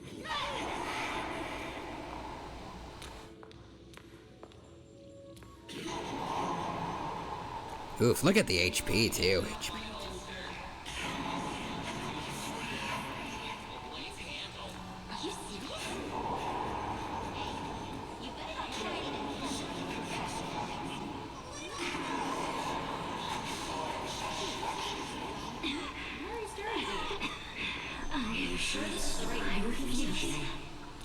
Just keep pushing forward.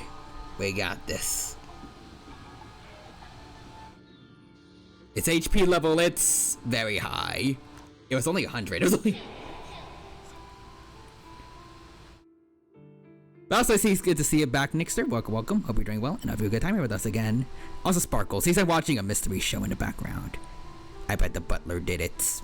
You know, for how much of a trope that is, the butler almost never does it. Sparkle still could do it now. On an episode where a bunch of guys are going hunting, maybe. It's the butler with a gun. Also, that's still higher than Shininja. Fair.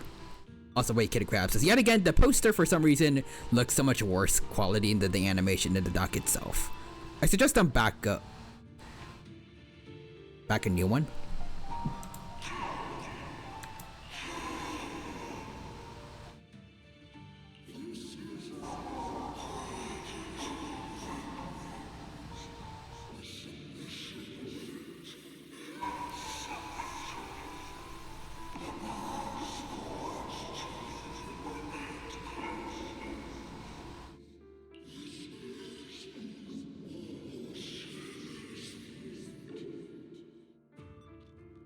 Is this also how you coaxed my mother back then? Oh. Spectral voice. Did you convince her of this fate the same way? Is this how you turned her into the sacrifice? Is it the same one that they were talking about, like, Bringer and Sarah, or? Answer me!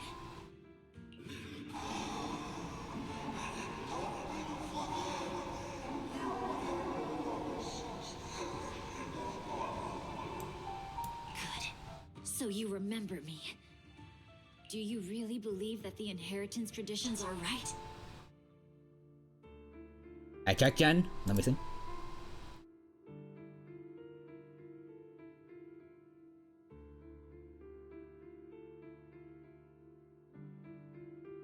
Yeah, the dinosaurs posters are pretty simple and gorgeous indeed. There's the shark Spino's going after. Spino's. Yeah, this looks pretty cool. Then you could put like the title logo at the bottom of the image. Plenty of empty space for that. It could be like a reversal of like that one Prehistoric Planet poster where it's the T-Rex, where it's Hank swimming in the oceans. And the the logo for like I can't remember, the title is in the skies.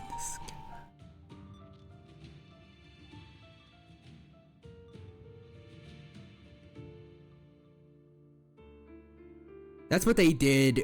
Oh, that's what they did. I sent the logoless version. Oh, okay.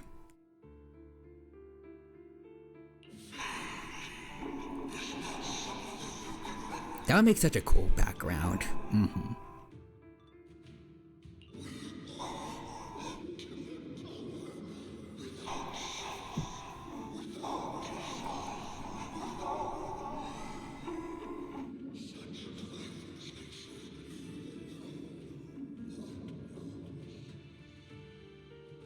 No, but I have a proposition. I understand that you had to make difficult choices to survive the era of hollow calamities. But times have changed. Past sacrifices were made, so there would be no more sacrifices in the future. The Hoshimi legacy shouldn't just stop at inheriting this blood-stained gift. Oh. So welcome Sleipnir Fakusuf.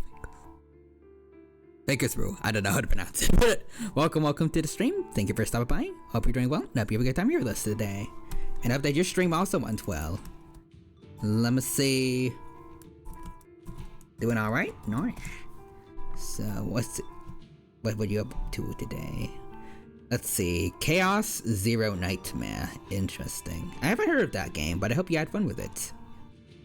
Right now we're playing Zenless Zone Zero. We're trying to catch up with the story because I started a bit late, but it's going well and I hope you enjoy. And Sleipnir says, it went well, did a lot of gacha games. Ah. I see you are a fellow connoisseur of anime gambling. I'm still not caught up on ZZZ, I just do events. Fair enough, fair enough.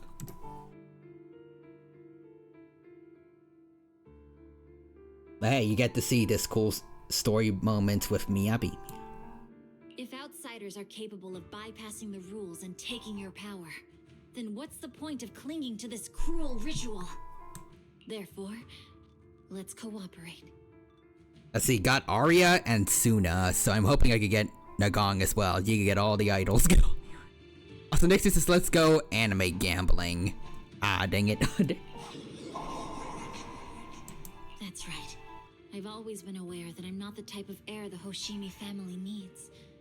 I don't have my grandfather's keen judgment, my aunt's resourcefulness, my father's knowledge, or my mother's sharp mind. But I have swordsmanship. It's the one thing in which I'm genuinely gifted. From now on, if you heed me, I'll rewrite the fate of the Hoshimi family in my own way. Be my blade, one that slays only evil, and I'll repay the injustices that forced your sacrifices. My mother was the final sacrifice you'll ever receive. From this day forward, under my command, I'll turn you into a legend which is truly unmatched by anyone.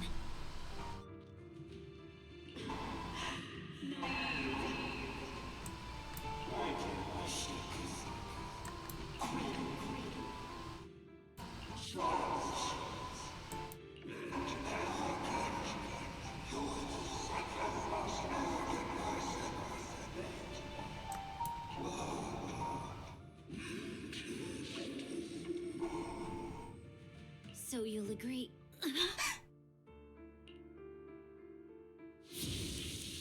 Before she could finish, the subdued foxfire bursts into fierce flames.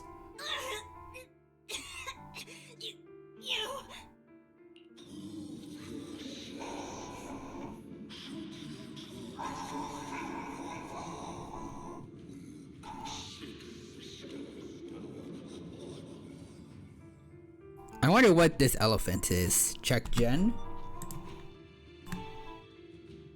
Ooh.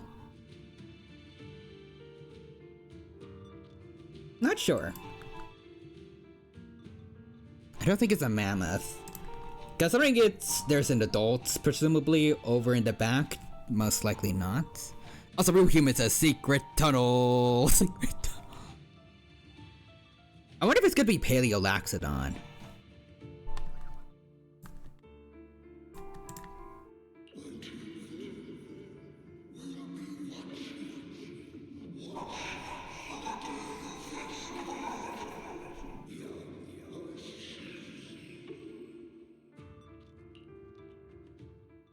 The blazing foxfire slowly peters out, and the illusions and voices fade out too. Oshimi Miyabi props herself up the best she can, not wanting to collapse. And at that moment, a familiar voice rings out. Miss Miyabi! Miss Miyabi! Can you hear me? Hey! Can you hear me? Let's see how bad the damage is. Roxy? Yes! It's me! Miss Miyabi! You're finally awake. How are you feeling? So, that golden light was you. Thank goodness I didn't draw my blade. Oh, she does have the scabbard. Nice. The citizens, did I hurt them? Rest assured, Miyabi, you didn't hurt anyone. When those strange flames appeared in your eyes, the manager and I knocked you into the dead-end hollow. You were swinging your katana the whole time, but only at the ethereals coming at us. Oh, thank God. Just now you suddenly froze. Next, it's two mammoths. Also through the mountain. That would be cool and make sense to why it doesn't seem to have much hair. Yeah.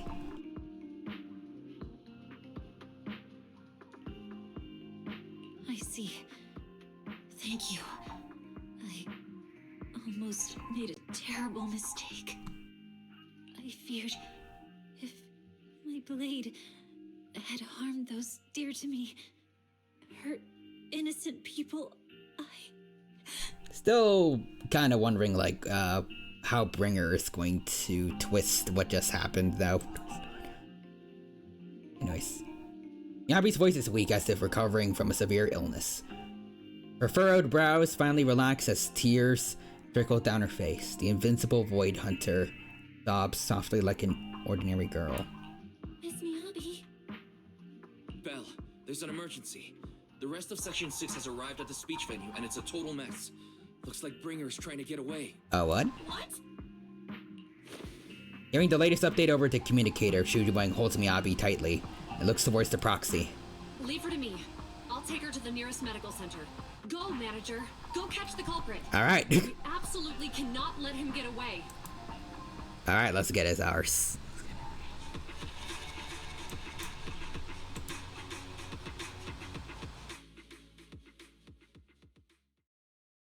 In the video, the siblings are flustered.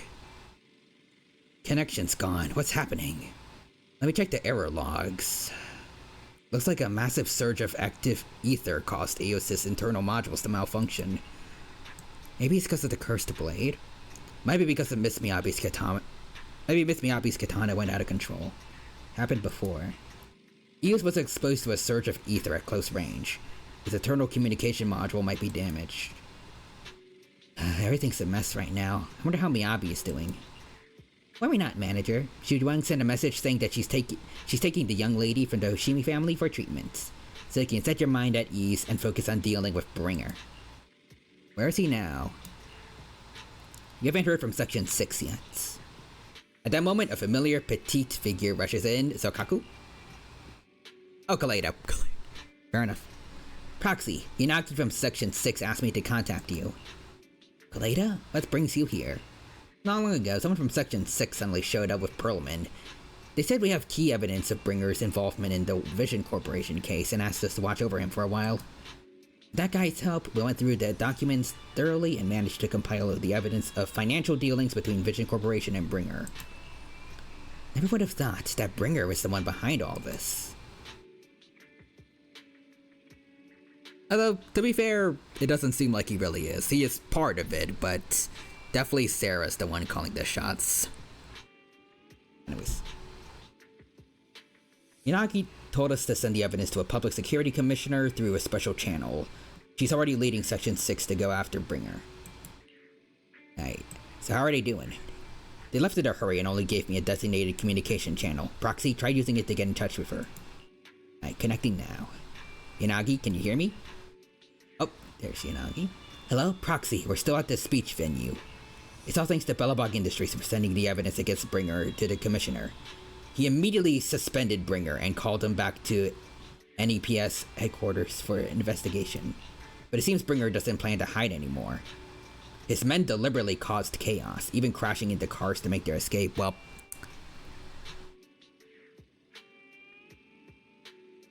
I guess he really didn't care about that position too much. The crowd went into a panic and it almost resulted in an accident. By the time we got there and brought things under control, he already gotten away. We couldn't catch him. All we found at the scene was your Bangbu. Oh. You were just too slow. We didn't make it in time.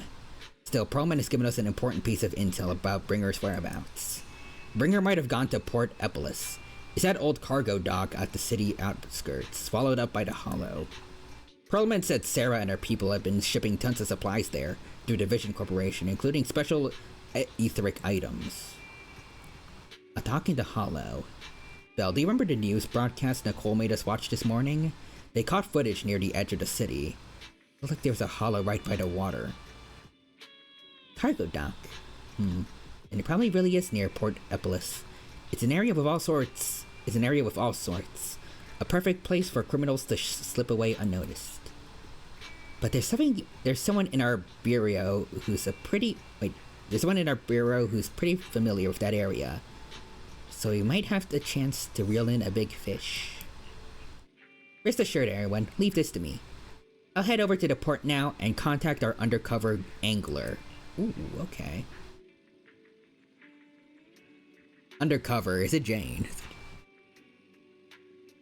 Got it. We'll work on fixing the HDD on our end. Yanagi, can you take Eos near the port? According to the data, the ether in that hollow is unstable, which could affect nearby communication. While we can't operate remotely from the video store, I still feel a bit uneasy. Just to be safe, let's take the portable equipment and work near that port. We can also recalibrate Eos' connection module while we're at it. Near the port. Alright, I'll reach out to Ben and update them on the situation here. Alright, sounds good. Anyways, I see. I also redeemed the roar earlier. Thank you, Nixter. There you go. Sorry for missing that. And Vacated Crab says, I don't know if it's confirmed, but Caviarionius. I hope I pronounced that right. Is in the documentary, so it could be a baby. Caviarionius. But at the same time, there appears to be two elephant designs in the poster. One with fur, and the baby we see in that picture, which we see the adult in the background not having fur, so who knows. I do like that they're showing some variety for members of the elephant family.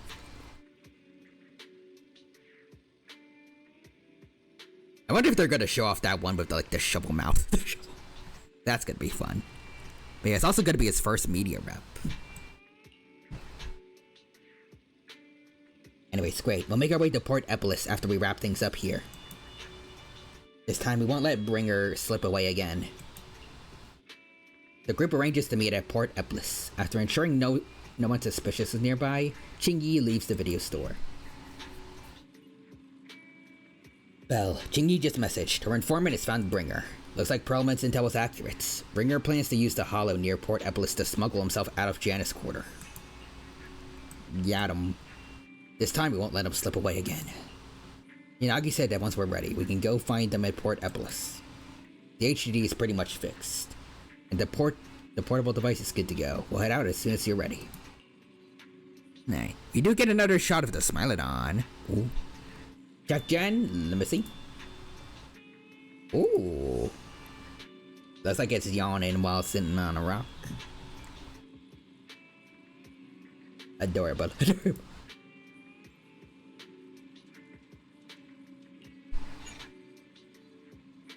It's also got like the traditional color scheme of Smilodons. Let's see.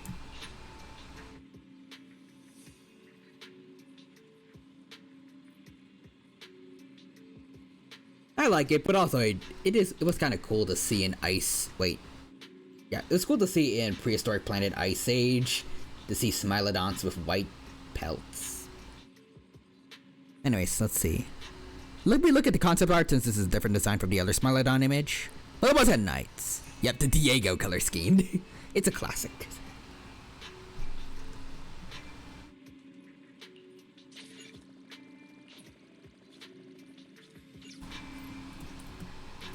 Alright. We're about to catch somebody's bass. Ooh, cool.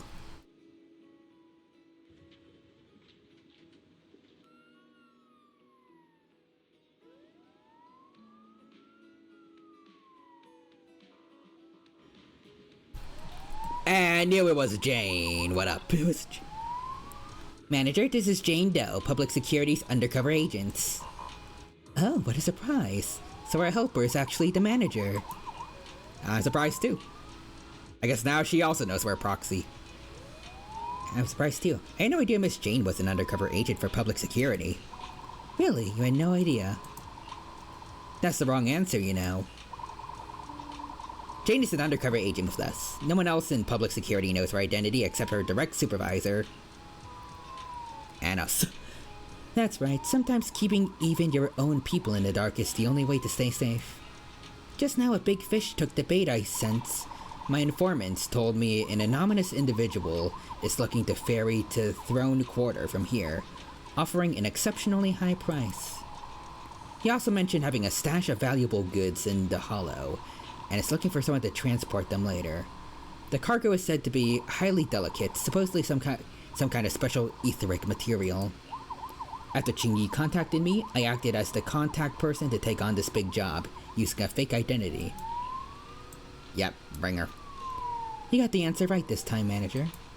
But the hunt for Bringer hasn't been made public within public security yet, which means we can't request reinforcements. So yeah, Qingyi claimed we spotted an escaped criminal and mobilized nearby PubSec officers to lock it down the area. Damn, you tricked even your own colleagues. I mean, they did that with, Seth. I can't where Jane did that with Seth and a bunch of others in her first story. Also, next there's this Sparkle. What on earth is some guy, San Diego's? Oh, Diego is where we're talking about Diego, the saber-toothed cat from the Ice Age movies. Also, and a monkey. And Vegeta grabs this. As you can see in Gen, that new image is their Smilodon Populator design. The other older screenshot is of Smilodon Gracilis. Oh. Interesting.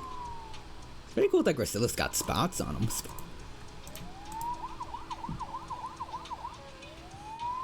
Also pure spots too. It's not like the... I can't wear. It's not like the splotches that you see on like jaguars or leopards. Like fully filled in spots everywhere.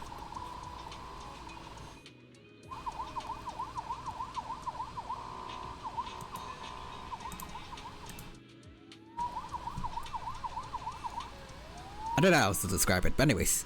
Oh, Nick just says where, not what. Where on earth is some guy, San Diego? It's a Carmen San Diego joke. Oh, also see me with the Dead Among Us emote. If you can't fool your own, how will you fool others? Now that everything's ready, it's time to reel in our big catch. Right now, Bringer should be inside the Hollow, at the place we agreed upon, waiting for his contact to get him out. I'll send him your location, Manager. Time to give our former deputy commander a little surprise.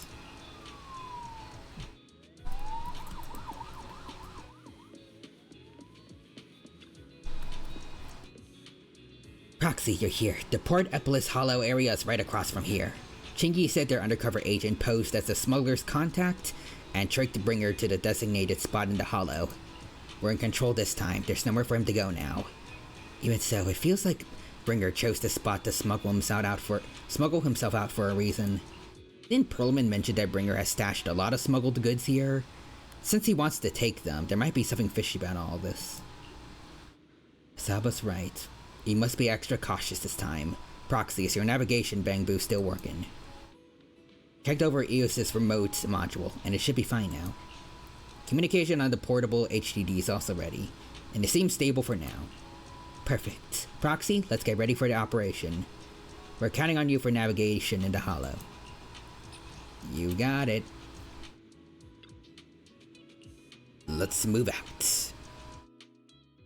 Yeah, it's cool we're getting 2 species though.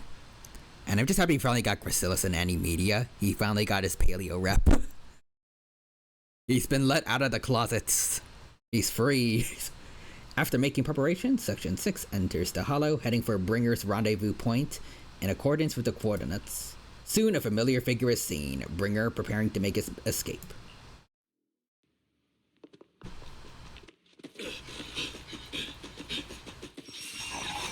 Woo! Asaba arrows. Surrender at once, Acting Commander Bringer. No, you've lost your right to that title. I'd expect nothing less from Section 6. You caught up in no time. Very well. Since you've delivered yourselves, I won't have to hunt you down later. The Cursed Blade's power is mine. This perfect form will lead us into the Age of Hollows. Creator, I implore you. What? Okay.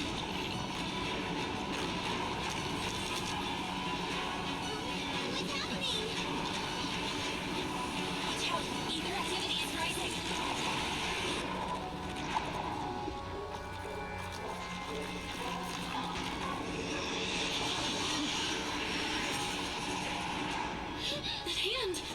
What?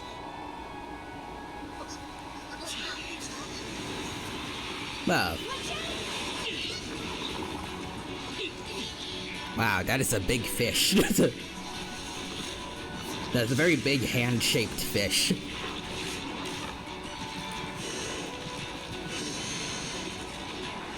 Turned into an Assyria. Well, luckily, that means once we beat the boss, he's probably completely dead. Which is what he deserves. Sadly, the same can't be said for that one guy. The one Aventurine wannabe from the gang story. Oh well. At least we can get one of them. I really thought we would have a little more in store for this though. And I thought he was going to use up as much of his etheric materials that he stored up here as possible. I don't know, like a bunch of specialized weapons using hollow energy, and then maybe this thing is a last resort. It could have made for an interesting first phase, maybe. Ow.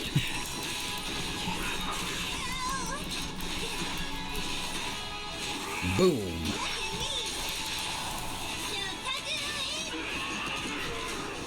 Get his bass, kid.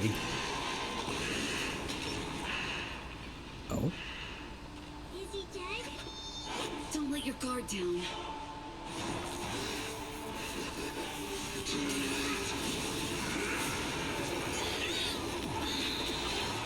Whoa, okay, you can make portals.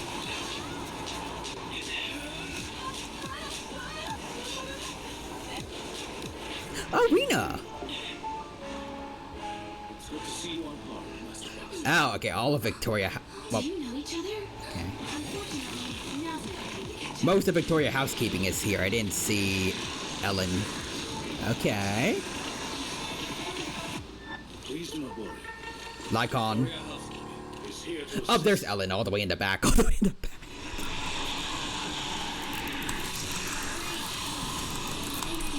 I'm gonna get your basket.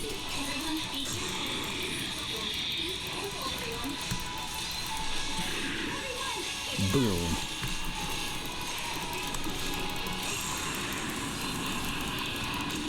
Boom. Bam.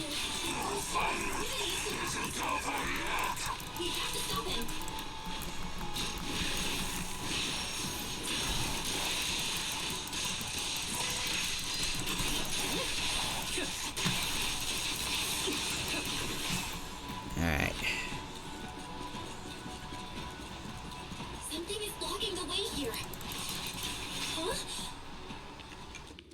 take a detour?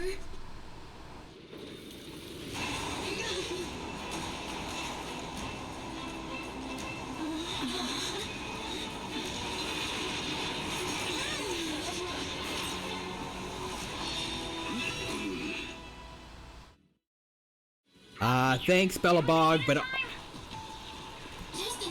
why wasn't there any voices there? Where are the voice lines for that? Kodea and Ben also talked in just now. So it wasn't like this was just like during that era of Royal Games having no voice acting.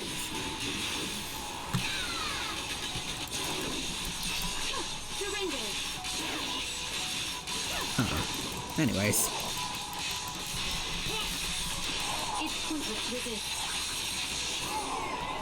Missing stuff. Let's see.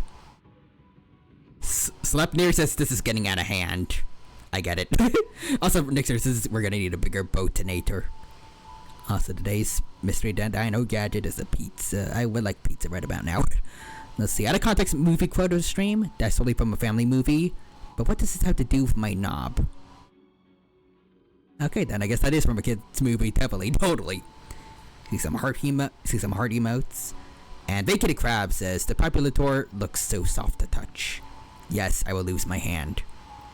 Ooh, the Gracilis is based off of bobcats. Ooh. And is that a pineapple or? Oh no, that's a dragon head. That's a dragon. For some reason, he thought it was the top of a pineapple. Alejandro Saab. Well done, bro. Bronte, the way forward is open for you. That was. Charge ahead with all you got. Don't let that shark win. This really feels like Avengers Endgame moments. Damn. Everyone's here. That's the spirit. They have a pliosaur as well in Gen. Ooh. That one is from Bed Knobs and Broomsticks. Oh.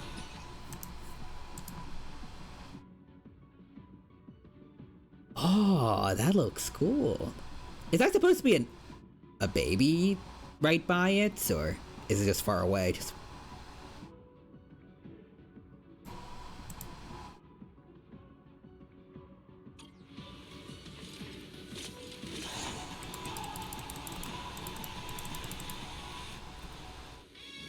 I think it's a baby. Ooh. Oh, that was a Disney movie. That was a Disney.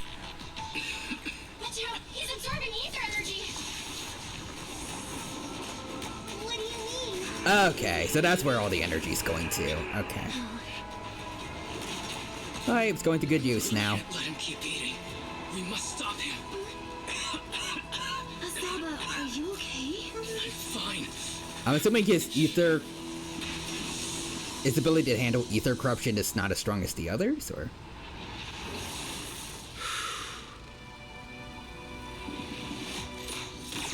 Ooh. Nice.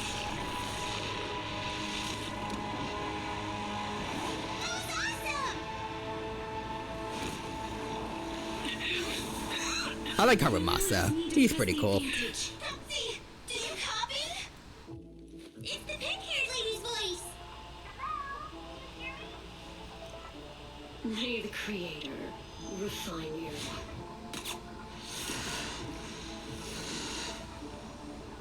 Proxy, let's head to Bringer's I'm location. assuming that was Sarah. What's happening? Did she also mention something about the creator? Something's wrong with Bringer.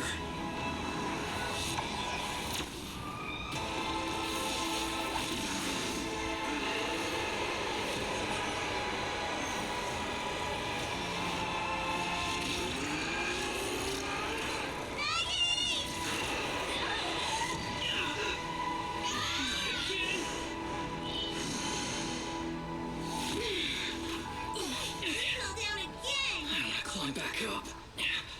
Rousey, it's not over yet.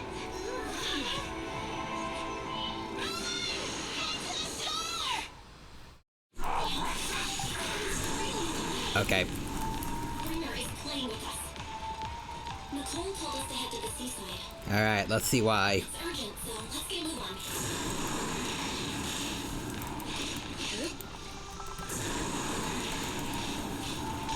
on. Okay. I would like to stay and fight, but I know gameplay-wise, they're not gonna let us do that. As he keeps mentioning that, motherfucker. The cursed blade, so like, they were able to fully recreate some of the power of Tailless, or...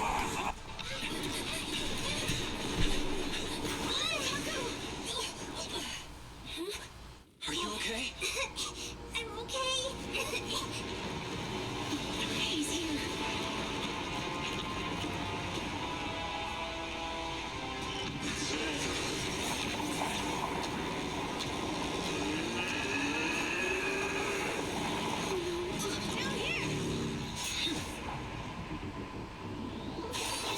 Okay, Miyabi and Caesar.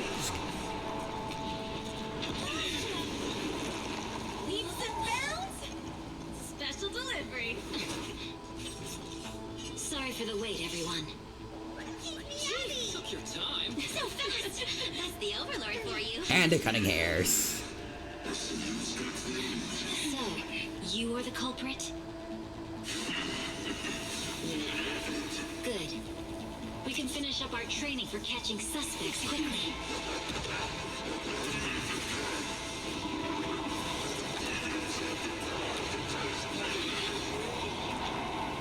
Just like the monument.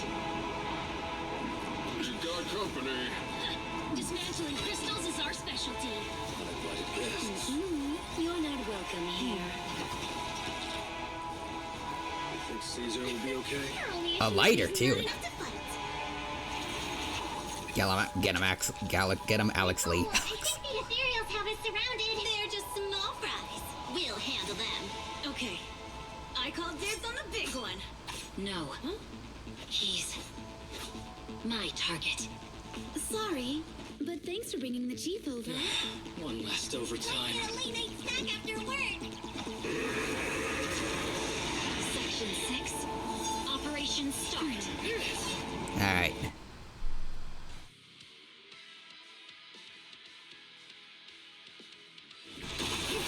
Let's massacre him. But first, also missing stuff. Let's see.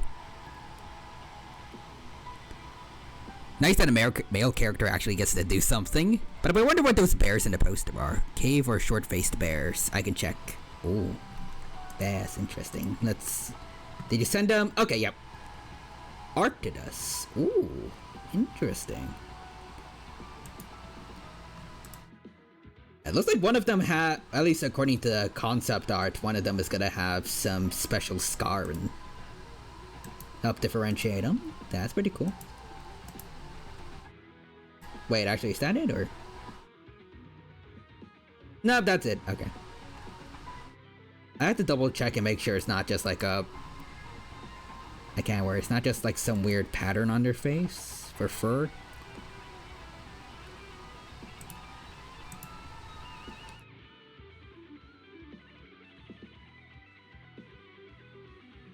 Maybe this is like for one specific individual, or... I said this one at the very... Like, again, where the head portrait makes it look like its eye is blank. Like it's blinded, that one. Let's see. Nixon says, oh, this can't be good. Of Doom. Slap there says, it looks like he's trying to give you a hand. I get it. But yeah, it's Arctidus. It's in Gen. Pretty cool short-faced bear design, if I do say so myself. Actually, I really love this design. The concept art grew on me instantly. Is that cool? Despite him looking like a 40-year-old man in the poster. We are going to get cubs, so we're getting multiple bears. Ooh. And Nixter says Sparkle, quick, to the emergency escape to Florida and Nater. The only one that needs to go to Florida is him.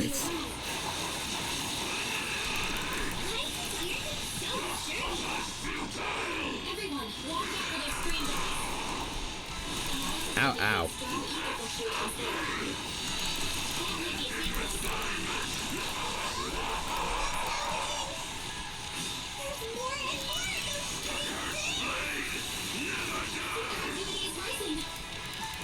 Damn, he really did recreate at least a portion of it. I don't think it's...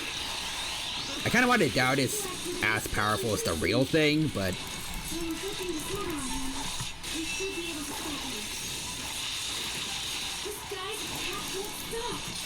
Boop. No.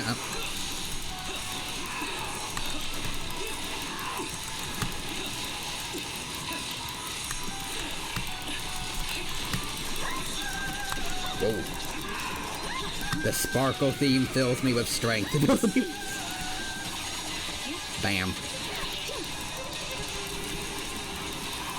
Okay, I'm just gonna use the obvious thing right now. Oh, motherfucker. There we go. Most of it hits. Because I don't know if it's gonna trade over to the second phase.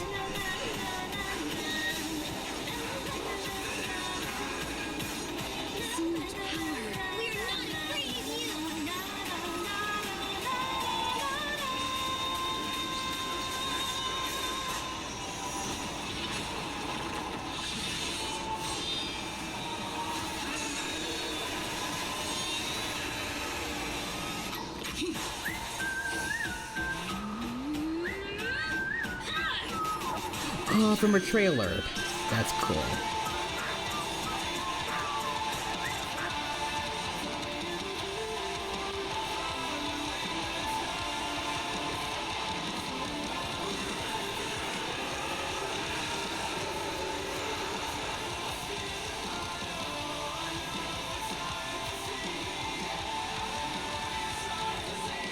Seriously? Damn, one slice.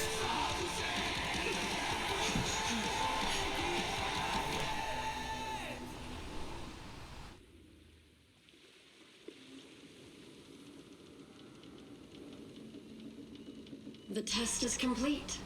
Elixir P07 confirmed effective. Bringer has completed his mission. May the Creator refine him. How long can we stay awake? Watch it all fall, yeah, watch it all break. How long till we all fade away? Alright. How deep are we gonna sink? Before we know it, we'll be losing our dreams. How deep before This feels like it should be the complete end of the first season of this story, but I'm not sure if it is.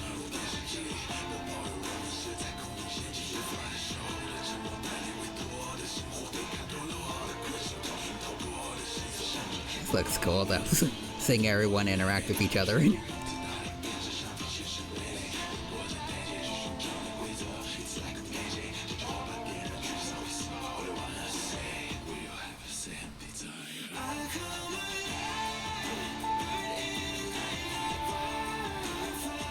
Also, thank you for the sparkle theme redeem, Nixter. Appreciate it.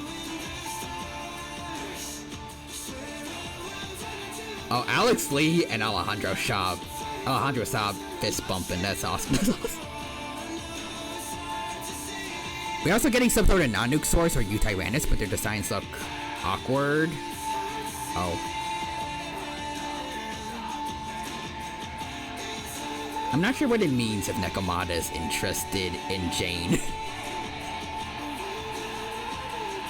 Is it just because she's another Therian, so she looks cool, or is it because it's cat and mouse? I think Jane should be worried there, but that's the end there. Oh, he's alive. A part of him's alive. Oh. Answer us! Where did you take our teacher? Oh. Interesting epilogue. Arna. The day the old capital fell, it was that giant white hand that took her away.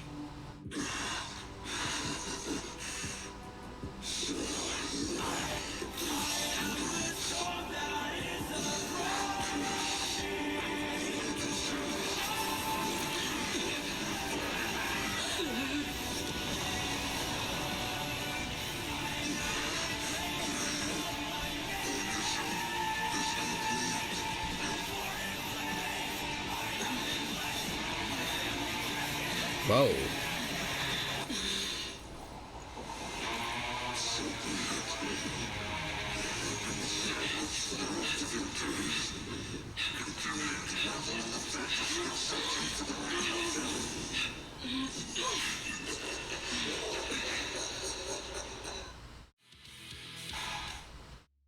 At least he's dead. She wants to eat her. Also nice, I am the storm that's approaching. Redeem Nixter. Appreciate it. Also dun dun dun dramatic reverb.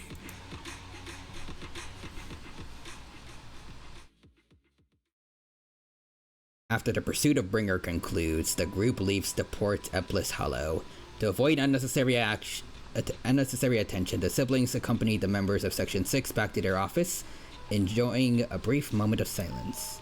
In the early sunlight, the Foxterian girl approaches with light steps. I just wanted to say thank you to both of you. You've been a great help. I really appreciate your support of Section 6 and everything you've done for me. I remember what you've done.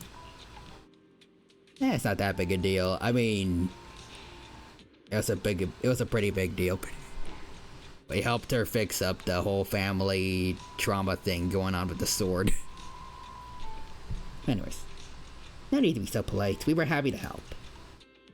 No, it's all thanks to you that we managed to bring this all to an end. Hand's department, specializing in Hollow-related cases, has now involved themselves with this case. They're permanently re-examining all the evidence and Perlman's testimony to ensure he receives a fair trial. But compared to Hand, public security is facing much greater upheaval. I've heard that a commissioner from PubSec HQ and Throne Quarter has been sent to investigate all the Janus Quarter precincts internally. No wonder Judy Wang left in such a hurry last night. Her former supervisor turned into a monster. This must have been quite a shock for her. In more ways than one. He was morally a monster, and then, you know. Judy Wang is strong and resilient, but she can also be very sensitive. Knowing her, I'm sure she'd be glad to have some encouragement from someone she trusts. Yeah, I'll definitely reach out to her once things calm down. Miss Miyabi, you should get some rest too. You've just been through a tough fight. Don't worry about me. I've undergone special training to not sleep for an entire week before. But if you're tired, I can escort you home. Would that be too much trouble? It's no trouble. After such a long night, I still have some lingering thoughts on my mind. I intend to take a walk around the Chasm Memorial after I see you home. In that case, would you mind walking us to the chasm and we'll make our way back from there? We did meet at the chasm before. Are you there to see someone as well this time?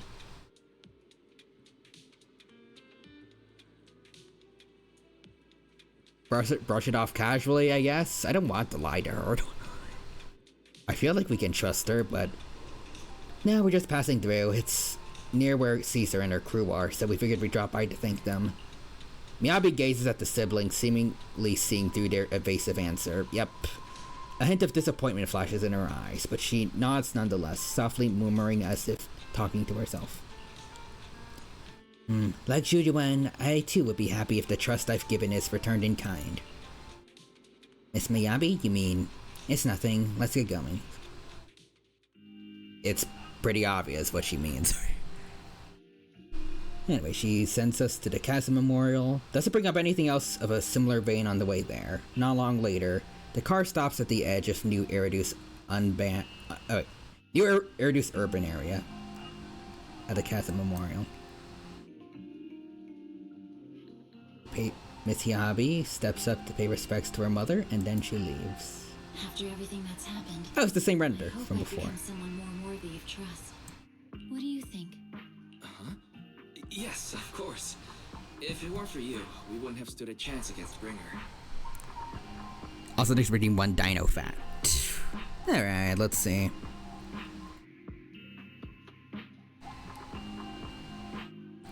You know, I think for a vacated crab, since they mentioned Eutyrannus. One dino fact is that Eutyrannus, I think, was the first ever large dinosaur to be found with evidence of feathering. I think in the early 2010s. And before that, most other remnants of fossils. Wait. Other remnants of feathers and fossils have only been found in relatively small animals, but Eutyrannus fixed that.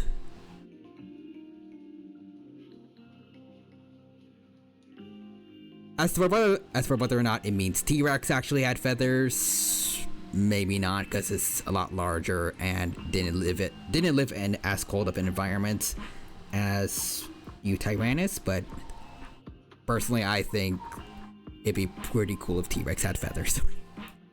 I just think it looks nice.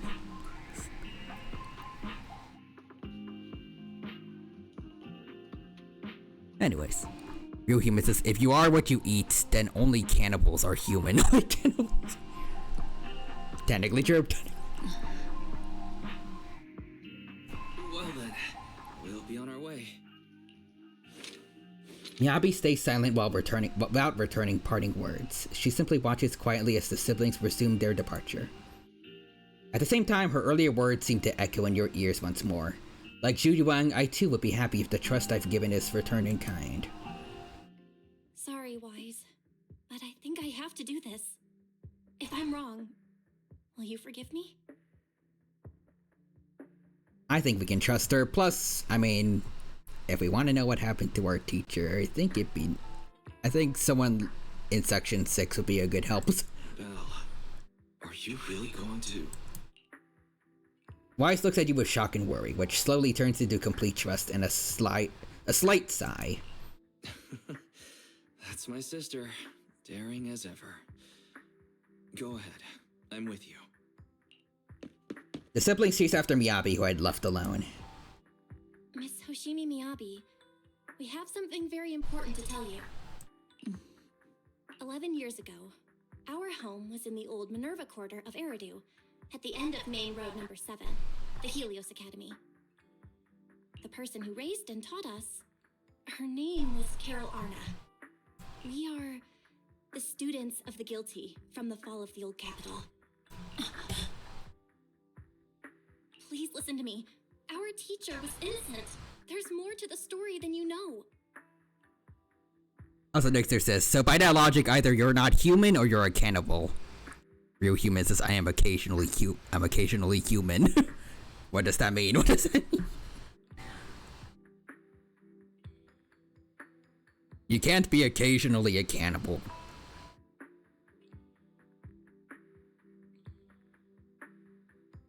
I guess... Technically, maybe?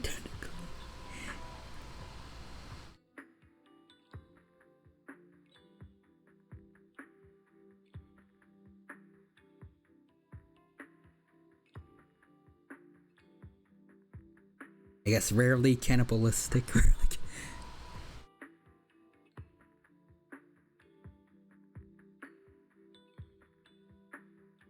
I don't know, but anyways, by that logic, no one's human, because even if you eat a human, if that human didn't eat a human, they aren't human. Therefore, even though you ate them, since they're not human, you're not human either.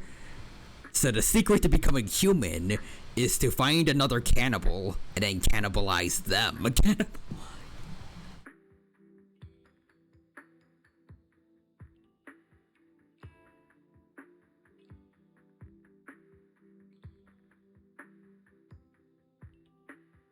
Also, real humans, I don't know. I just thought it sounded funny.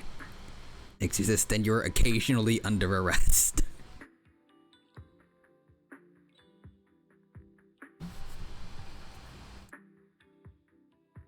What do you mean? Tell the truth. On the night of the disaster, Helios Academy was attacked by unknown forces. Armed groups we'd never seen before. Monsters, and a giant white hand. Almost identical to the one Bringer summoned. Interesting. Forever rotisserie, never chicken. Damn. I know this is hard to believe, but I swear it's true. We've been trying to find out what really happened. With your help, I'm sure we can find the real culprit. Miss Miyabi, would you be willing to continue working with us? Miyabi's eyes remain calm and serene. She reaches behind her hand, carefully undoing her hair. Oh, okay. Her dark hair cascades down as she removes her hairpin and hands it over. She crafted the piece herself, drawing inspiration from her mother's treasured possession. Oh. Take this. It's a token proving you're under the protection of the Hoshimi family. Oh, pretty. Even if you're proxies, you're my proxies. Yay. You believe in us? Does that mean you believe us about the fall of the old capital?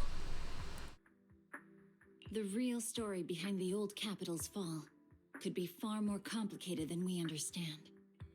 Whether there are hidden truths or not, we have a lot of investigating to do. But at least, we're partners, seeking answers together. You're really willing to be our partner? You really don't mind that we're students of the guilty? Eradicate all evil. As for what is evil, I'll determine that myself.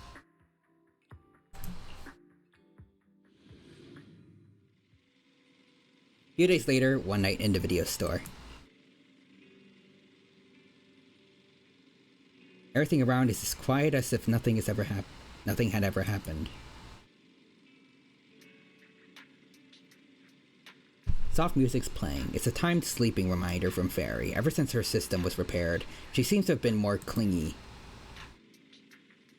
Hey, Belle, Miss Hoshimi just sent us a message saying that public security's terminated their investigation into us. She told us to take a good rest. The remaining matters will be handled by Section 6 and Jujuang. As for our teacher's case, she's also doing her best to help with the investigation. However, Section 6 is currently dealing with the aftermath of the Bringer incident, so it'll probably be a while until everything settles down completely. Anyways, we can finally take a breather.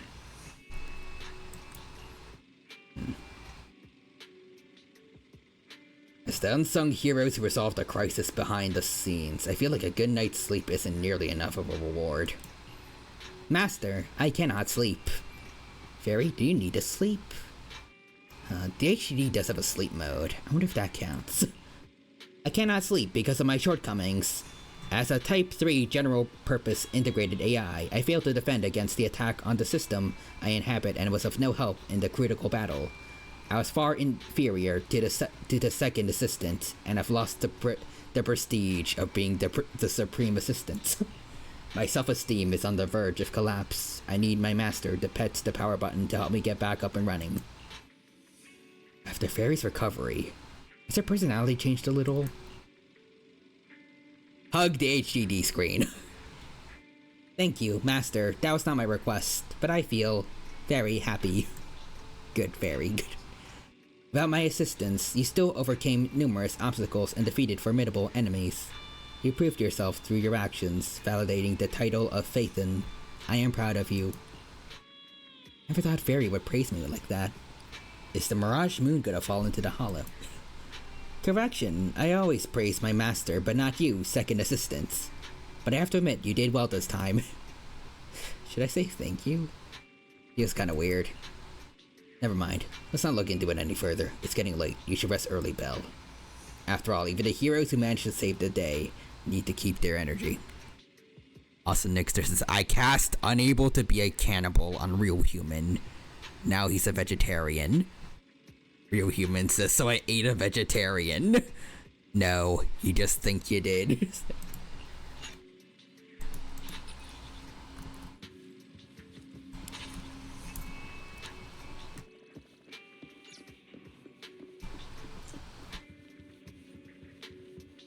You thought it was a human, but it was made out of cake.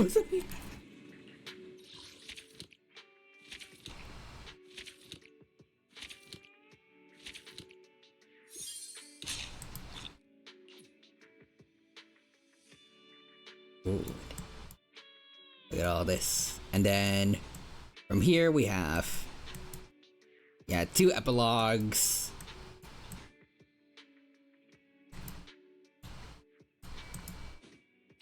And then season 2.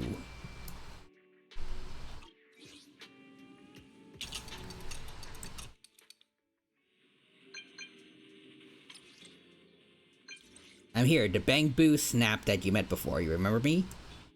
Hello?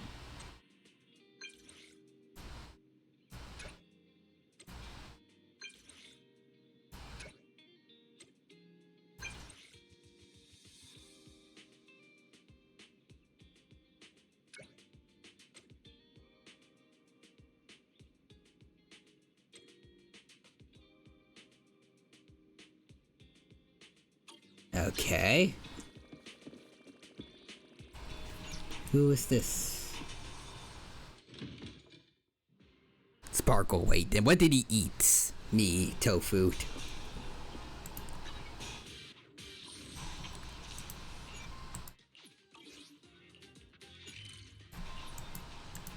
Alright, to Lumina Square. And to Absolute Cinema. Who the heck are you? Let's see. Oh! Astra! Is she here? Is Astra here? Is she inside? Please step back. Hey, don't shove me. Do you think you own this cinema or something? Astra has an important event here today. No unauthorized personnel is allowed inside. The important event, huh? Like we're supposed to believe that. Isn't it just the TOPS conference?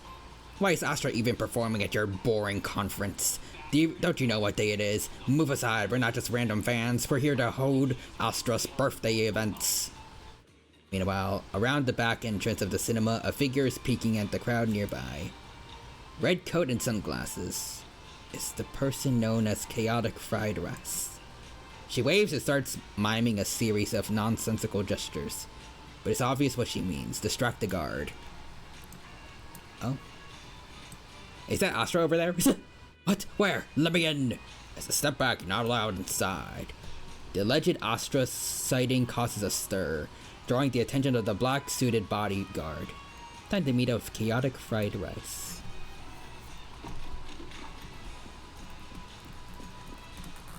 Dumb arse. Anyways, later. Let's see, where are they? Wait. Oh.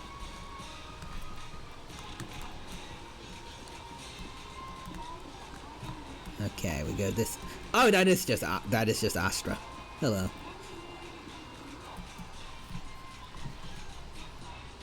Chaotic. That was something chaotic, alright. What if we used the wrong answer? What about the second half? Don't just skip the code. Come on, work with me here. I just gotta hand it to you. You got here fast. Now everyone's caught up with the chaos at the front. It's time for us to sneak away. Sneak away? Why don't you just walk out? Obviously, because there's a reason we can't just stroll out the front. I'll fill you in once we're out of Lumina Square. Let's try to avoid the crowds, especially those bad guys in black. Oh, my car's parked in the parking lot. Perfect. You're just full of good ideas, aren't you? Oh, my courageous knight in shining armor. Lead us to the parking lot. Things are gonna be much easier once we get out of Lumina Square. Okay. Let's go then. Let's go. A seemingly safe location.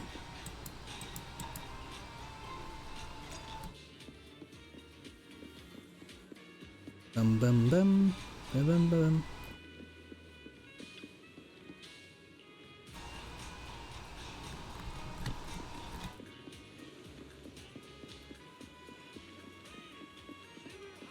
Also, by that logic, the dino would be nuggets.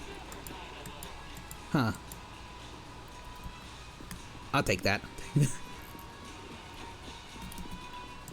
parking lot's right up ahead. We're almost there. Oh, someone's up ahead. Hide. Someone's coming from behind, too. It's a pincer attack. What do we do? Is this the end? Meanwhile... Oh my, look at you, what a handsome young man, but quite a scowl, and dressed in all black no less. That outfit only makes you look older, my dear. We got the latest issue of Trendsetter right here, you should take one, you might find it helpful. Have you seen anyone that looks like Astra Yao around here? Like what? Astra who? Someone famous, I'm an old lady, so just describe her for me.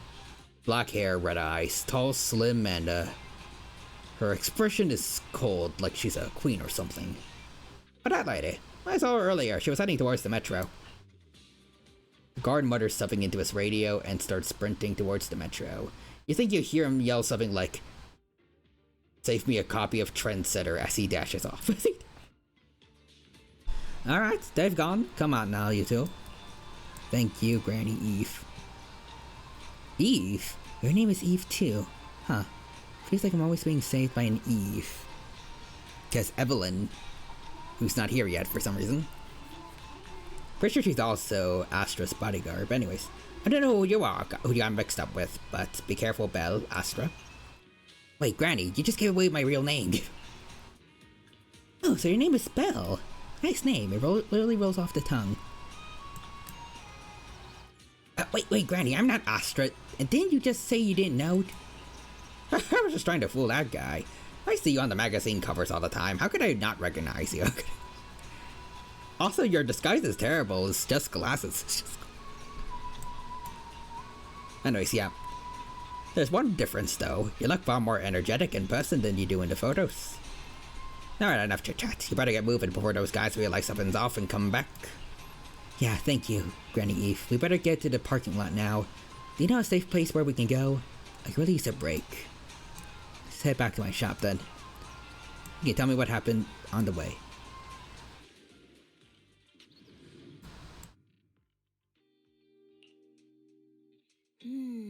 No bad guys on our tail. We can finally take a break now. Yeah. Seem more like bodyguards than anything. Are they really bad guys? Honestly, they looked more like bodyguards to me. Trust me, they're not bodyguards. There's only one person who can be my bodyguard. But hey, now that we're safe, I can finally thank you properly. I'd never have made it without your help. Congratulations! You're officially at the top of Fried Rice's best online buddies list! Anyway, I don't want to drag you into any more of this, so I'll be going solo from here. See you around, and I'll remember to send you a thank you gift later. How about your signature on this poster? About that thank you gift. I happen to have this limited edition family poster here. Could you sign it for me? Oh, sure thing! I can even write a personal note. No, wait. Oh my! I just noticed. The main girl in this movie looks a lot like me. I wonder why. Just to clarify, the actress on the poster, Astra Yell, yeah, that's not me. Though people do say we look alike. I mean, sure, we have basically every single thing in common except the glasses in front of my eyes. That's it. But, you know. What's with that face? You don't believe me?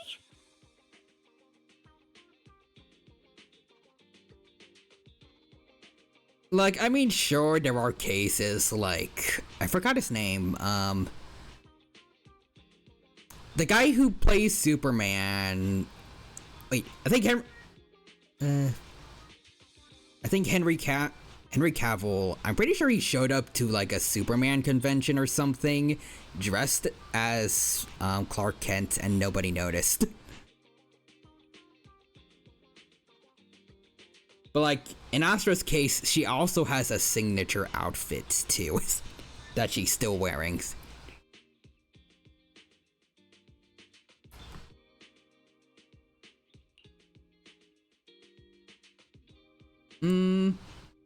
Nope, not at all. I really want to believe you, but even Granny Eve at the newsstand wouldn't buy that. So you're not buying it.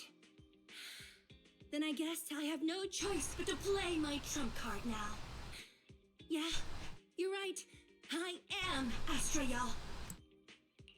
That's her trump card. So, your trump card is just owning up to it? You know, I actually think that being recognized is kind of cool. But I made a deal with my manager. She said when you're out on your own, you have to stay low-key and wear a disguise. And your disguise was glasses? That said, it's not like I was really breaking the promise. I did try to disguise myself, but your sharp eyes saw right through it. That's not on me. Anyway, back to the plan. Our next stop, Port Elpis. Wait, what plan? Wait, Port Elpis? plan is this? Aren't we going to just sign the poster and say goodbye? That was the friendly, anonymous online friends version of the plan. But now, plans have changed. You know who I am, and you helped me escape from Lumina Square. Which means you're now acting against Tops.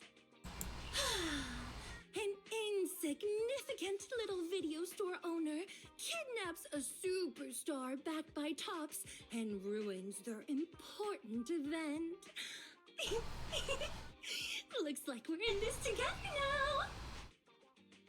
We have Eve. I feel like she knew that you were fully willingly going along with us.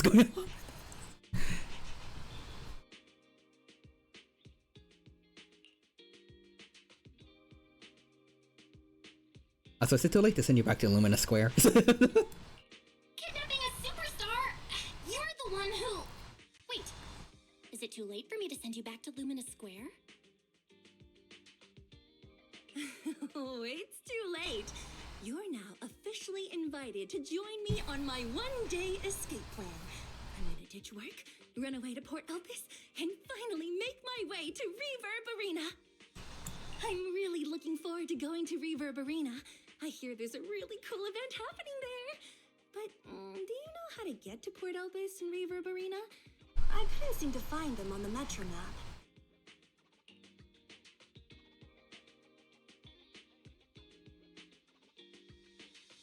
Yeah, I know the way, I guess. But we don't need to take the metro. We can just drive there. Great! I'm counting on you. I'm gonna go pop by the record store across the street for a sec. There's something I've been meaning to check out. Let me know when you're ready. While waiting for a response, Astra adjusts her sunglasses and strides towards the record store, as if those glasses really help her hide her identity. Port Eplis and Reverb Arena? And there's an event going on? Well, since there's nothing urgent at the moment, I guess there's no harm in taking a break now.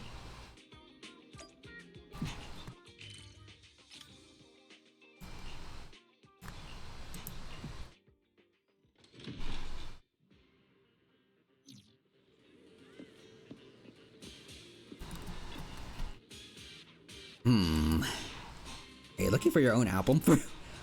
Nope, I'm looking for a record of Joran the Winters. Do you know him? Of course, he's huge. They have a few of his records here. I looked through them all. They have a recording of his last concert, but not the version I want. Is there a special edition? Something like that, but that isn't part of today's plan. I'll explain it to you next time. Are you ready to go now? Our next stop is Port Elpis.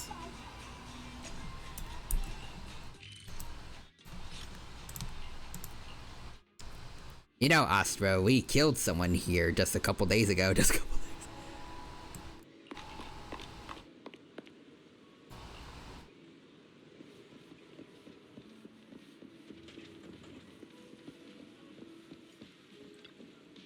Look, someone's fishing over there, and they got all the right gear, but they catch tons of fish. Blech. Huh? Why is the bucket empty? The one next to it is full, though. Hey, young lady, are you making fun of me? Here comes a big one. Oh. Just wait so I won't get away. To get away? To catch it? It doesn't matter, it's all about the journey. I missed this. It's been so long since I last went fishing. Are you good at fishing too? Yeah, I tried it a few times for work. Fishing is so fun and simple. All you gotta do is cast the line, count to 10 in your head, give it a big yank to reel in the fish. What? Count to 10? Yo, Grandpa Q, we have a pro here. No, not even pros can do it that fast. Everything feels pretty similar, but I think something's missing this time. There is missing? Bait? Rod? Or location? I've been saying this spot isn't great. We gotta go somewhere else. I just remembered. We're missing a guy here. Back then, someone was waiting with the fish in the water. As soon as I cast the line, they'd hook a fish onto it. Oh.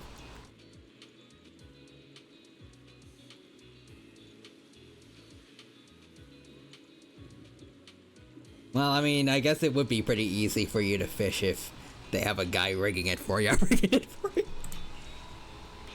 Wait, are you fishing or filming a movie? Also, Bunbao says, oh hi Molly Shang. Oh right. That's Sela. They would hook a fish onto it. Molly. Astra, no! It's me! Your VA! No, no, don't put me in the deep fryer!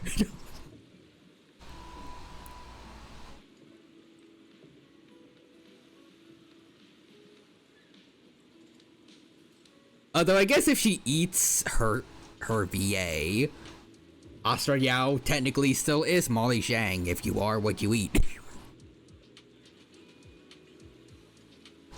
Also, I come bringing news. Silverwolf level 999. Its kit is revealed. Ooh, do tell.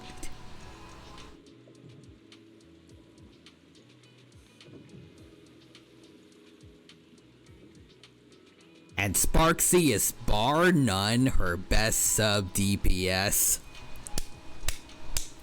What did I tell you, folks? What did I tell you?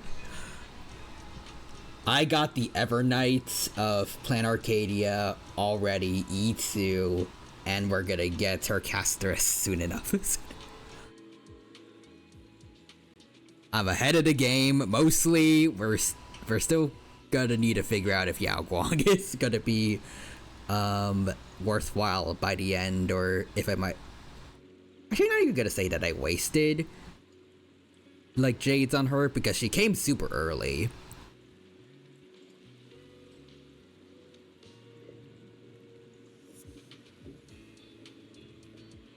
Even if she isn't the best later on, like, it's not like I lost much from getting her. Anyways, Real Human says I come with a piece of cheese. So yeah, Silverwolf level 999 needs Punchline. There is no other substitutes. No one can replace Sparksy because her whole thing is just eating up skill points to I can't word to stockpile Punchline.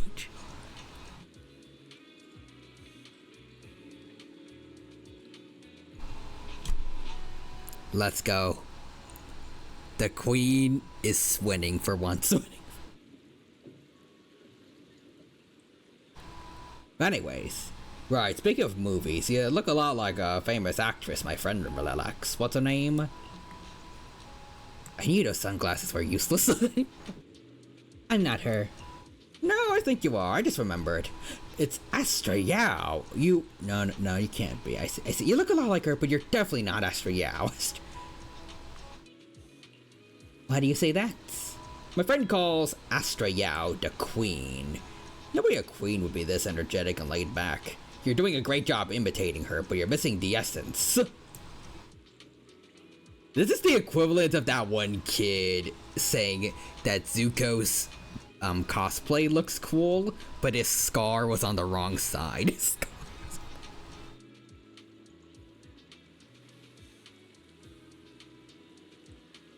Anyways, let's see. Real Human says, are you Waluigi? Wah.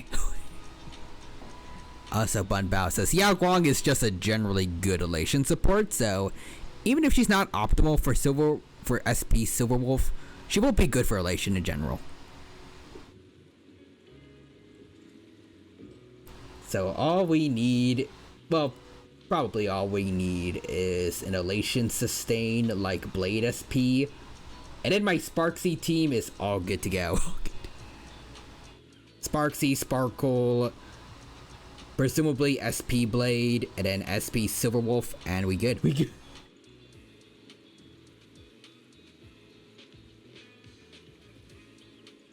Maybe I'll get a 4th elation character for Sparksy, but unless they for some reason happen to make an elation unit that's exactly like Sparkle, for whatever reason, like also can provide a bunch of skill points at once, I think it's better for the two Sparkles to be together. But yeah, like, I don't think she's bad.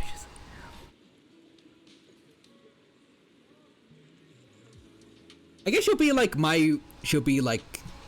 Tribby for me. She's still good enough and was there from the beginning, so Cyrene and whichever equivalent is going to be in Plan Arcadia, we don't need you. I'm assuming it's going to be Evan and Sia, but anyways. If you were the real Astra Yao, you'd probably kick over Grandpa Goose Bucket the moment we said you're not her. Right, Grandpa Goo? Why are you asking me? I don't give a hoot about some queen. She only get in the way of my question. And if anyone dares to kick my bucket over, I'll kick yours right into the sea. Should I go kick that bucket just to prove I'm me? Then the fish shall remember you as the merciful queen. Save the fish, Astra Yao. Save the Molly Jangs. Oh, by the way, I see there's a lighthouse. Can we go up there? Why are you asking me? I don't care about lighthouses. Lighthouses will only get in the way of my question. See that guy down by the lighthouse there? That's a McDunn, the keeper. You're gonna ask him. Alright, let's go. If the keeper's okay with it, I'd love to check out the view on the top. To quote the single best one-time Gravity Falls character, I've been traumatized. Casually dropkick child. And then casually, repeatedly dropkick fish. Each and every fish. Wanna go up to the lighthouse? Sure, but the wind is pretty strong up there. Nothing worth seeing. Of course there's something worth seeing. I have a feeling that the best view in all of Eblis Port is up there. Really? Think so? I didn't think that there were young folks still into lighthouses these days. Alright, go up ahead. Thank you. Let's go up and see the seagulls. I want to see the birds eat my sandwich. Astra quietly gazes out onto the sea, deep in thoughts. Her lively expression fades as if she's returned to being the person on the posters. Just stand there watching her. Standing here. I'm standing here. Oh, she's humming the happy birthday song to herself. Today's your birthday, right? Yep, that's right. Just for today. I don't want to sing for anyone I don't like, no matter what. And Eve isn't here when I need her. Aw.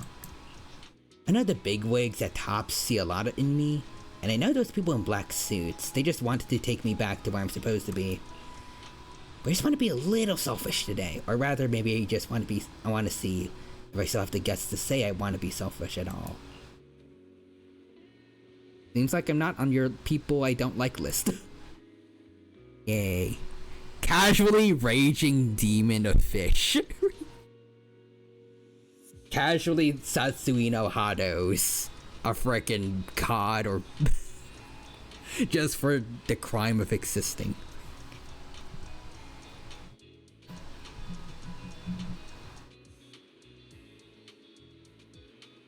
And I'm pretty confident I could have escaped without a problem on my own, but it wouldn't have been this much fun. As a reward and token of my gratitude, you're my only audience today. I'm honored. Between heaven and earth, Belle alone is the honored one. The queen. When people start thinking of me like that.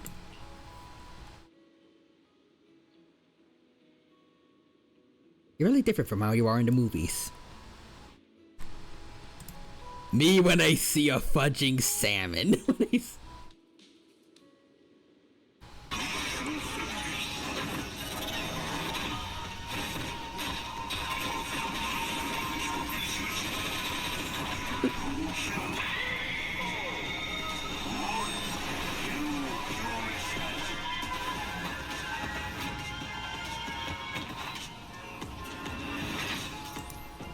You just hold the fish up for a bit to make sure if it's dead or not, and then you just let it drop onto the floor and walk away.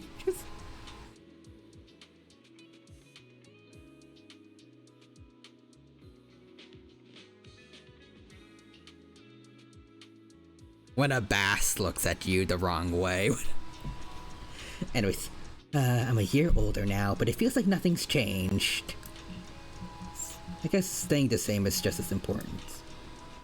Guess you're right. I hope I still have the courage to be this selfish on my next birthday. And of course I'll need your help then again. The wind's picking up. Let's head down. Next stop will also be our last stop today. Reverb Arena. Alright, let's see.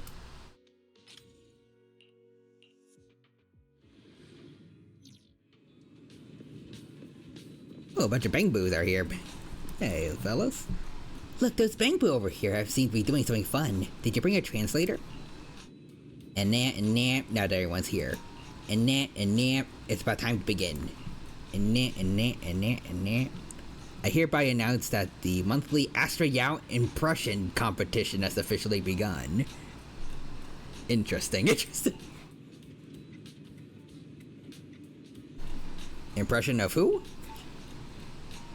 Haha, so it's real. I read about this. Oh wait, that was Bangbu, hold on. Aha, so it's real. I read about this on Internets. But I didn't think the participants would all be Bangbu. And well, the participants were all human, but they couldn't make it. Apparently they all went to Lumina Square for our meetup event. How about that? So they sent Bangbu to represent them. Contestants, do your best for your master's glory. And now, let's begin with contestant number 1. It's showtime. And now... That was perfect. What was it even trying to do? What is it? And now, you didn't get it? It was clearly doing an impression of Astra Yao doing a Bangbu impression. I see. So if I were to imitate a Bangbu, I'd sound like this. And yeah.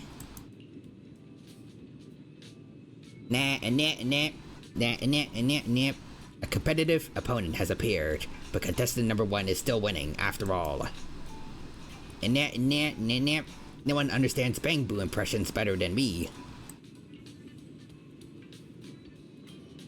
I guess it's hard to argue with that. Next up, contestant number 2, to be imitating Astra Yao's pose from her concert poster, hugging her knee in solitude. So, the Bangboos don't have knees, really.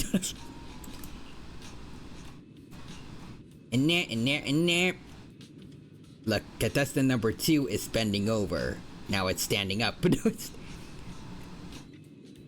I wish we actually got to see the animations for it, but... Wait a minute, where's the knee-hugging pose in all of this? And I don't have knees. Yeah, that's what I was saying. What a critical mistake. Pretty Boo's choice of poster sealed its fate. If it had chosen a lying down pose, it wouldn't have lost so badly. Wait, so they chose to do this? Like, they chose what they were going to they're gonna do an impression of? That one's just dumb. That was just dumb. And now for our final contestant. Contestant number 3, Style Boo. Today, they're doing the impression of, oh my, it's perfect. And the classic Astra Yao outfits. Red, white, black, and yellow. Flawless. I wonder who else is wearing that right now. Is the outfit only about the colors?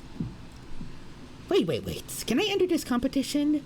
Look at me. I'm wearing the same colors today. Classic Astra Yao style.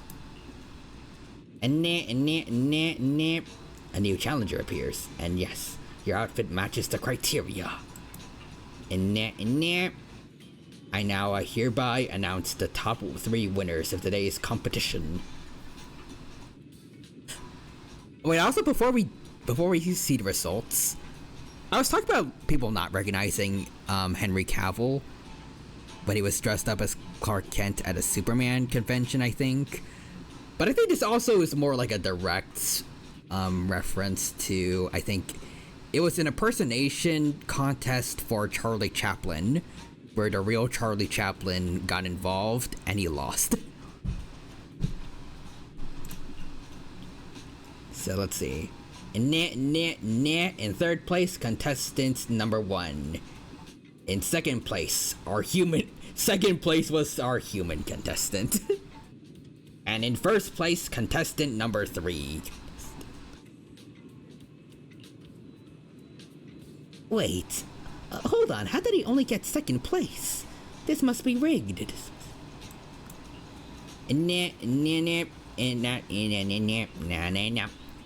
Let me explain. I'll tell you with my professional and expert judgments. In terms of physique, you and contestant number 3 are practically identical. Okay. But contestant number 3 scored 99 points, and you only got 98. What? Identical in physique? Damn, I didn't know Astra Yao was bamboo shaped.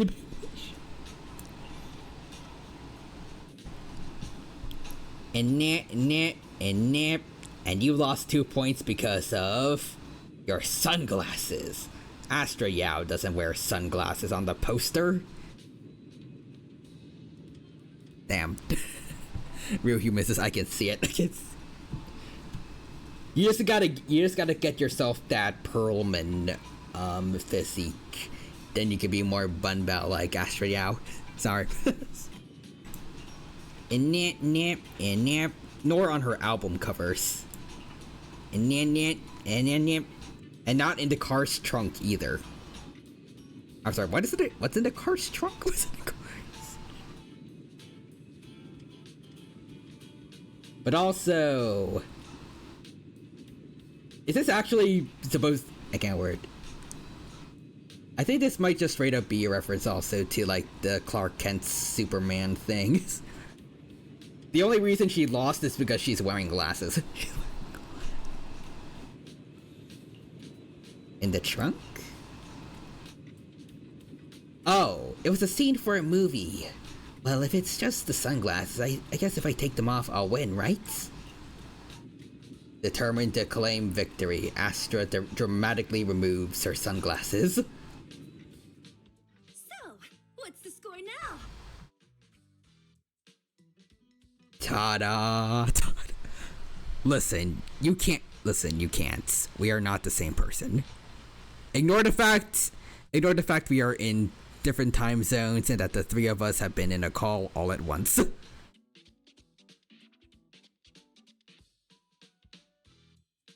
Oh wait, listen, you can't prove we're not the same person. Ignoring the fact we are in different time zones and that the 3 of us have been in a call all at once. You know what? You're right. There's not enough evidence to go off of. We must be the same person. We must be the same. Now, the whole of New Eridu knows you ran away. Hey, Evelyn. That voice. Also, I think that was a reference to Mulan. Didn't we agree you'd stay low-key and wear disguises? Yet you've just gone and thrown away what little disguise you bothered with. Oh, it wasn't very effective anyway. Eve, what are you doing here? I should be asking you that. The whole company is looking for you, and the gossip online is blowing up. All I got from you was, I'm heading to Reverb Arena with my online friend, and then you disappeared. Huh. You must be that online friend. I am her best online friend, yeah. Yep, that's me. Currently ranked #1 on Chaotic Fried Rice's best online buddies list. Likewise. I'm Evelyn, Astra's manager and bodyguard. We need to be on the same page for what's happened today. Astra's outing was a planned work event. It wasn't a work event. I simply ditched work. I already told her. Damn. All right. Then just remember, Astra left because of a personal emergency. I also mentioned that I ran away just because I didn't want to perform for the bigwigs at Tops. You really don't know how to hold back, do you? Okay, fine. Let's head back first. The car's parked over there. I'll take care of the rest later. I don't want to go back, Eve. Not today. I get it. It was my fault. I should have been there for you. But you still need to go back and give everyone an explanation. Not just to the company, but also to your fans. They're still waiting for you at Lumina Square. Are they also people you want to avoid? Fine. Let's go back. I gotta go, Belle. Thank you for keeping me company today. I'll remember it forever. Bye. Bye, and happy birthday. Goodbye. And happy birthday. Please wait. There's still a few things I'd like to discuss with you. Keep everything a secret, right? Got it. It's to keep everything a secret, right? Don't worry. You don't have to tell me that. I know what to do. Even if just for Astra's sake. Yes, we need to keep it secret. But there's another thing. Thank you. I also want to thank you. There it is. I was thinking it was taking too long, but... I realized she was a little off this morning, but I had a special assignment as well, so I had to leave after dropping her off at the cinema. I planned to make it up to her after the event with a proper birthday celebration, but the next thing I know, I get a message saying she's heading to Reverb Arena. Lucky you were there for her. She's in a much better mood than she was earlier today. You've done what I couldn't. Thank you. Eh, don't mention it. No need to thank me. I'm really happy to get this chance to spend time with her. I'll definitely treasure the memories we made today. I need to go now. And please, everything we talked about has to stay secret. What secret? Why did you come back? Get in the car. Just 1 sec! 1 sec, okay? There's something I forgot to tell Belle. I still owe you a signed poster. I'll remember. No, next time, I'll bring you an even bigger gift. Just wait. Alrighty. In the end, Astra left with Evelyn by her side, but who knows, maybe one day you'll see them again.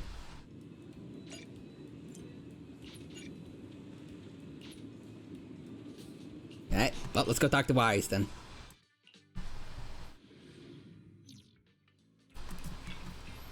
Astra's show's about to start. Belle, you wanna watch it together? Yeah. Alright. Hurry up, I'm excited. Astronomical moments.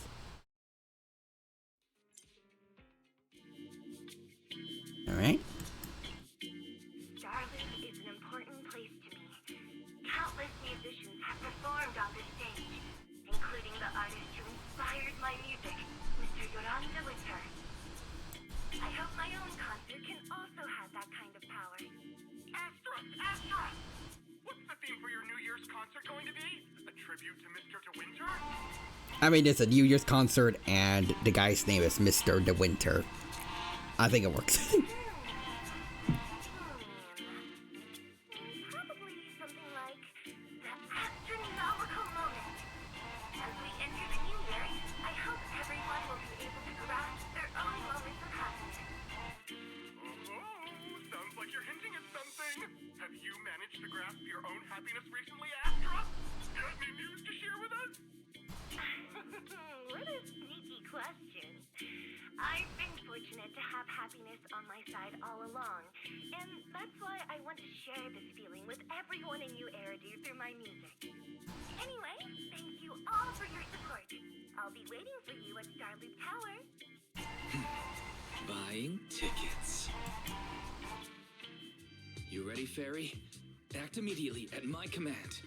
Affirmative. Once I receive your command, I'll hack into the system and secure the tickets. Is this cheating? Is this... Master, I have a report of workplace abuse. Please address it promptly. The report states that a certain individual is attempting to use nepotism to force a diligent and humble smart employee into taking on extra tasks unrelated to work. Bruh.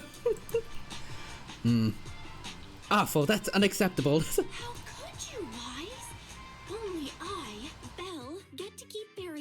24/7 and have her do random chores for me. Affirmative. Apart from hollow root analysis, I am currently also responsible for other important tasks like instant intel gathering, organizing Master's schedule, and praising Master in novel ways. You tattletale AI. Remember that Master of yours is my sister. Come on, Belle. Help me convince Fairy. These tickets are nearly impossible to score. Pretty please? Alright, Fairy. Name your price. Would you do it for more electricity? Evaluating. Suggestion. Clarifying and formalizing the positions and hierarchy of all staff. Clearly, Master's Supreme Assistant is Fairy. First Assistant is Bangbu01, EOS. Second Assistant is Bangbu06. Third Assistant is Bangbu8. Poor Wise is underneath all the bang boos. Fairy. That's just mean. Damn. Also, Bunbass says, oh Jesus Christ. Silverwolf SP's E2 is nuts. Do I need to go for both? Also, thank you for getting rid of that bot, Real Human. Appreciate it.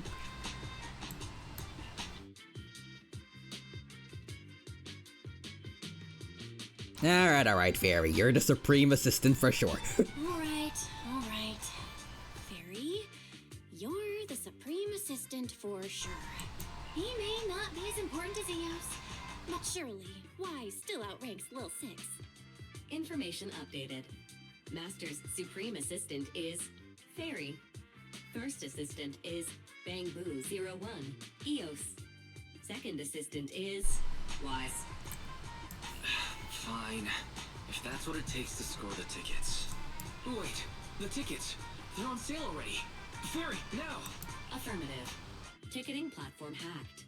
Remaining tickets 0. Mission failed. Bro. Poor Wise. Also, Real Human says Alex. We steal PR, implant Omni weakness for every enemy when you do skill. So, Silverwolf and Anaxa. And decrease 20 defense for every enemy hit with her skill.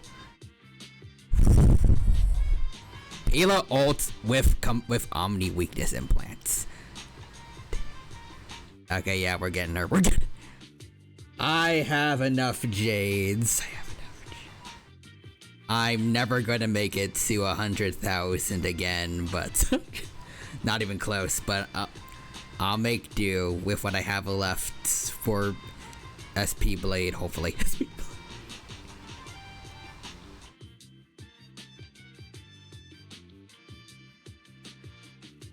Hopefully I'll be able to save up on the next region.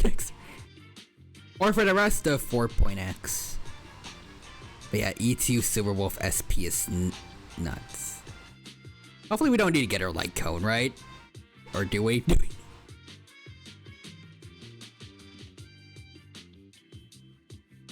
If we also need our light cone, that might be a problem.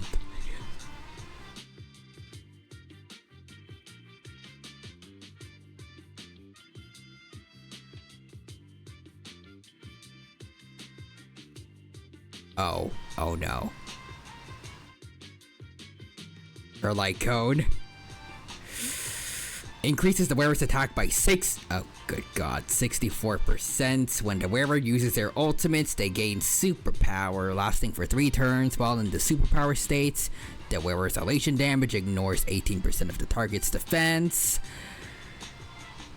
And the wearer gains 2 punchline after using a basic attack. When superpower is removed, gain 12 punchlines.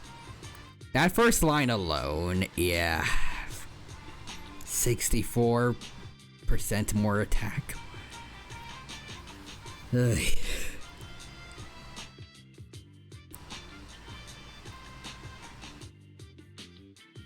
I think we might need to do it. I wonder who the anniversary character is. I wonder too. Quite surprising. It's quite a mystery.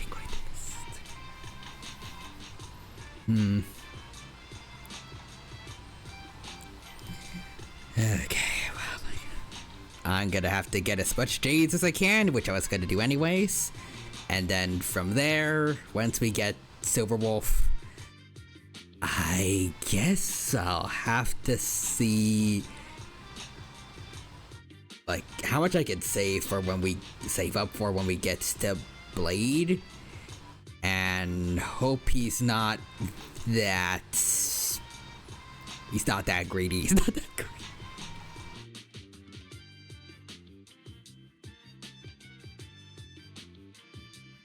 Otherwise, I might be cooked.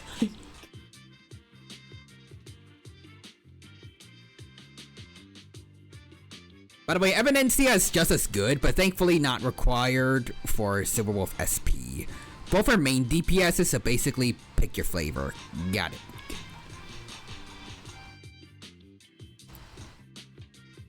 You know, it's kind of funny actually.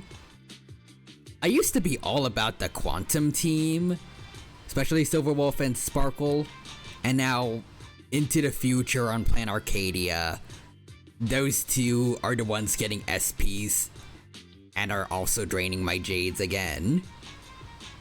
And I got E2 for both of them before, and now I'm doing it again.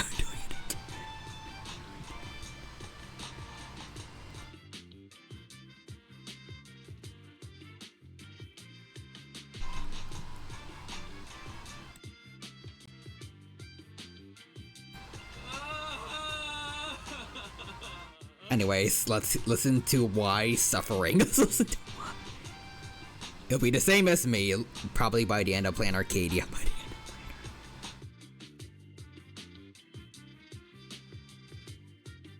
Also, I do love the cutscenes, but I kind of wish for like these particular in-game ones. Maybe there could be a little more emotion. I don't know.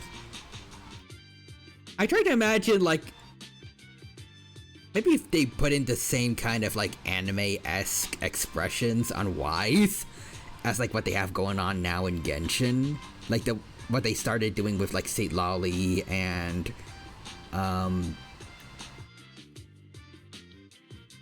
Jahoda, I think? Might have helped with this. And it would have been kind of funny to see like the normally serious Wise break down dramatically because he couldn't get the tickets. Anyways, Wise screaming, "My Jades! Why?" Actually, wait, so Silverwolf is absolutely coming in 4.2, right? Because I do remember hearing that 4.1 is going to be ridiculously short. Exactly just a month, 4 weeks, because of how long 3.8 was. Yeah, 4.2, so about a month's time. Actually, wait, 4.1 isn't out yet, so about 5 weeks worth of saving up, I think. And then Silverwolf's out. We're gonna do the E2 light cone for her. And then, well, I'll hope that I have enough for Blady and keep saving up from there for when his banner comes out.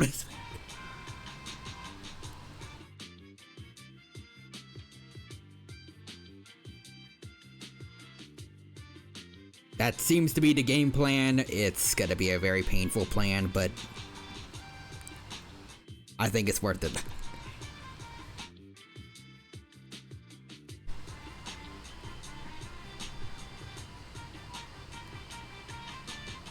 Luckily, so far, no one else I've seen actually fits. Well, no one I've seen so far gives me the "I need them" vibes yet. Ashvale's cool, but it's not there. Not quite. Pearl, still not really a fan of her yet. Again, she's IPC. She needs to do a little more from the get-go to make me like her.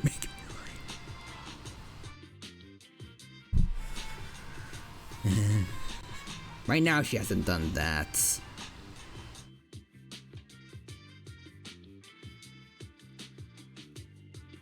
Niall? I forgot her name. Nihila? I don't know. I can't word. The comic artist girl that's voiced by Amber Lee Connors. She seems fun. But also, I don't know, doesn't click with me.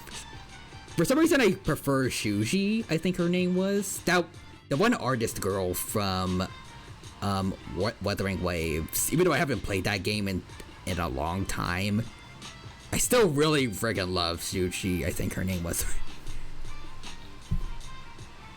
It was something like that.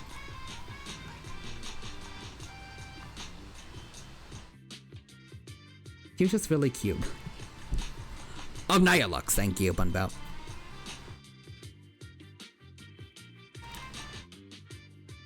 So let's see.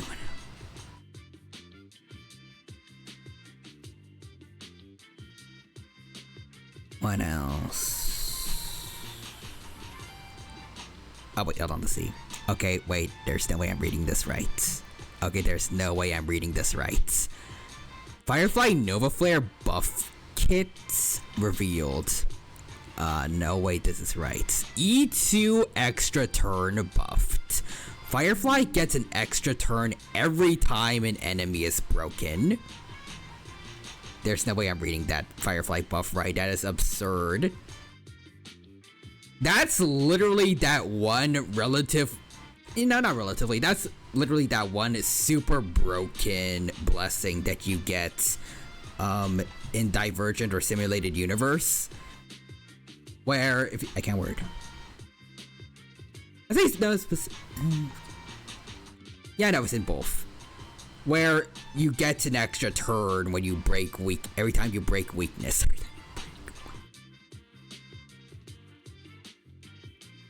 It's always been thanks to that blessing that when I used Firefly for Divergent Universe, I could pretty much sweep everything 0 turns.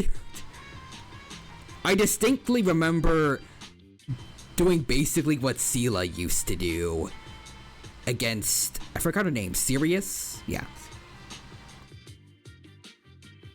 Whose whole thing is sending out hordes of enemies. Not a single one took a turn.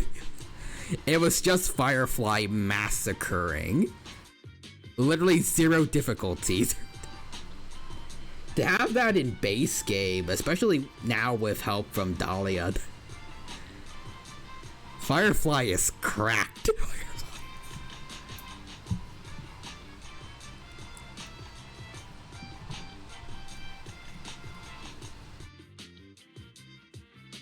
With this kind of power, it's no wonder in lore that she was able to destroy a star or something. I remember here, I think I heard that at some point Sam destroyed a star. Plus, at very least, she did destroy a planet in her trailer.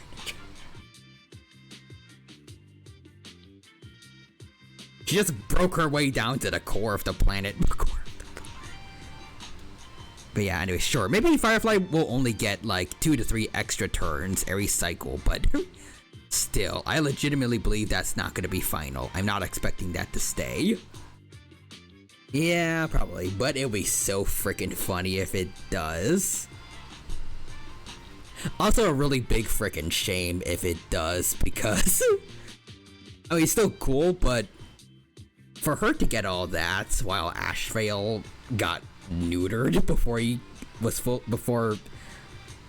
pretty much finalized.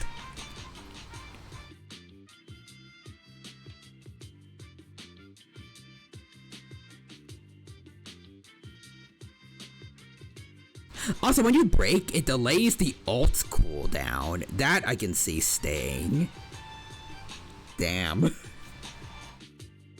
Mission failure post-analysis. Mission would have succeeded if you had given the command 181 milliseconds earlier.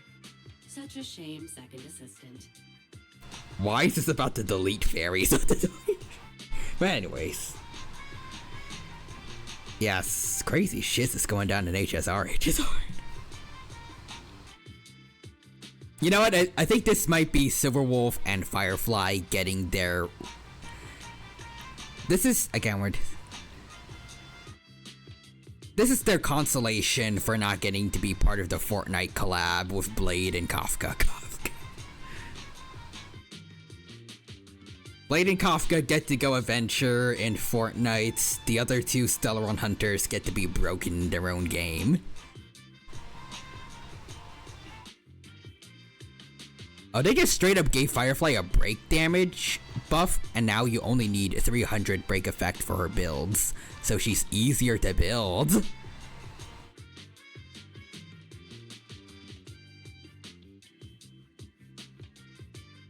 Hey, so quick question, but do you think that Hoyo might have a favorite child here? I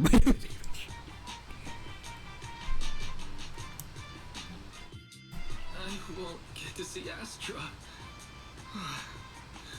Belle's seen Astra so many times already. Is this what they call protagonist privilege? Damn, poor Wise. Poor Wise. It's not fair. I'm supposed to be one of the main characters.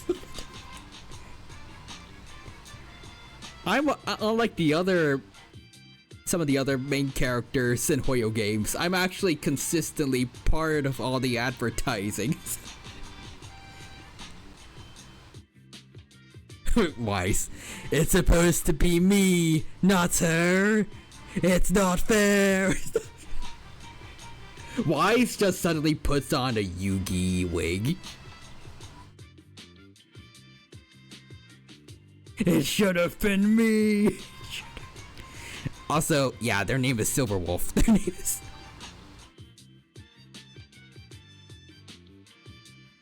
And then after Silverwolf leaves the room, Hoyo goes over to Firefly and they whisper, "It's you," and by a lot.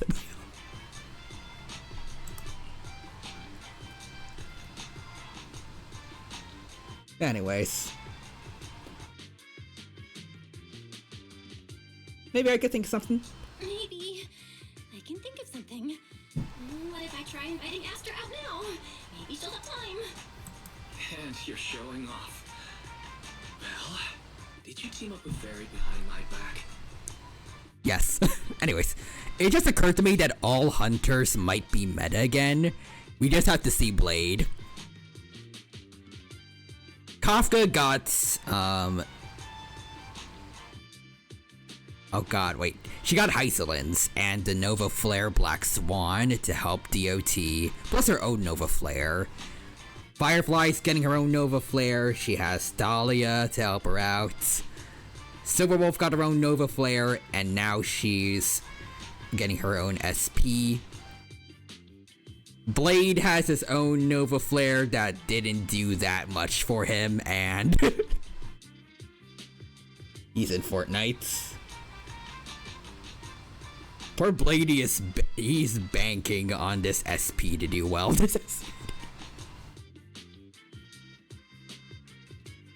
Anyways, Fairy.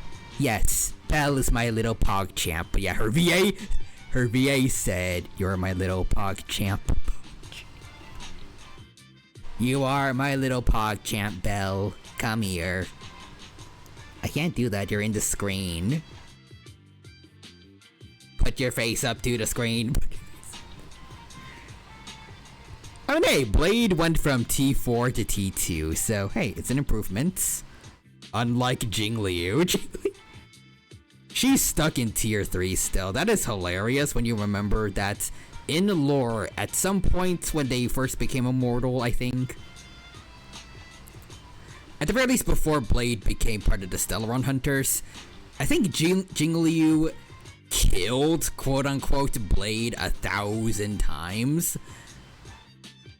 And it didn't work, obviously. And then when they had the rematch, when they all met up together again, she still beat him up. She still beats. But yeah, it's in gameplay. Jingliu in Lunar Cope. She needs to get a Nova Flare. Where she gets... where she gets a buff where she screams in the Amelie Toad voice. And it insta-kills the enemies.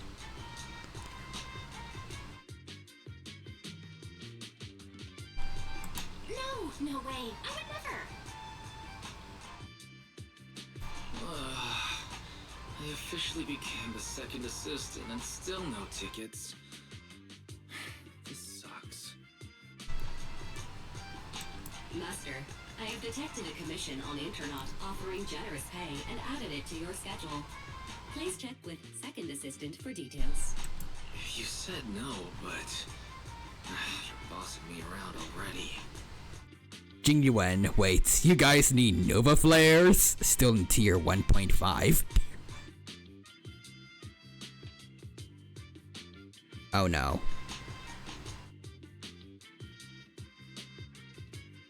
Oh no.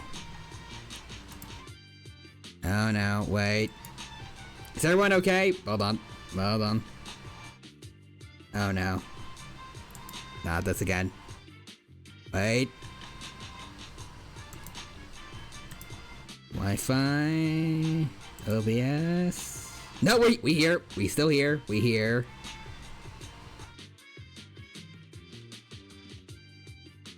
I gotta double check the weather. Oh, hey, we're getting light snow apparently.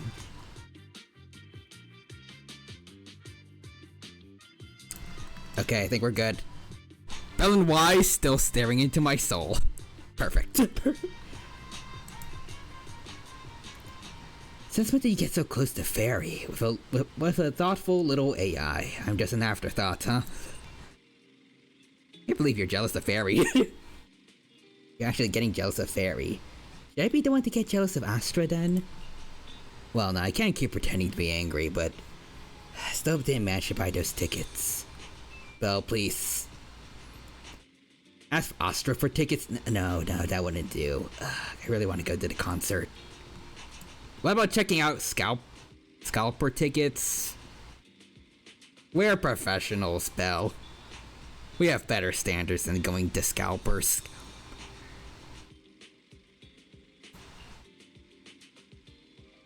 There must be some on internet by now. Scalper tickets are so expensive, even though I really like Astra. Maybe just listening to the album will do. Spending several times more money is just... Let's buy it! Isn't there a commission? Money is earned to be spent at times like this. Gotta make sure my brother gets to go to his venue. I wish I had snow. My butt has 100 degrees. We really must be on polar opposite parts of the world or something. Cause you keep getting warm weather while I'm dealing with every single form of precipitation known to man. And tornado warnings, at least. I wish I had Alabama snow over Groudon.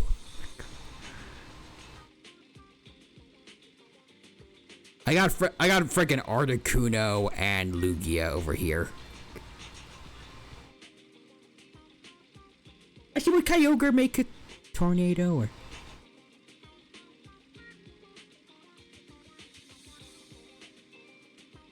I feel like Lugia makes more sense. Anyways, to quote Molly Zhang, I will pay my entire paycheck, my life savings. I will donate my kidney to get tickets. My weather consists of summer, warmer summer, mild summer, colder summer. Funny enough, colder summer used to be our winter, but nowadays the weather is actually it's taking a very weird turn. Again, this winter we had so much more snow than usual. And this spring, technically, I think we're in spring now. It's March. I don't know why why we shouldn't be in spring, but I don't know. Just double checking. But in spring now, we have ridiculous amounts of rain and also tornadoes want to be a thing. At the rate it's going, summer is going to actually have a drought. And I don't know what's going to happen in fall. all the trees die and all the leaves fall immediately. Let's see. That's so sweet of you, Belle. Even though I ended up becoming the second assistant without even managing to buy that ticket. That really wasn't worth it. Anyways, there's a mission on the schedule. Go check it out. Alright, tonight your sister is off to earn some money.